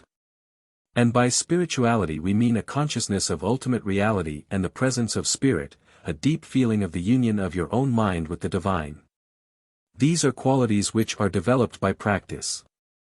The student of psychology and physiology knows that there are brain centers and nerve systems especially adapted to the influx of pure ideas from the universal and their method of reaching the objective mind by which we cognize and act upon them. This is carefully explained in Chapter 14 of the Edinburgh Lectures by Judge Troward, and the student may profitably read that chapter. The point which I wish to make plain is that if we are to depend upon the intuitions we must follow the law of intuitions and place ourselves in the utmost harmony with spirit. As spirit is, above all, feeling, we shall find that our intuitions will be largely a matter of feeling, and yet after a time we can act upon them with certainty, for the impressions will be deep enough to form a sure guide for us. At the same time we must be sure that intuitions and mere impressions are not confounded in our thought. Many people are constantly getting impressions which are merely the vagrant thoughts of other minds, race concepts, or fears and similar thoughts rising out of the subconscious where they have been embedded. Large numbers of people get these impressions as psychic experiences, and they should be carefully guarded against, for they often bring inharmony and worse. A good criterion to follow is as to whether the impression is directly along the line for which we have been seeking guidance. If not, it is probably not an intuition. Again, we should seek to note the first impression as most dependable. We often meet people who on first approach do not appeal to us. Later we get over this feeling, but there comes a time when our first impression is proven to have been correct. The reason for this is that the subjective self is far more impressionable than the objective and is in touch with a wider field of knowledge. Many have found it a valuable practice upon retiring to bed at night to state that they will receive direction from infinite wisdom along a given line. Then, on waking, they note their first thoughts about the matter in hand and find that if they follow the intuitions thus given that they do not go wrong. I have always found this to be true in my own experience, that if I seek direction on retiring and then subsequently act on my judgment at the time the business in hand requires, that my affairs have always gone well. In this connection one might well read the story of Jesus' intuitions and those of Brother Lawrence, the medieval saint. Ideation. The intuitions can also be followed in another important respect, and that is in relation to the formation of the idea or concept which we wish to have embodied through the activity of the law. We have already learned that the law works on the model, idea, or image which we reflect into it. Now it often happens that our ideas may be limited and our understanding of the thing necessary or expedient for us to do or have at a given time may be too insecure for us to mold it into mental form. In such case, we must recognize that if we do not know the best thing to have, there is a spirit in us that does know, and we may therefore depend on it. In this connection I urge the student to study my book, Being and Becoming, which fully explains this principle. It is sufficient here to say that if our motives are high and pure and our faith steadfast, it is not necessary for us to have a perfect image so far as the objective mind is concerned. There is a mind in us that does know just what is best, and this mind can hold up to the law the idea of what we want. Then the intuitions and the creative mind alike work upon our problem to bring forth what will be best for us. This is not a mere saying, "Thy will be done whether it is mine or not." It is not mere quiescence and letting things go. It is quite other than that. It is expecting something to happen along a definite line for you in the best may. You may not know the form the desired good will take, but you do have now a definite idea.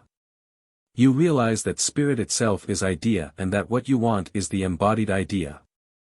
And often, when you make a demonstration, you find that spirit, which knows what things ye have need of before ye them, has embodied the idea in the answer to your realization, although it takes a different form from what you had anticipated. Nor need we fear to trust our desired good to the law. Infinite intelligence will work upon it to bring it forth in the finest form. Spirit itself is formative, it is the power that conceived a universe, dreamed a rose, and thought man into form. It had no pattern for the molding of its ideas into form. But it knew how to embody them. And, as it is eternally creative, it will body forth your idea whether it be an invention no one else has ever conceived, a melody never before sung, or a motif in art never before breathed into the beauty of color. Here genius has its incubus, all invention its birth, all art its inspiration, all wisdom its source. Dare to launch out on life's uncharted sea, for in you the great pilot, the great adventurer, the great poet, the great inventor, the great musician, the great artist is making its great quest for individual experience. Genius springs from the soul that dares to drink at the fountains of inspiration in the garden of God. Thus Spirit helps us to conceive and bring into birth the highest we can desire. It gives to us, above all we ask or think. Realization. I now have faith in the inner power of Spirit working through me. I trust in the inner wisdom. This wisdom is not mine, neither is it intelligence apart from me, it is God in me. I trust in the divine illumination of my own soul in which I am one with the Father. If I do not yet know objectively, there is that in me that does know. Now bring your feeling of this truth up to the highest point and then say, I desire and will receive guidance along this line. I shall be told what course it is best for me to follow. Then rest in quiet expectation that something will occur which will enable you to make a choice of the right thing.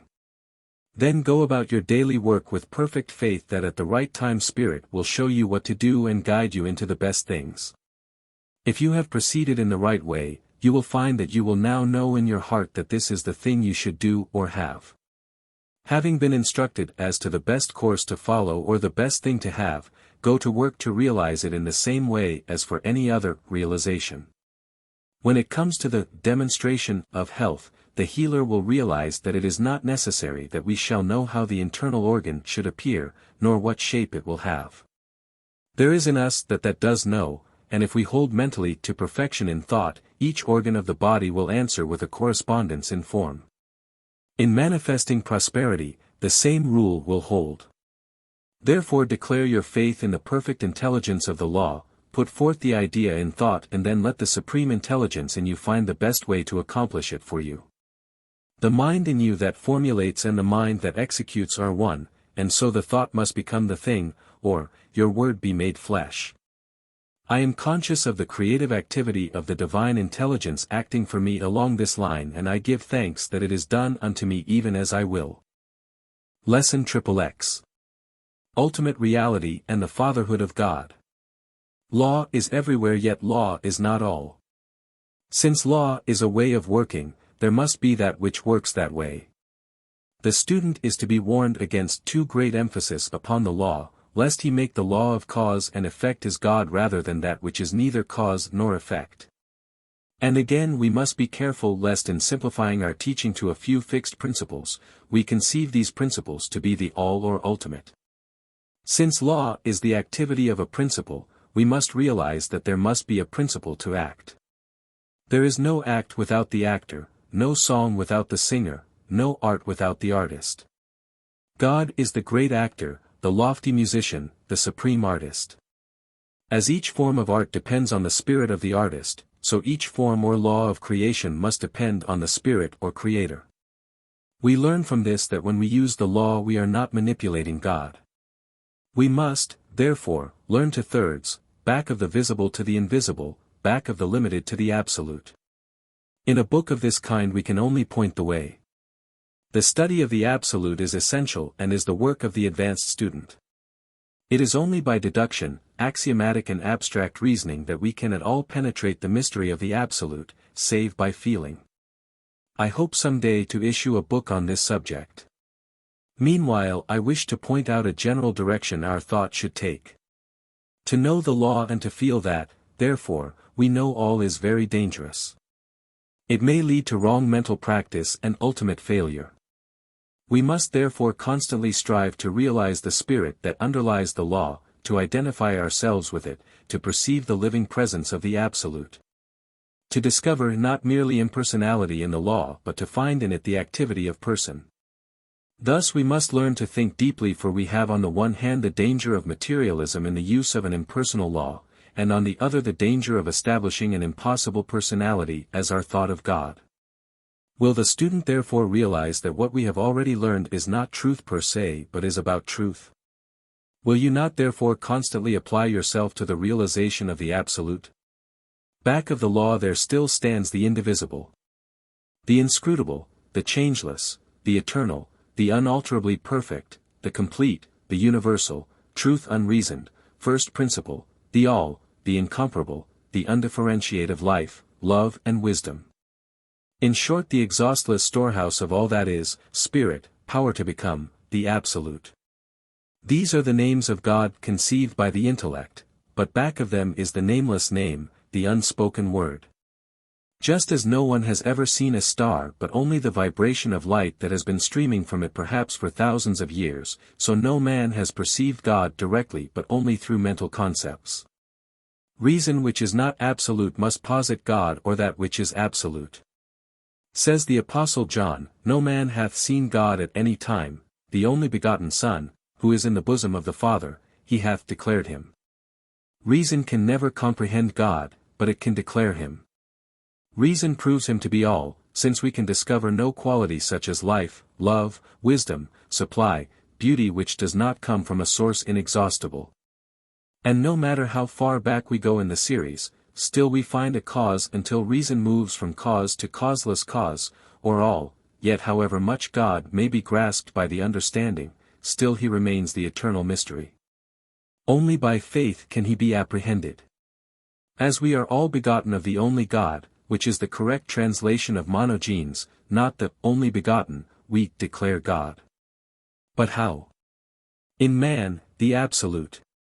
There is in man himself the undiscovered country of the absolute. In man is that which is indivisible, inscrutable, changeless, eternal, perfect, complete and power to manifest. There is in man that out of which all things proceed. No limitation has ever been discovered to the power of life, love, and wisdom in man.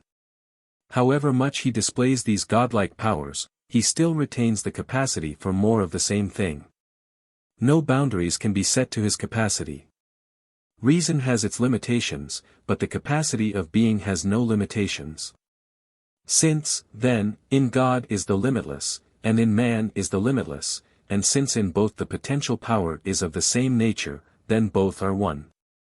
This is the divine unity. Or we may come to the same conclusion in another way: God is truth and truth is all. Besides truth there is nothing. If we are to be at all, we must be at one with this truth or all. Again, since truth is a unity, for it is all, then there is that about us which is universal. Thus man contacts the absolute in all respects and by knowing himself can know God. Yet no man fully knows his own nature, and what we think and feel is not ourself. Above all thinking, feeling, and sensation is that eternal element, the self. Above poverty, want, fear, pain, unhappiness, is that which is all, divine, unchanging, eternal, absolute. But we can only know this higher self by what it does. Therefore we may say both of the self and God, that they are the great mystery of being. Who is God? Who then is God? We can think of God in other terms than the intelligence, ever engaged in answering the prayers of the sick, poor, and unhappy. Constantly busying itself with filling the orders for our demonstrations. God dwells in a light unapproachable. His law does his work. Wrapped in the robes of his own being, the eternal God is eternal realization of being. Constantly experiencing states of consciousness, which is being, God forever delights in harmonies and glories of the creative mind. He glories alike in the being and the making. Having the power to hear in the infinite thought of harmony, God thrills to the ecstasies of the eternal music of the universe, visible and invisible. Soft melodies delight him, grand strains of songs celestial gladden him with their sweet melodies. Orchestras supernal forever peal forth their thrilling notes engaging and satisfying with their perfect rhythm. But even as God dreams these harmonies celestial, the great law of his being bodies them forth into the music of the spheres, the rippling song of the brook, and the note of the nightingale. And while music delights the soul of all, his heart is throbbing with the divine ecstasy of love. He is feeling the impulses of affection. Thrill on thrill in richest feeling passes through his gladdened heart. And the great law bodies it forth into beauties of sunrise and sunset, of starry vaults of heaven, of human hearts all glorified in lovers, betrothals, mothers, babes, mating things from atoms up to man. Thoughts of the infinite go forth to create with all the joy of thinking things new. As one in luxuriant ease lies upon a bed of boughs upon some mountain height and, in the sense of well-being, love, life, and supply, gazes in uplifted wonder upon the earth and sea and sky and breathes a sigh of hushed and sweet contentment. So God lives within his universe and joys in his being and making. Thus God is all and observes all. No splendid sun drives bravely through the pathway of the sky, singing as it runs, but God sees and hears. He is in the flashing of the comet and the flicker of the star. Thus the birth and growth of every wild thing, the wee budding of the woodland violet, the grub that chums the earth, the bird that springs into the sky, are all in the mind of God, and God is in them all. If then, not a sparrow can fall to the ground but your heavenly Father seeth it, if he feeds the ravens, shall man who shares his life, go unseen and unsatisfied? Rather should we perceive ourselves as the center of God's choice activity. Rather should we see that when we allow him to so appear to us, he is the good shepherd leading us in green pastures and beside the still waters where he restores our souls. Rather should we see in God, the Father who goes forth to meet the returning prodigal and puts on his finger the ring of his affection. And in glorified realization we should enter into the secret place of the Most High where we may abide under the shadow of the Almighty. We should learn to listen to the music of the world and hear in nature the voice of God. In the deeper silences of our soul we, too, should thrill to celestial harmonies, we too, should feel deeply the throbbing joy of well-being and love unaffected. Song of the soul, sing in my heart, joy of the world, thrill through my being. Now do I bow down and worship, I kneel before the Lord and say, My Father who art in heaven, hallowed be thy name, thy kingdom come, thy will be done in me. Realization. There is but one realization for the Absolute. Be still and know that I am God. Lesson XXXI. The Supreme Affirmation. The first principle of the law is that it produces for us just what we think. It becomes to us just what we become to it. If we assume an attitude of love and harmony toward the universe, it becomes Mother Nature to us. If we look upon it as hard and cruel, it becomes to us inexorable fate. The law brings into form what we think. While this seems a hard saying when we think of all the ills that come to us, yet the thoughtful mind would not have it otherwise, for if our wrong thoughts and attitudes of mind bring distress, then our right thoughts will bring us joy and supply. This is the dependableness of the law. The law never changes, we alone change. The law is invariable, we alone are variable. The law is like the current of electricity. It is always the same power, but we may apply to it the variable factor of the instrument we use, and draw from it either light, or heat, or power. Now the affirmation, when rightly used and understood, is simply the statement of the attitude you assume toward the law. It is to say to yourself, I am receptive to this particular thing from divine mind.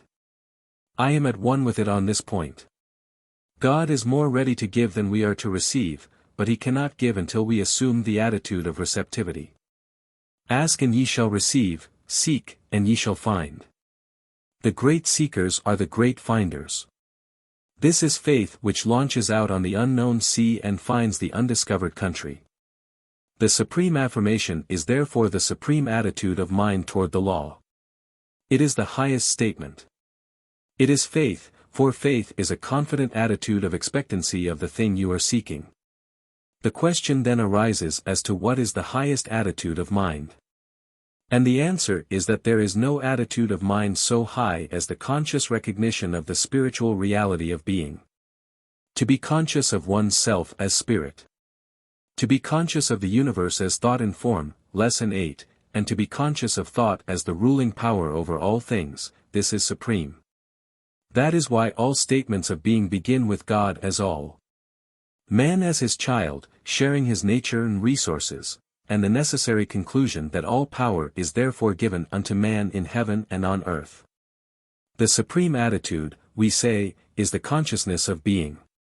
It is the consciousness of that which is. Jesus said, God is spirit and they which worship him must worship him in spirit and in truth. That God is spirit is not something to be proven by the intellect and reason. It is rather something that we intuitively feel to be true. The supreme attitude is therefore not some intellectual proof of being, but is rather a feeling of reality. It is to know in one's heart that what we desire is ours so soon as we are ready to appropriate it. It is to realize that we do not have to make things, we only have to let them be. What we desire exists in the divine mind the moment we desire it. In spirit it already is a reality, and by the process of materialization it will soon pass into form and come into our hands. Thus our Word is made flesh and dwells among us. Thus we know the truth, and the truth of itself makes us free. We do not have to make our good, but we must put it up to the creative mind and law to make it for us.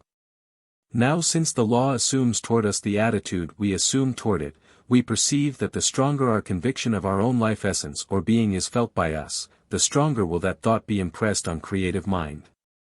Then since creative mind becomes to us just what we become to it, we find it pouring back into us increasing measures of its own life and being. As soon as we reflect into it the thought of life, it becomes increasing power to live to us. If we reflect into it the thought of love, it becomes increasing lovingness to us. The heart that is closest to God always feels the greater power of his love. The closer we get to him the closer he becomes to us. New beauties dawn on our vision. New songs sing forth from heaven. New joys await us. Higher emotions become possible. The spiritual mind sees visions celestial where the gross mind sees nothing, hears voices in nature where the materialist hears sounds. As we draw nearer to spirit, spirit draws nearer to us. And behind the dim unknown standeth God within the shadows, keeping watch above his own. The supreme affirmation, therefore, is a statement of being, I am. When Moses asks, Whom shall I tell the children of Israel that you are? The voice says, I am that I am.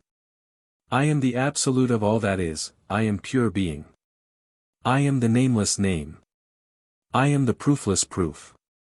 I am that which is. The supreme affirmation is the realization of the self as identified with pure being or God. I am at one with the all. I am.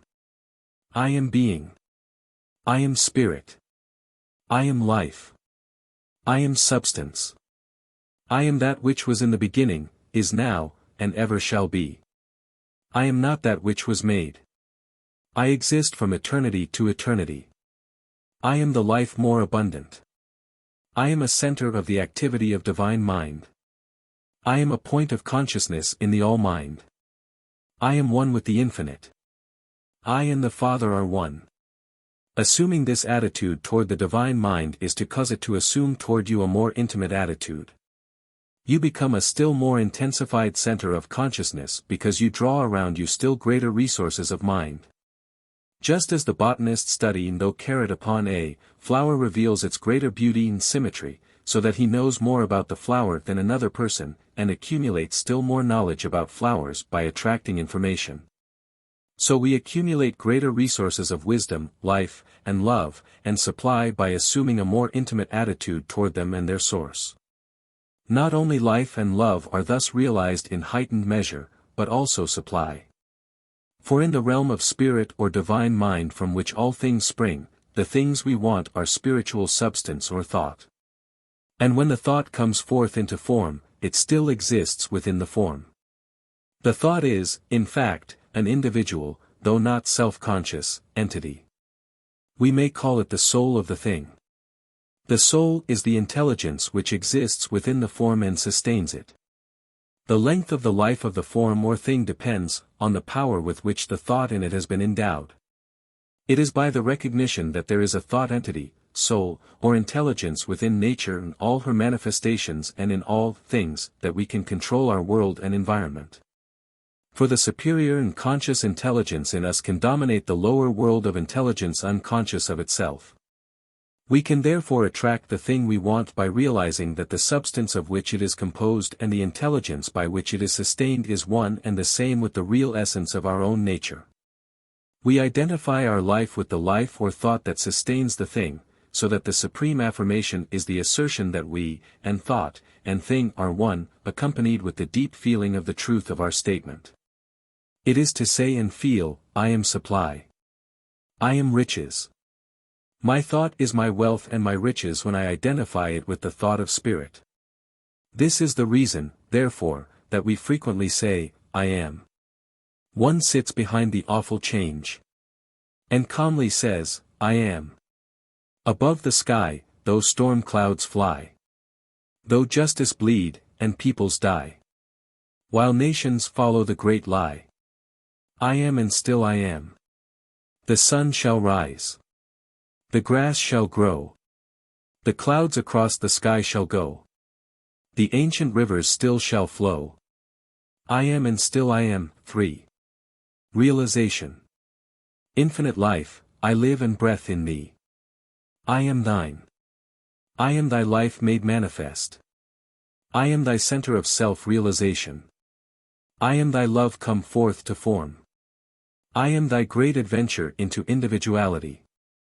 I, too, am love. I, too, am life. I, too, am peace. I, too, am the nameless substance. I, too, am spirit. I am life abundant. I am that which is. I am undying substance. I cannot die, for I am life. I cannot be sick, for I am health. I cannot be unhappy, for I am joy. I turn from all that is negative that I may realize the great affirmative. I am. I am. I am. Why should I fear? I am. No danger can come to me. I am. I am spirit and I am life. I cannot be lost for I am in the divine mind.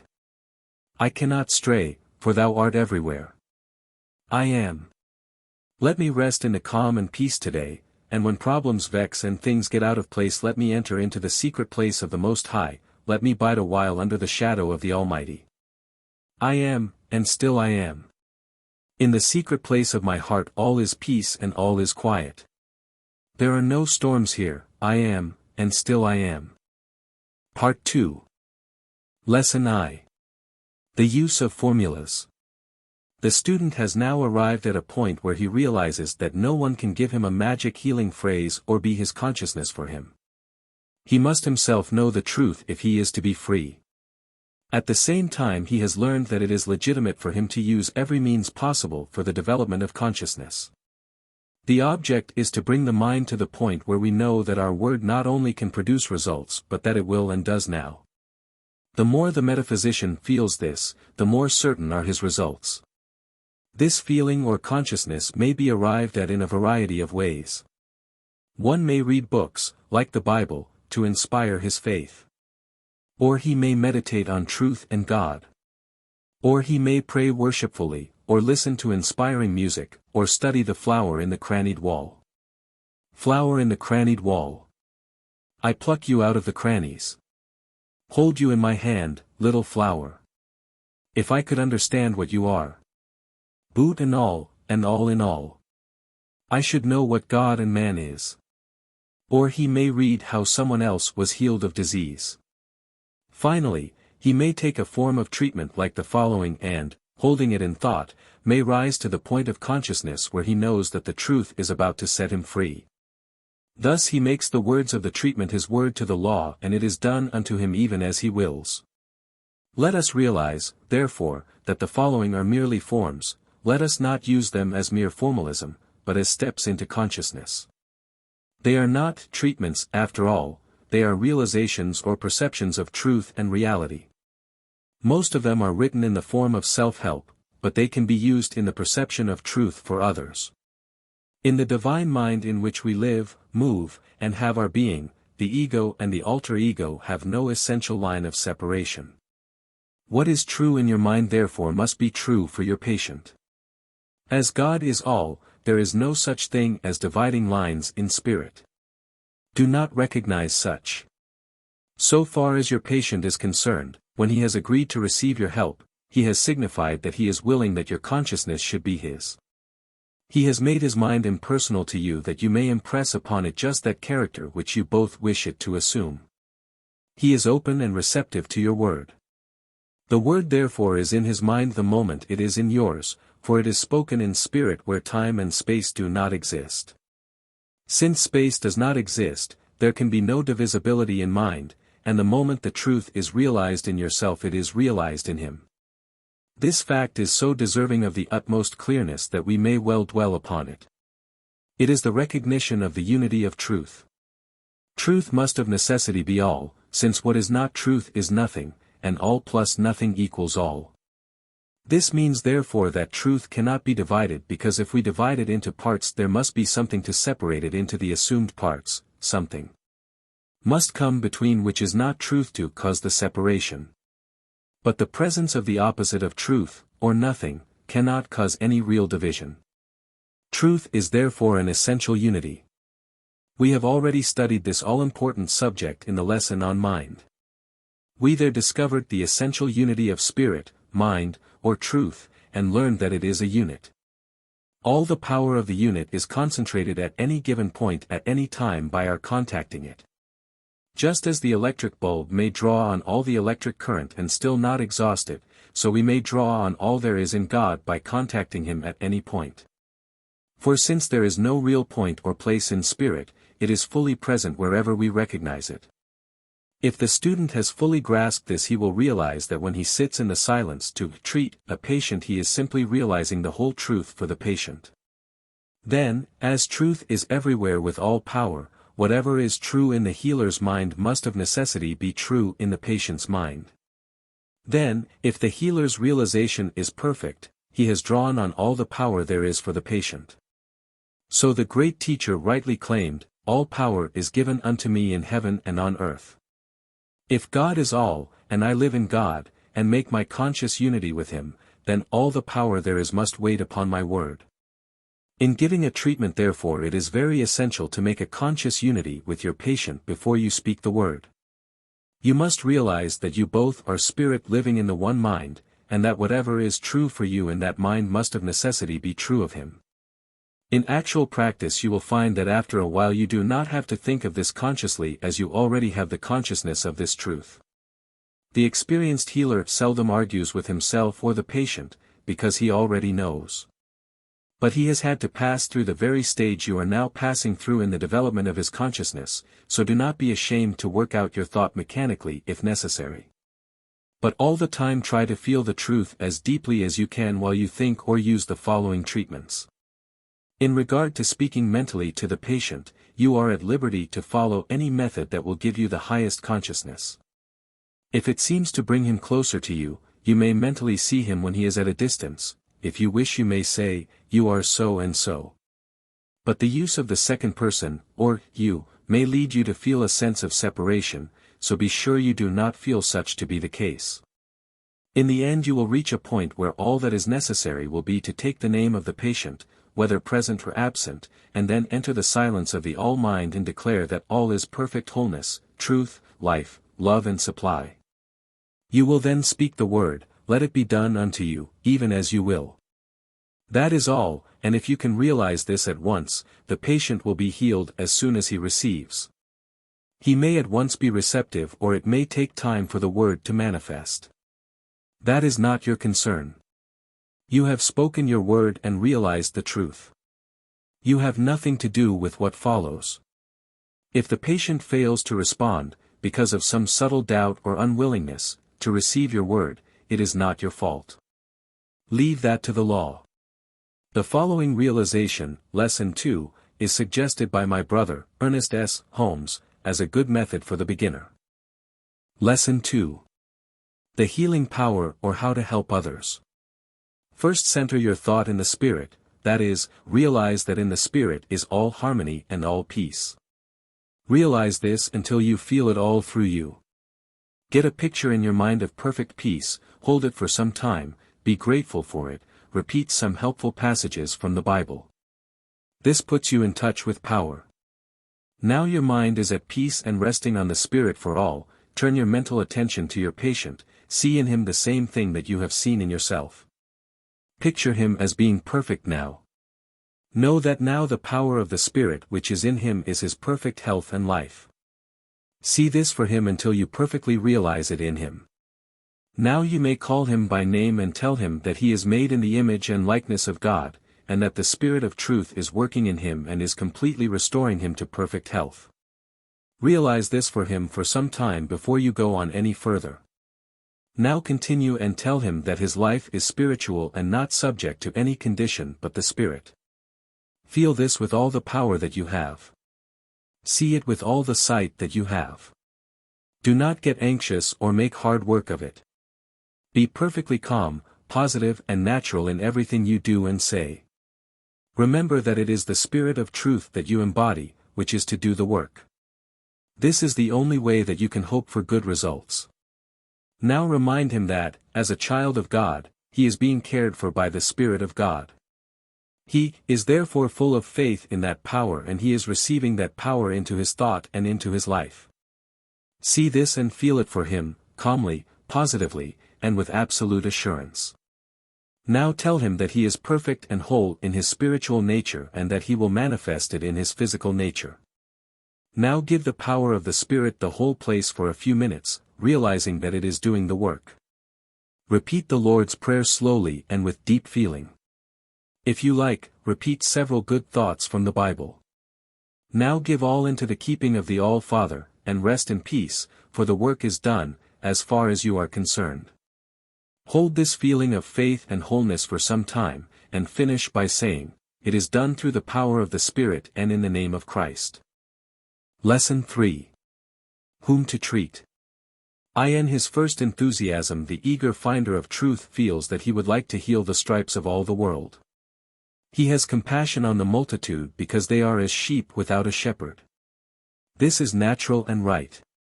For loving and compassionate interest in our fellow men is an indispensable law of healing. But it must not lead to wrong practices. You do not have the right to treat everybody. To treat those who might regard your efforts as an inexcusable interference, is wrong. Just because it might do them good is not a sufficient reason. Unless the case is very exceptional, such treatments are a mental invasion of their volitional rights. It is mental suggestion, hypnotism, and malpractice. In all cases where the patient is mentally incompetent you have a perfect right to heal. This would include insanity, hallucination, cases of accident where the patient is unable to choose. In all cases where other people are in danger you have a right to give your help, and you will find that subjectively the patient is reaching out for help and therefore is receptive. In case someone near to you, as a member of the family, is violating the laws of life, you must study out for yourself how far you have a right to speak them into truth, if their acts bring distress to you. You may treat yourself that you are in harmonious surroundings and that all those who come near to you are self-controlled, considerate, and loving. This will cure most cases. If they speak harshly or act unkindly, you can declare the opposite. Say, "I see you loving, kind, and considerate," or make such other statement as appeals to you. There will always be cases where you would like to help but at present cannot. You can declare that the way is opening up for you to speak the truth to them. You can by the silent word open up the pathway to their minds, but after it is open you must let the truth make its own appeal. You must not force its acceptance. To attempt it is to violate another's individuality. Inquisitions have been established, thousands have been burned at the stake, murders unnumbered have been committed, battles have been fought, nations have been drenched in blood. Peoples have been exterminated and civilizations have been extinguished by the well-meant effort of religious zealots who sought to force other people to accept their truth. Let us not perpetuate the system. Let us have no established, systematized, dogmatized, orthodoxy of the truth. Let us emancipate the souls of men as well as their bodies. Had God desired conformity to the truth rather than individuality, He would have made man without the power of choice. He would have said, "This is the way, walk in it because you cannot help yourself." He would have forced us to love, to serve, to be right. But love would then have been mechanical, and virtue a necessity. God knew better. He desired the spontaneous and voluntary giving of our hearts, or nothing. He wished men to live the truth because they love the truth. Moreover, the history of all forced religion, where the constraint has come from the outside rather than from within, has been that it leads to formalism, hypocrisy, decay, and death. So let us not try to force the truth on anyone. Let us give it to them, and when it has been presented in its own fair garment and bodied forth in our lives, men will want it for its own sake. Nor need we fear to wait. The world is hungry for the truth as the thirsty sands for the advancing tide. Meanwhile, if your heart longs to help, lift up your eyes unto the fields, they are white already, to the harvest. Thousands on thousands are ready for your word. If they will not take it in one city, go to another, if not in one home, go to another. You do not need to waste your time with those who do not want it when so many are calling for help. All people are your brother and sister and mother. Go ye into all the world and preach the truth to all. Turn to the people nearest you, however, whenever you can. Although a prophet is rarely honored in his own country, yet there is where he should begin. Start where you are, help where you are, if possible. If you are faithful in a few things, you will be made a ruler over many. If you desire to make the giving of this truth and healing to the world your life work, begin with those about you. Gradually you will find others coming of their own accord to you for help, and you will wake some morning to find yourself a successful healer and teacher, a blessing to your day and generation. Lesson 4. How long to treat and how often. It is a mistake to suppose that the value of a treatment lies in the length of time you hold the thought. As a matter of fact, you are working in a timeless element.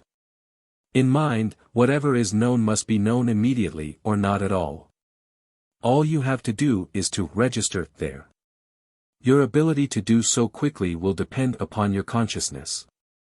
The use of affirmations, denials, treatments, realizations, reading, arguments, and so on is not for the sake of the patient but for your own sake. You must follow such a course as will bring your faith up to the point where you know in your heart that the word you speak will heal. It is the experience of all healers that our consciousness is higher at some times than at others. In exalted moments we speak the word and the patient is at once healed, if receptive. At other times it may require closely applied thought and argument to bring our faith up to the required intensity to register in the creative mind. As to how often we should take the patient into the silence, that is also a question of conditions. If he is not readily receptive, we must continue to make our advance on chaos and the dark. We must treat until an opening is secured, for while we treat none but those who desire help, yet race prejudices, religious formalism, and such things may prevent the patient from easily receiving. He may be like the New Testament character who exclaims, "Lord, I believe, help thou mine unbelief." The object of repeated treatment is therefore to be sure that we have made a full realization in consciousness. Again, the thought of some people is easily changed, they vacillate and accept contrary suggestions. I have had patients who could not hold to an idea more than a day or two at a time. In such cases I have found it necessary to give them daily instruction and treatment until the seed of faith had time to root.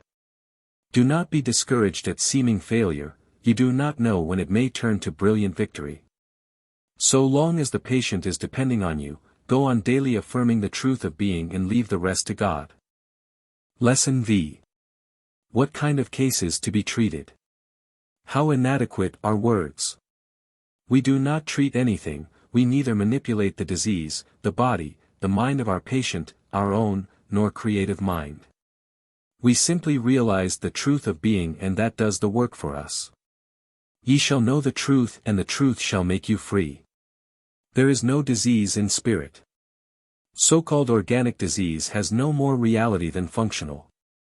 Functional has no more reality than we give it.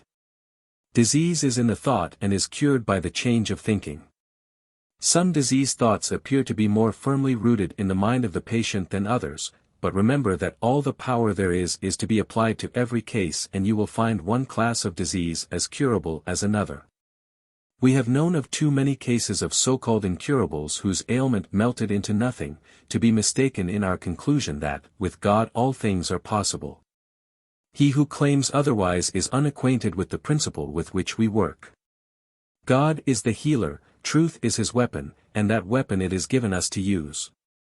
Do not hesitate to treat any case to which your consciousness can rise. At the same time, when you take a case, be sure that you feel within yourself a sufficient elevation of consciousness. If, after meditation, you find you do not have the necessary confidence, do not hesitate to surrender the case to another healer.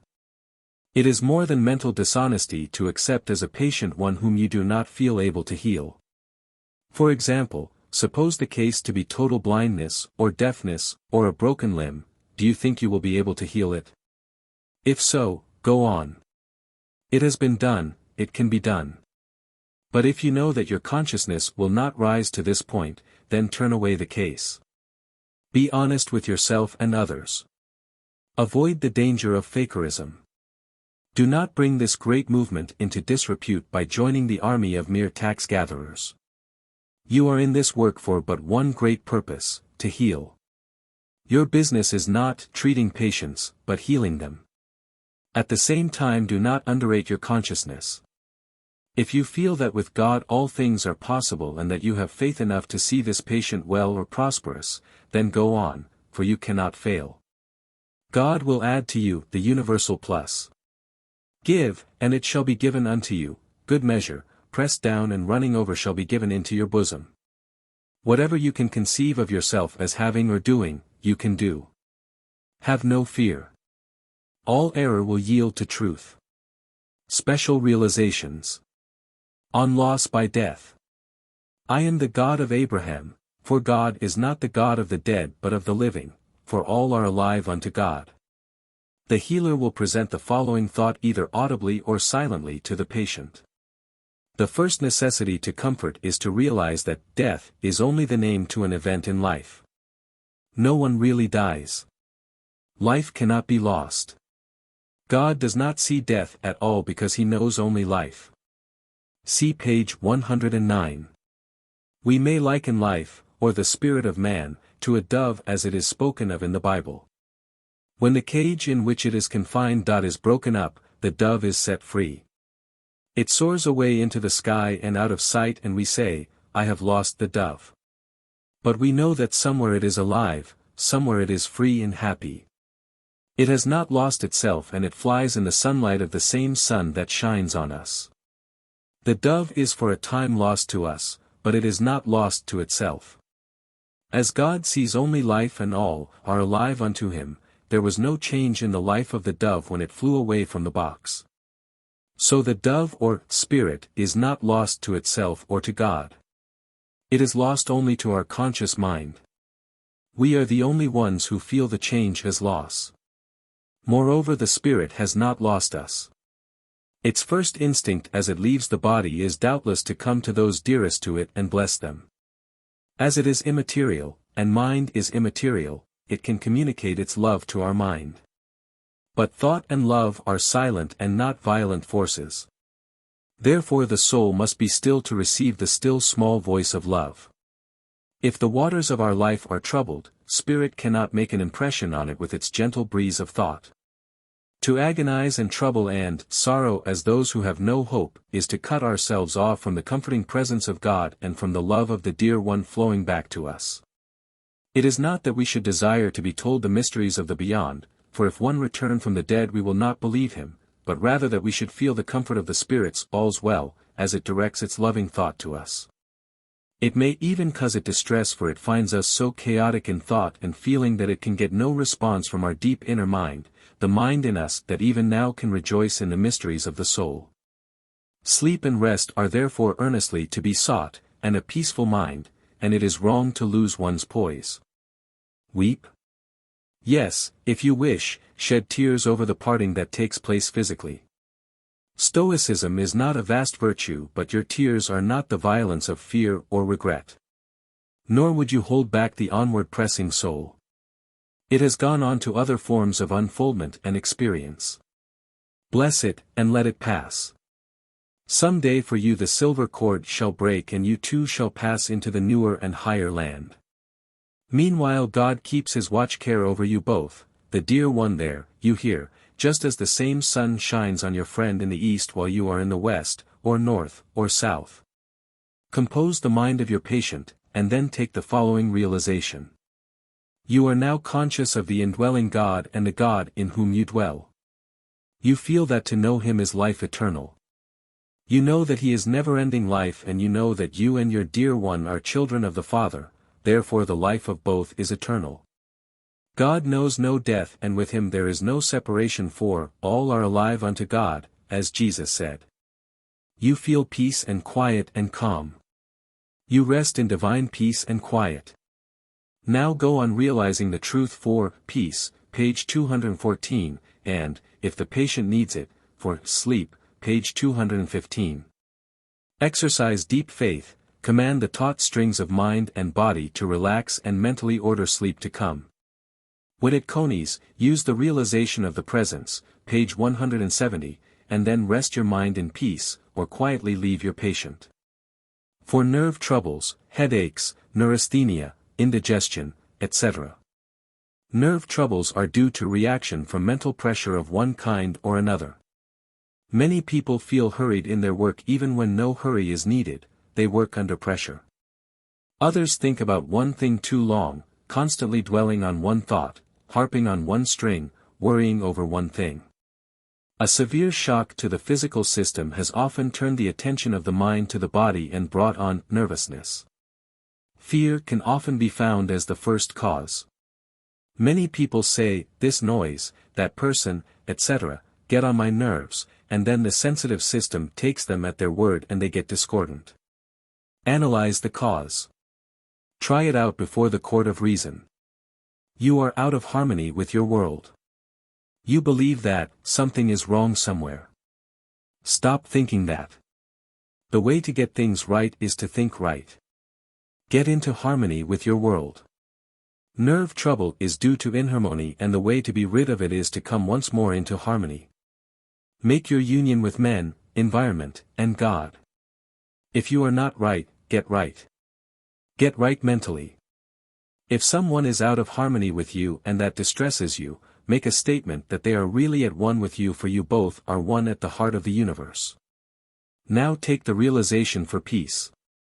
Hold this truth in mind for a while and say, I am at one with all people and all things. I rest in the sure confidence that beneath me are the girders of the Almighty and underneath are the everlasting arms. If you need it, realize the truth for sleep. After a while you will feel these truths to be true and they will externalize for you the thing you desire. Conquering fear, doubt and fault-finding. He that overcometh shall inherit all things. I have the power of truth in me, therefore I will not make mistakes, I have the power of love in me, therefore I shall keep in harmony with all things and people, I have the power of life in me, therefore I shall possess all health, today. I do now overcome all tendency to doubt, to fear, to find fault, to fall into my old mistakes. I am master of my appetites, passions, habits and, above all, my thoughts. I overcome all desire or interest in negative things and thoughts. Therefore today I do inherit the kingdom of God, the kingdom of love, joy, and peace. Accordingly all things that are good are also mine and I am grateful to God for the beneficent law of life which gives me these things. I thank Thee, Father, for these things. Amen. Independence and freedom. Where the Spirit of the Lord is, there is liberty. In me is the Spirit of the living God. The life I live is the life of the Spirit. The love I feel and express is the love of the Spirit, the wisdom I show is the wisdom of the Spirit. The Spirit of the Lord is upon me and I feel His presence in and through me.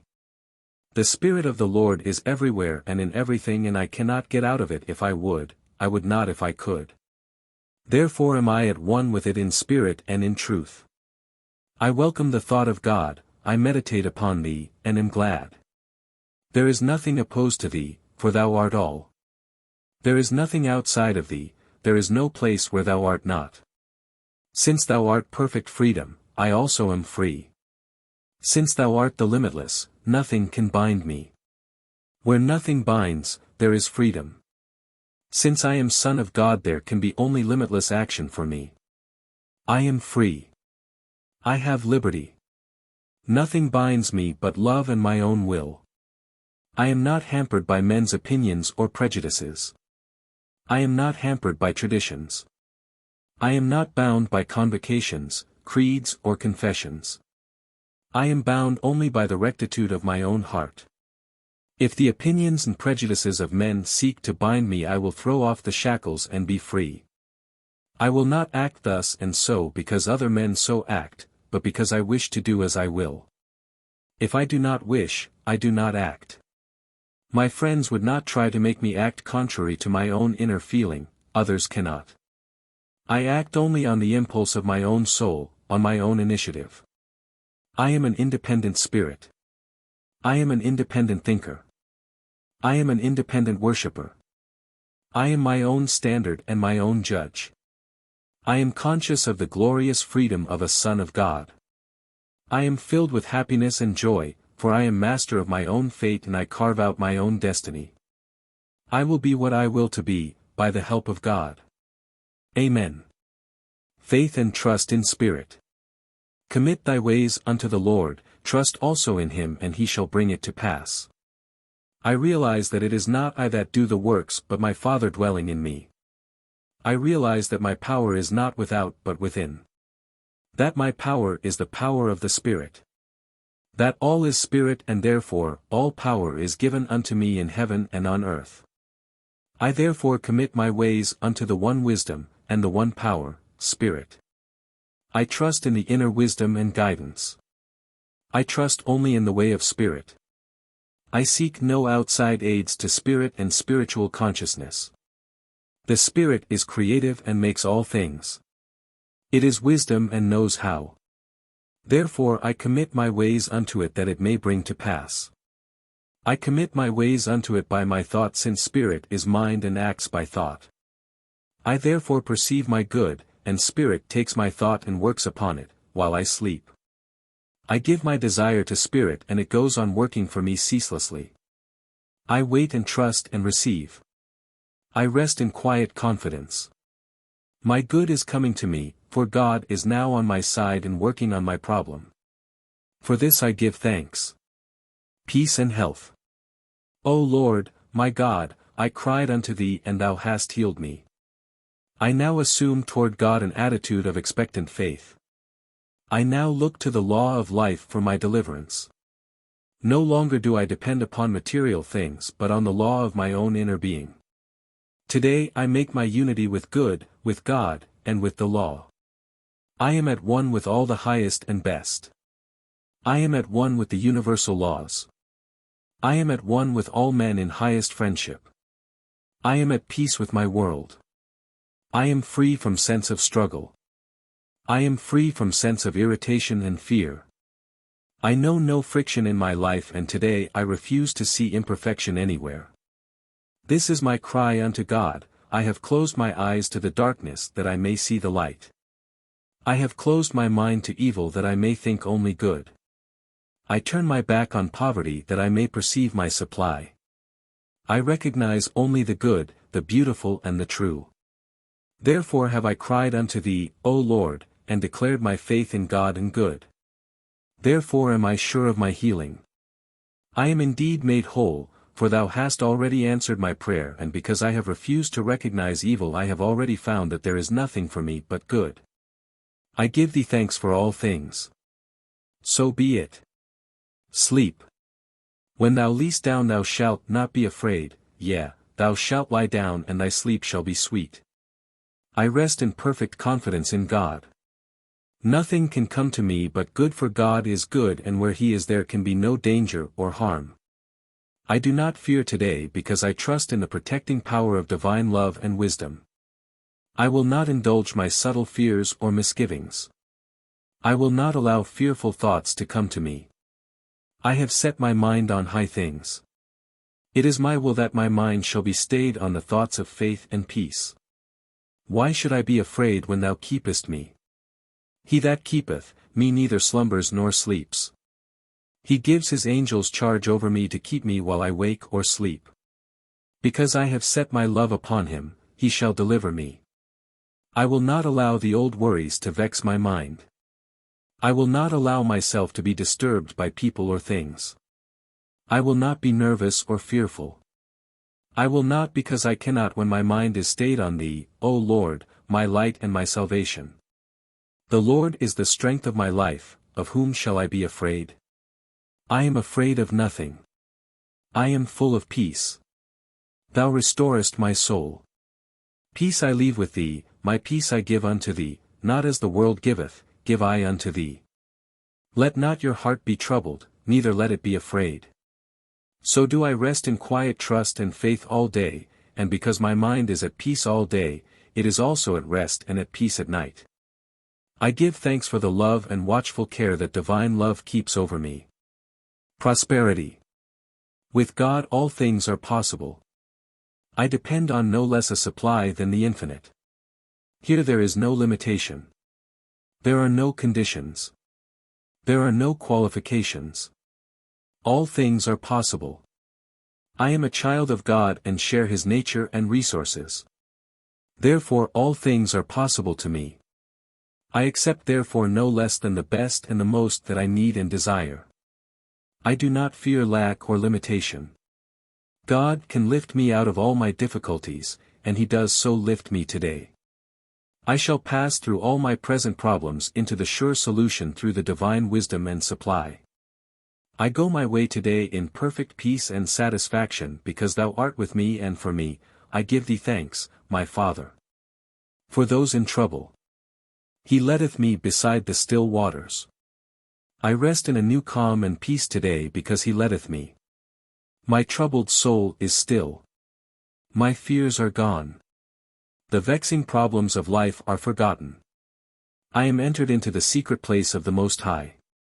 I am at peace and at rest, today. I go my way with an untroubled spirit. Thou wilt keep him in perfect peace whose mind is stayed on thee. The things that have been troubling me are now passed away, for I feel the greater interest in the finer things of spirit. What evil can come to the heart that is at peace with thee? I fear no evil, for thou art with me. Yea, though I pass through the valley of the shadow, thou art with me. Eternal life is my portion. The broken threads shall yet be woven together. My problems shall yet find their solution. I shall again see my dear ones. I can wait and I can trust and I can rest in spirit. This pain, this grief, this problem shall pass away and I shall find my peace. So I find it today, since God is the same yesterday, today and forever. I enter the timeless chambers of my soul. I meet with spirit. I talk with God. I am in the throne room of spirit and I am satisfied. Father, into thy hands I commend my spirit. There I rest today in quiet peace. Amen. Wisdom and illumination. Then shall thy light break forth as the morning, and thine health shall spring forth speedily. There is a light of understanding within me which is capable of interpreting all things. This light is the wisdom of God in my own soul. It is God's revelation of himself to me. I am more and more conscious of this inner wisdom and its power. Open my eyes, God, that newer and greater visions may appear, that I may ever grow in my capacity to think, act, and speak only those things that are real and true. My vision is growing brighter day by day. Therefore I am led to act more wisely. I am acting more and more in line with the creative will, therefore I am in harmony with the laws of the universe and they are in harmony with me. Accordingly health springs forth from my inner being. I keep the law and the law keeps me. Health wells up within me as from hidden springs. Life fills me to overflowing. Joy thrills through my soul today, for I have made my at-one-ment with the life of the universe, and the Father and I are one. I give thanks for the unspeakable gift of spiritual understanding. Prosperity. In the days of prosperity, be joyful. I will not forget to give thanks for my prosperity. Therefore I will give thanks now, for all supply is mine now and the wealth of the world is at the command of my faith. Before they call, I will answer them, therefore the good I seek is mine now. When ye pray, believe ye have received and ye shall receive. I believe that in the realm of spirit where all things first exist as thought, my good has already been born and has begun to grow for me. Therefore I believe that in the divine mind I have already received. Accordingly I know that I shall receive in an objective way, since every thought must pass out into form. I can and do give thanks in this confidence. Therefore I am filled with joy now in my prosperity, I am filled with great joy, for I not only have the prosperity I seek, but I have that greater thing, the power to conceive and the power to accept a larger measure of good from the giver of every good and perfect gift. I rest in divine satisfaction and infinite peace. I render thanks for the light, the life and the supply that are mine. Forgiveness and healing. Who forgiveth all thine iniquities, who healeth all thy disease. Today I am conscious of the forgiving love of spirit. God is my Father, full of infinite love and tenderness. I therefore know that all my mistakes are not held in divine mind. I alone have not forgiven myself. I alone have indulged the negative thought of weakness. God forgives all my mistakes and I will therefore forgive myself. If I have done ill to another, I will right it. I will be square with all men. I will overcome my fault. I will rise above my weakness. Therefore do I now forgive myself. I do not sympathize with myself or my fault, but I shall make it a thing of naught by rising so high in consciousness that this desire or temptation cannot again mar my joy in my own perfect selfhood. Therefore I am free from sense of guilt and fault. I rise to new heights. I go on in a new and conscious freedom. I am full of joy and peace.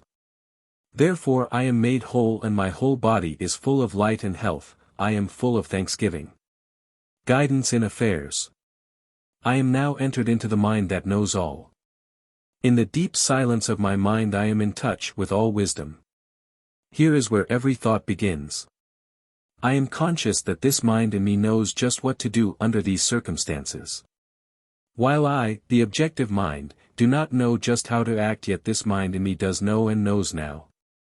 I therefore charge you, my inner self, to choose out the best course for me to follow in this enterprise. You will then put it into the form of thought and thought in turn will become the act. I pass from the truth in mind, through the truth in thought, into the truth of right action. I now trust in the inner guidance of spirit. Let all my affairs be made smooth and harmonious. Let all my business arrangements fall into line with prosperity. Let me now act wisely. I now know that the thoughts that come to me along this line will be right and I shall do the right thing at the right time. I may not be conscious at the time that I am acting under the guidance of my intuitions, but I will so act. For I am now committing my ways unto the Lord, I am trusting in Him and He shall bring it to pass. All my affairs shall now go well. My business plans shall carry through. I shall succeed in this enterprise and I shall not lose heart or courage. It is now done already, in the creative mind. It is accomplished and I am glad to give thanks. Letting down. To relieve the sense of tension and pressure, it is necessary to realize the threefold basis of feeling. We perceive. Nor soul helps flesh more now than flesh helps soul. The physical organism needs to be made quiet and reposeful. A good method to follow for those under special tension is to sit or lie down and begin the process of relaxation. Go to each part of your body in turn and give your orders. Arm, relax. Leg, relax. Muscles of the throat, relax. You will find that you have been under tension. Perhaps the shoulders or the back will be found bracing up against the weight of care. Or the abdomen has been held in and needs to be unchecked. Whatever it is, it will respond to your will, and even the involuntary muscles and nerves will respond to your orders. Rest and quiet will seize upon you, and you will feel singularly free. Now you must see to it that the moral feelings are under control. It is impossible to make your unity with the all-good if you feel yourself to be wrong somewhere, and as this sense of unity is absolutely essential, you must seek to make yourself right in thought and act with others, yourself, and the infinite law of life. To have clean hands and a pure heart, and a conscience devoid of offense to God and man, is to find relief at once. Remember that the law is not out of harmony with you but only you with it. Before they call, I will answer them. Therefore forgive yourself for your mistakes, for you are a Son of Man, and the Son of Man hath power on earth to forgive sins. In treating others, mentally declare that their sins are forgiven and that thus there is no sense of separation from God in their minds. Jesus seems invariably to have forgiven sin before healing. Son, thy sins are forgiven thee, now rise, take up thy bed and walk. Next you must unlimber the mind. It will be a surprise to you to find how much you have been worrying. You have been afraid of your work or the opinion of others. You have feared failure. You have wanted too much. Your mind has been at tension all the time. Day and night your tired brain has gone on toiling, puzzling, anticipating. You find it hard to give this all up. But it can be done. There are many ways. First of all, there is the determination to change, to have a new set of interests and stick to them. Conversion means a change of mind, and a reason why religious experience, which we call a rebirth, is of value, is that the whole course of thought is changed. The interests of life are altered. The old is found discordant, the new attractive. Turn your mind to consider what wonderful things growth and self-development are. Desire earnestly the better things. Forget your old worries and problems by engaging in new interests. Learn to take more concern for others. This will help. Get away from yourself. You are too important to yourself. You do not bulk so large as you think. Be more modest. You are not Atlas carrying the world on your shoulders. Carry on a little argument with yourself. My work is getting on all right. I will forget it now. I will thus feel fresher for it tomorrow. Better things are coming. It will come out all right. The future has many wonderful things in store. Life is good.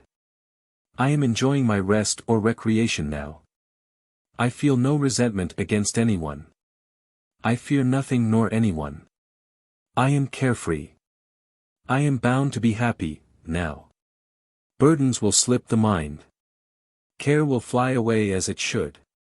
A sense of lightness and of warmth will pervade the mind. Unleash the hounds of fear and worry and haste and let them go. Rather the simple, happy life of moderate circumstances than the warped and twisted threads of an unhappy and unhealthy life. Thus may the seeker for truth become the great finder, for he who seeks shall find, he who knocks at the portal of wisdom shall have it opened unto him, and this shall be the nature of his marvelous discovery. I and the Father are one. To know that spirit passes through us into expression, that creative energy is a servant waiting the command of thought, and that we are the thinkers of that thought, is to give us a sense of power and mastery. The master key to life is unity. All the ills of life are due to inharmony. Inharmony is due to a sense of separation and lack of unity. But when we have once more made our unity with all good, we become bondservants no more to the law, but rather the law becomes our servant while we pass into the glorious freedom of the sons of God. Receive therefore the Spirit of truth, rise to the conscious union wherein you may say, I and the Father are one, and enter your kingdom in the conscious recognition of the Christ in you, the hope of glory. My good night prayer. Now let me sleep. In peace I lay me down. As draws the day to close. Good day or ill, no more it vexes thought. Than when at maum I rose. Now on the breast of night once more I lie. As when a child I lay. Close in the warm embrace of mother love. Worn with the hours of play. I rest and breathe a prayer to God tonight. And feel his presence near. Whose power is great, whose wings o'ershadow me. And guard my heart from fear. Dark though the night, I closer press to God. He sees beyond the dark, and knows the good that yonder lies for me. He hears the morning lark. So let me sink to rest in dreamless sleep. Flee, cares, to shadows dim. My soul shall find its peace in God and wake from sleep to joy in Him. F. L. H.